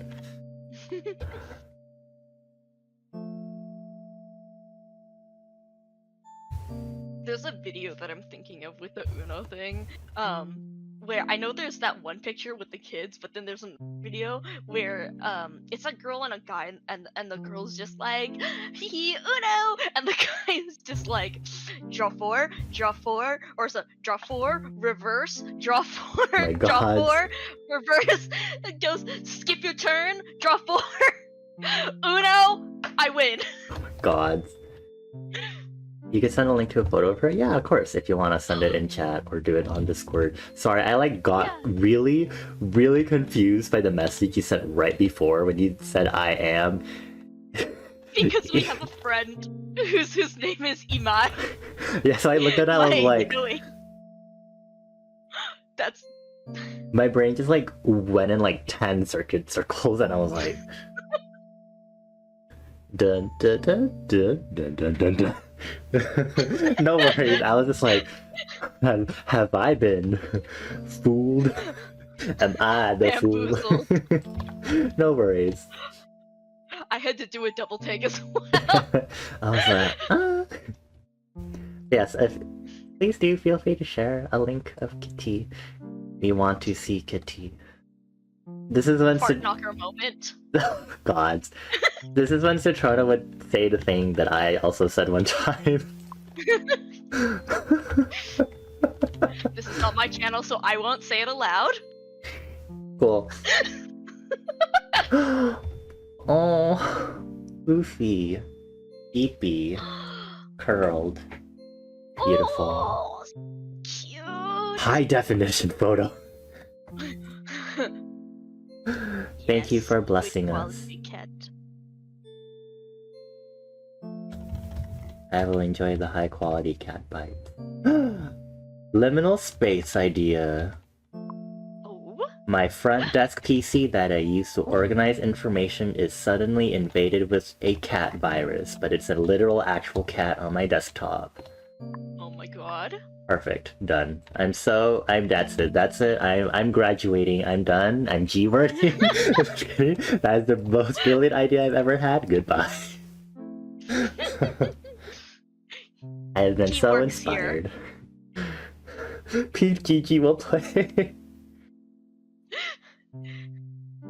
The cat works there. He's one of those cats that's like what's it, the bookstore employee cats. Oh my god, yeah. I've been trying to like work out an actual mascot that I would have, so I've gone through like a lot of different iterations of like a mascot slash like in pet that I would have, and definitely like a cat slash a cat that would be on fire to match me was one of the original ideas that I had. Manga and web novels have made the keyword for you have the superimposition of being Gokibu. Isn't that a cockroach? Or am I wrong? God. Yes, it is. Okay. Cookie booty. Clicky. Wow, imagine. My immediate thought is, oh yes, if you would like to give belly rubs to our in mascot, he is right here, and the full like, because maybe like Clicky Sona's like the full anthro like cat furry, you just see a fucking like full ass cat furry on the floor being like, give me belly pads. It's one of the when you said that, when you said the full ass cat furry, all I could visualize was the horrible cats from the Cats movie. No. No. I think I need to ban the Cats movie for my streams also. No. I hate that that was my first thought when you said it. God. I didn't think it could get worse, but here we are.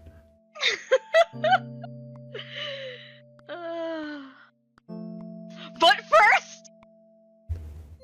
Oh my god! Huh? What? What does this mean? What does that mean? What? I'm trying to process cockroach phobia right now, and then there's butthole edition. This is sorry, no, when you were mentioning the kitty, this is what I visualized for the liminal kitty. Or, like, not quite, but a liminal kitty. Oh my god.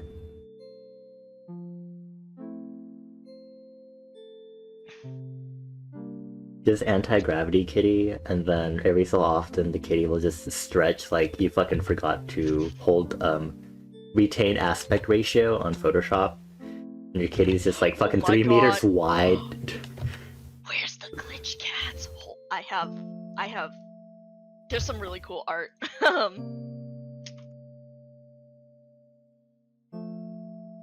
I don't want to know. I don't think I want to know. Other iterations I had for an in mascot were actual like weird blobby liminal beings. I will have to see. I have to keep thinking about it. Desert Garden is turning out great! I'm gonna keep moving stuff away. Get out of the way. I can look at this better without anything else in the way. Oh my god. No, no. What? So scared of this butthole edition nonsense. Cookie, are you like cat or are you like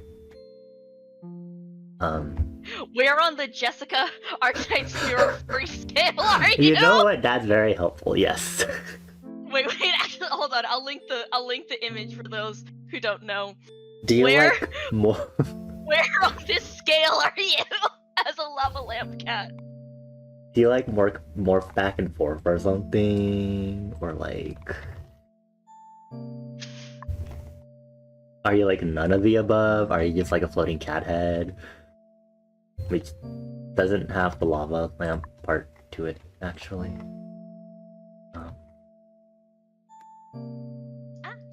Okay, I really need more rainbow coins. I think that's what I need. I need more pinwheels.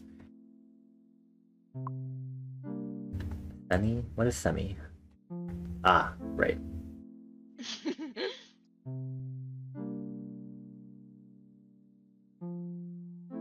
Gotcha.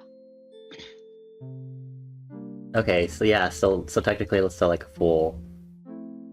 full size cat on the ground named Clicky, asking for belly rubs. Your current idea is Lava Lamp Cat is a pet of your Sona. Oh. Then what is your Sona? Bitch, I'm kidding. What if I want to draw you? Bitch. I mean, I'm definitely not going to draw you in the future, but I'm trolling hair. But maybe I want to draw my friends, you know? No. You need to know. Not like I've been drawing much lately, but I mean I have. I haven't touched a sub badges today because again I was waiting for that electrical work today. That giant electric eel to fly over.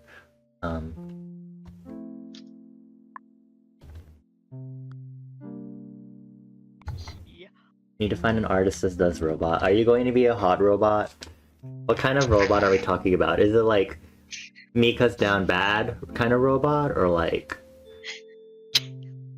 What's that one post that's just like makes it I've created a genius robot. Can you fuck it? What kind of idiot would make a robot you can't fuck? a BFA? Shut.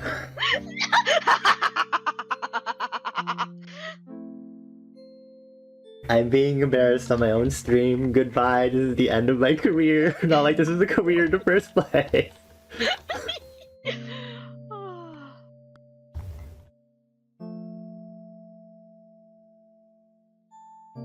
Cyborg type, I see. Ooh.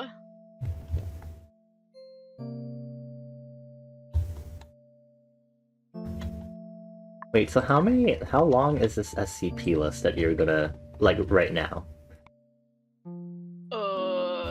How many lines is this? You can estimate. You can estimate, honey. I have 100 lines on a notepad file, and so, but that's a little less, because I have a few extra lines, so maybe like 90 SCPs, but I was gonna go through and filter them a bit more. But I'm also at like 430, 450, I've been 400 something, and I'm going through series 1, which is up to 999. I see. Okay, good to know. But I'll make some, and then I'll have a list of additional in case you actually get through these. Okay, no worries. If I don't stream tomorrow, because again it's whatever. If I do stream tomorrow or not, I'll probably do it on Saturday after I play Night Signal, because I believe Night Signal is short. Nice. I still remember a convo in IRC ages ago about your ideal robot girlfriend, and you basically spec'd out a pair programmer and managed to argue everyone down, pointing out that if they weren't a smart robot, it wouldn't be any different than owning a real doll. Real doll. Oh my god. It has a string with the ring on the back. You pull it, it says, "I love you." I had. God, don't remind me of this one conversation I had about AI and just like autonomy of an AI sex doll. Gods. Oh wow. A dog. Oh. Ooh. Nice. Maybe I don't want to draw you anymore because you'll have a detailed design.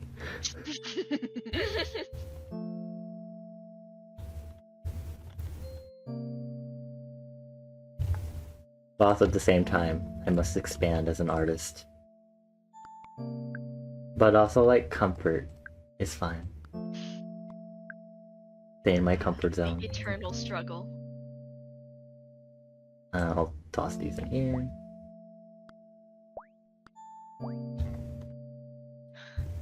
I swear, I keep getting distracted between... You mentioned the cat, and I have this really cool series of glitch cat art, or I have this thing saved of various... Ha! Ha ha! Yes! I think the general consensus here is that I apparently seem to be very good at distracting you in general. Yeah. I am also just in general easily distracted. It sounds very accurate for you. But yeah, so there's a bunch of cool glitch cats, glitchy fun stuff. And this is also what I think of when it comes to cats. There's another post of these where the artist drew more, but I'm not sure. You know what I need to send you? Let's see. Let me see if I can find it from Valdevia's stuff. Discord too. Let me see if I can find your cat. Photo mash. Pictures. They also do a lot of horror type photo bashing stuff, but they had a funny one of like a cat they found, and they're like, haha, their cat is doing funny. My cat is doing funny things. You just have to find it first. But the series of it is really cute. There's Fractal Juice, the Loch Nass monster. But there's their take on SCP-173. Oh, wait. Wait, is there the Loch Ness? Here it Is is. this iguana mouth? Here, okay, here is the thread on Twitter of the... Not... Oh, Valdevia! I love Valdevia! Did you know he actually streams on Twitch? He does. I wanted at some Yeah. point to visit his streams, but I'm shy. And I also get overwhelmed easily because I am constantly in the process of trying to integrate into new streams, and it's very overwhelming. I'm like, oh, Yeah. new friend. I've gone and lurked in them before. It's chill. I love Valdevia. God, a bunch of their stuff. The Megalomorpha is such a fun bug series. I always patiently wait for more stuff on the Fractal series that he's been doing. I really am enjoying that one. What do you mean? That's just normal cat behavior. Really, really good photo editing art. Also, I believe he's actually a doctor, which is why a lot of the medical, horror posts and stuff are very detailed and they're very well done. Because it Well, actually yeah. comes from his experience. Oh wow, amazing. Yeah.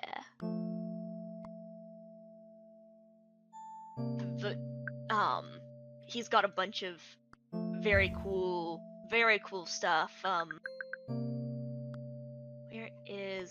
How did I find him for the first time?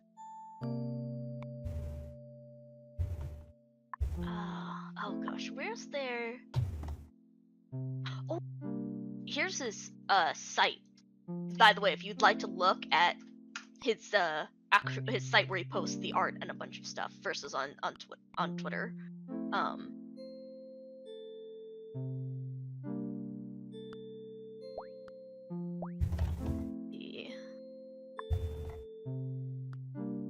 Oh, I found him through one of his journal entries found where it was talking about finding a bunch of photos, and in each photo this figure was appearing, and then I started looking at the rest of the photo editing, and oh, it's magnificent.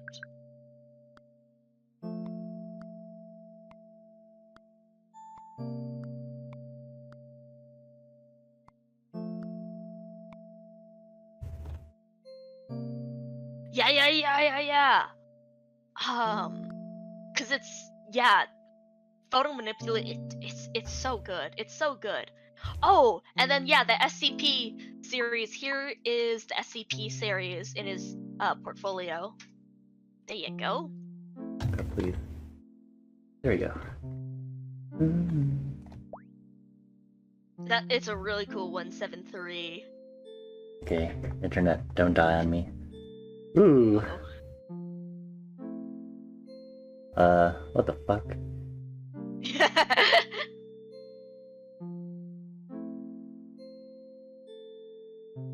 Ooh. Oh yes, the redesign. Oh! Yep. There's the red moon. Hmm.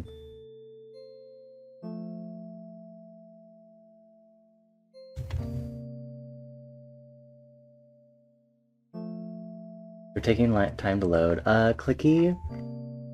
Get better internet. I'm just kidding. Oh boy.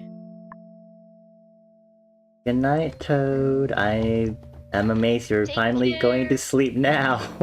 Isn't Get it almost some 4 rest. a.m.? I Get give some you good rest. forehead kisses, mwah.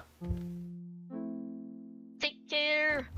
That is probably a sign that Mika and I should also probably get ready it's for almost bed. 1 a.m. And I definitely don't want to go to sleep at 3 a.m. like I did last night. Maybe. Yeah, I should probably try and go to bed. Don't you have worky, maybe, Mika? Yeah, I do. At least I'm work from home though, so. Okay, let's stay up some more. I'm just kidding. Are you still looking for something? Uno. Oh, you're still looking for the Uno thing? Okay. Okay, you finish that, and then we can wrap up. I know I have it saved somewhere. Gotta But get the your worst ass part up to is- work soon. Clicky. I'm sorry, I can't think of anything flirtatious to say. I'm not good at this.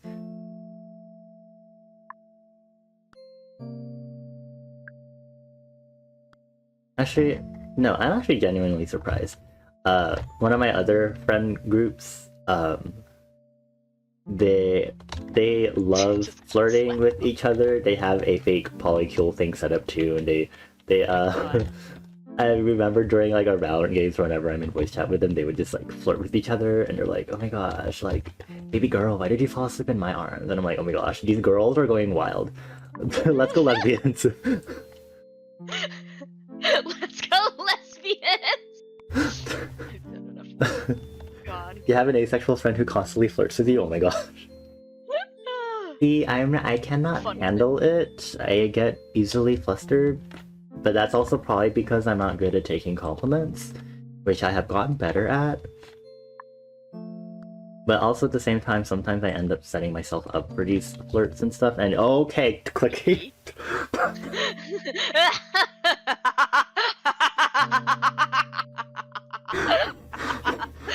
Oh my god. Bonnie, have you fucking seen Bones and Al talking on Shiki's stream? Not to expose them, but like... I remember I was like, that one time when I raided Shiki, there was like one of the times for Bones to like one of the other people in chat was like, "Bro, I'm gonna make out with you right now," and I was like, "Oh." I know, right? Clicking Bones and Al are so... I don't know if you should be mentioning this. Like earlier, we were talking about people behind their back and stuff. Well, I mean, we also mentioned how public things on the internet. I can't believe this. You've seen tweets? Okay, so it's public. Okay, I guess you can talk about it then. Let's do a social analysis on this. God, they deserve it! What exactly have they said? I like know that they say funny things to each other, but I don't know the specific. Oh, buddy, I just... Oh, buddy! That one night when you went to,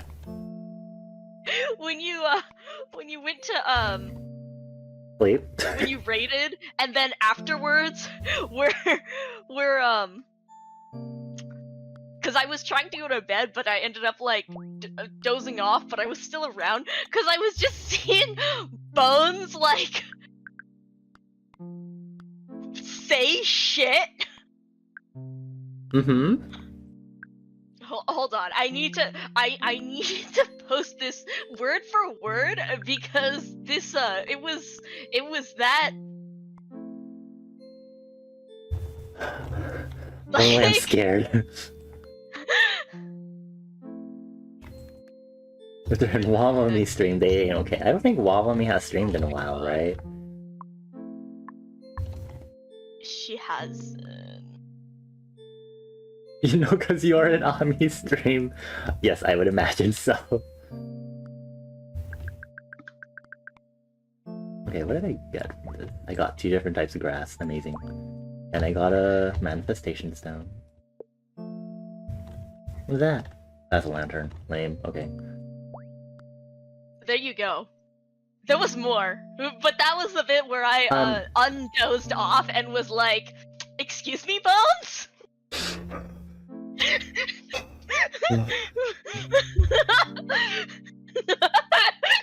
Let's see. Control C. Tab to my Discord. Quotes channel. Paste. This was the same time. This was when I wasn't talking then, but I like woke up enough to see that, and I was just like, "Damn, Bones, damn, Al." And then where's the thing? Later, I finally spoke up Burger. when I posted that other quote.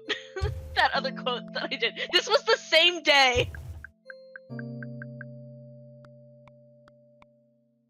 Would you actually like friends like that, Reese? We can hook you The up deep with grab, phones. that was it. It's okay. This is why we have to compliment point redeem. Except I don't actually say that sort of stuff in the compliment redeem. PO3 is it's a stupid exception. We God.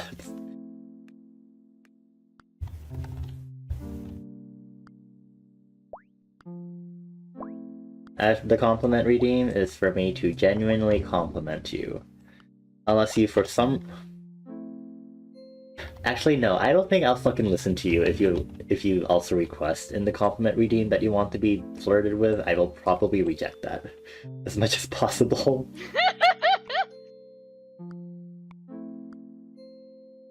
The reason so this was on the raid when Shiki was drunk and we were going to bed, and then I'm posting this in Discord because this was just before the fucking dick grab. And where is...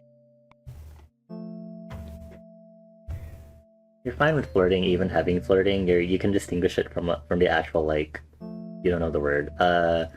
What if you use flirting to be actual flirting, and then not flirting to be rizzing you up? Because that's what people fucking say nowadays.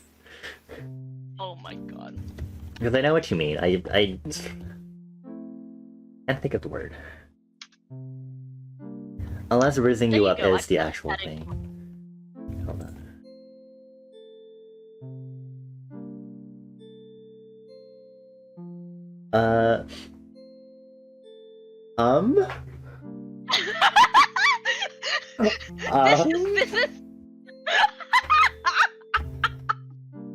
This is why I was like asleep and I was like lurking on the stream and I was still just like, this is like, what, 2:30 a.m. for me, and I was just like, I'm sorry, I did doze off for a bit to go to sleep, but I need to get up and respond just for this.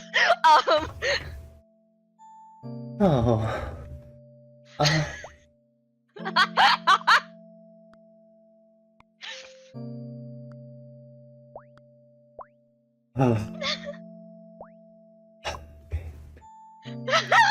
Try to breathe normally. I can't wait for Buns to get online and see that we posted more of this in quotes, especially after it was like, don't snitch to body 10 minutes after I'd already posted into quotes channel. Also, Clicky, what the fuck do you mean list of easy to fluster people? Why do you have a list in the first place? Yeah, Clicky. Propositions! You can distinguish it from actual propositions. Ah, I understand. Yeah.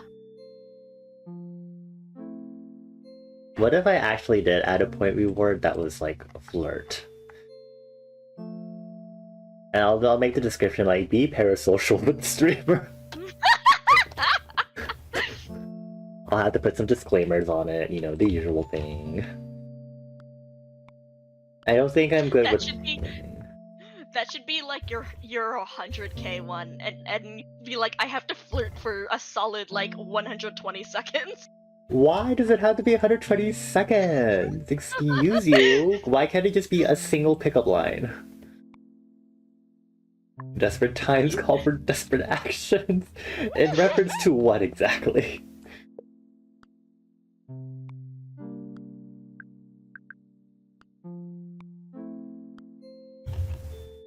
I already filled this up. Oh. Okay, actually, it is 1 a.m. for me, so I need to start trying to go to bed. Alrighty. Computers need sleep too. Okay, let's go ahead and wrap up here. So, I'm gonna save and exit Garden Galaxy, and we'll put on our normal. I'm still looking for the Uno stuff, but I'll find that later and send it to you. Okay.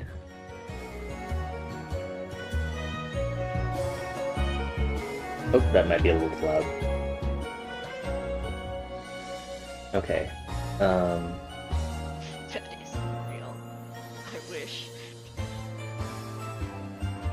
Oh, it's only 8 p.m. for you? Yeah, it's 1 a.m. That's why that's why I have the little clock there on most of my overlays, so people know specifically what time it is for me.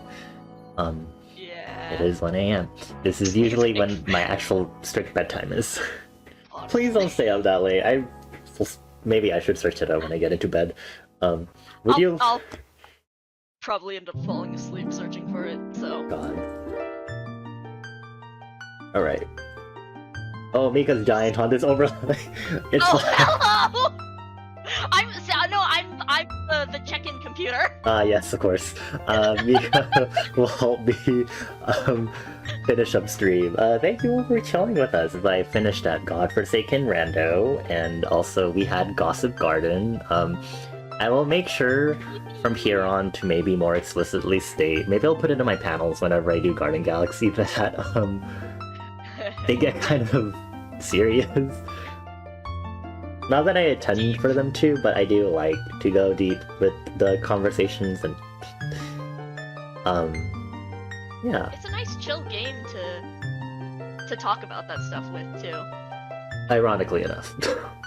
Yep. So let's go ahead and get a raid started. Mika, do you have a suggestion for who we could raid? Let's see, is Paperback still playing Inscription? We can always drop by that. Oh, Shiki's also playing Battle Block Theater. Sunflower I don't think you've Smith. raided Paperback though in a while. And hey, Inscription, considering all of that talk. Okay. The PO3 comment.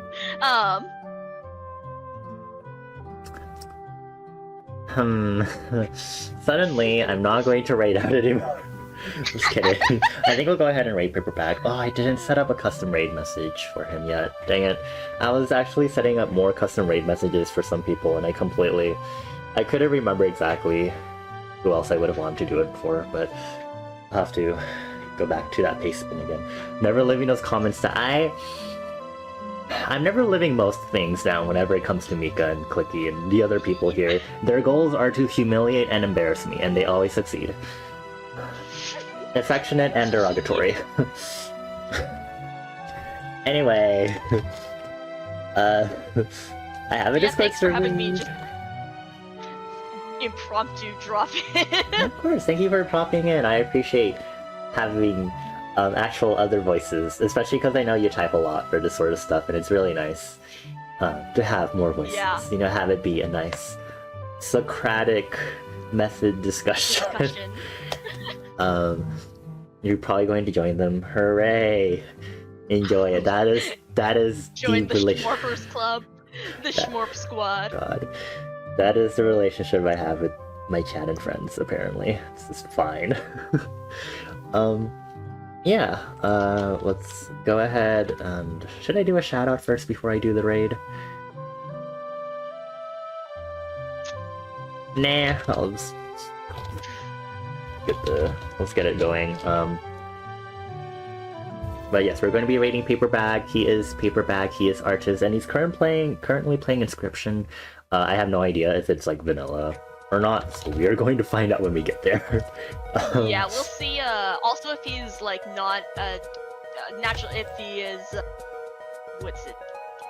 First time playthrough. I'm not sure if he's in first time or if he's playing the Casey's Mod Edition.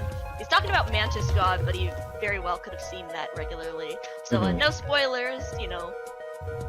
Use the smile. Yeah.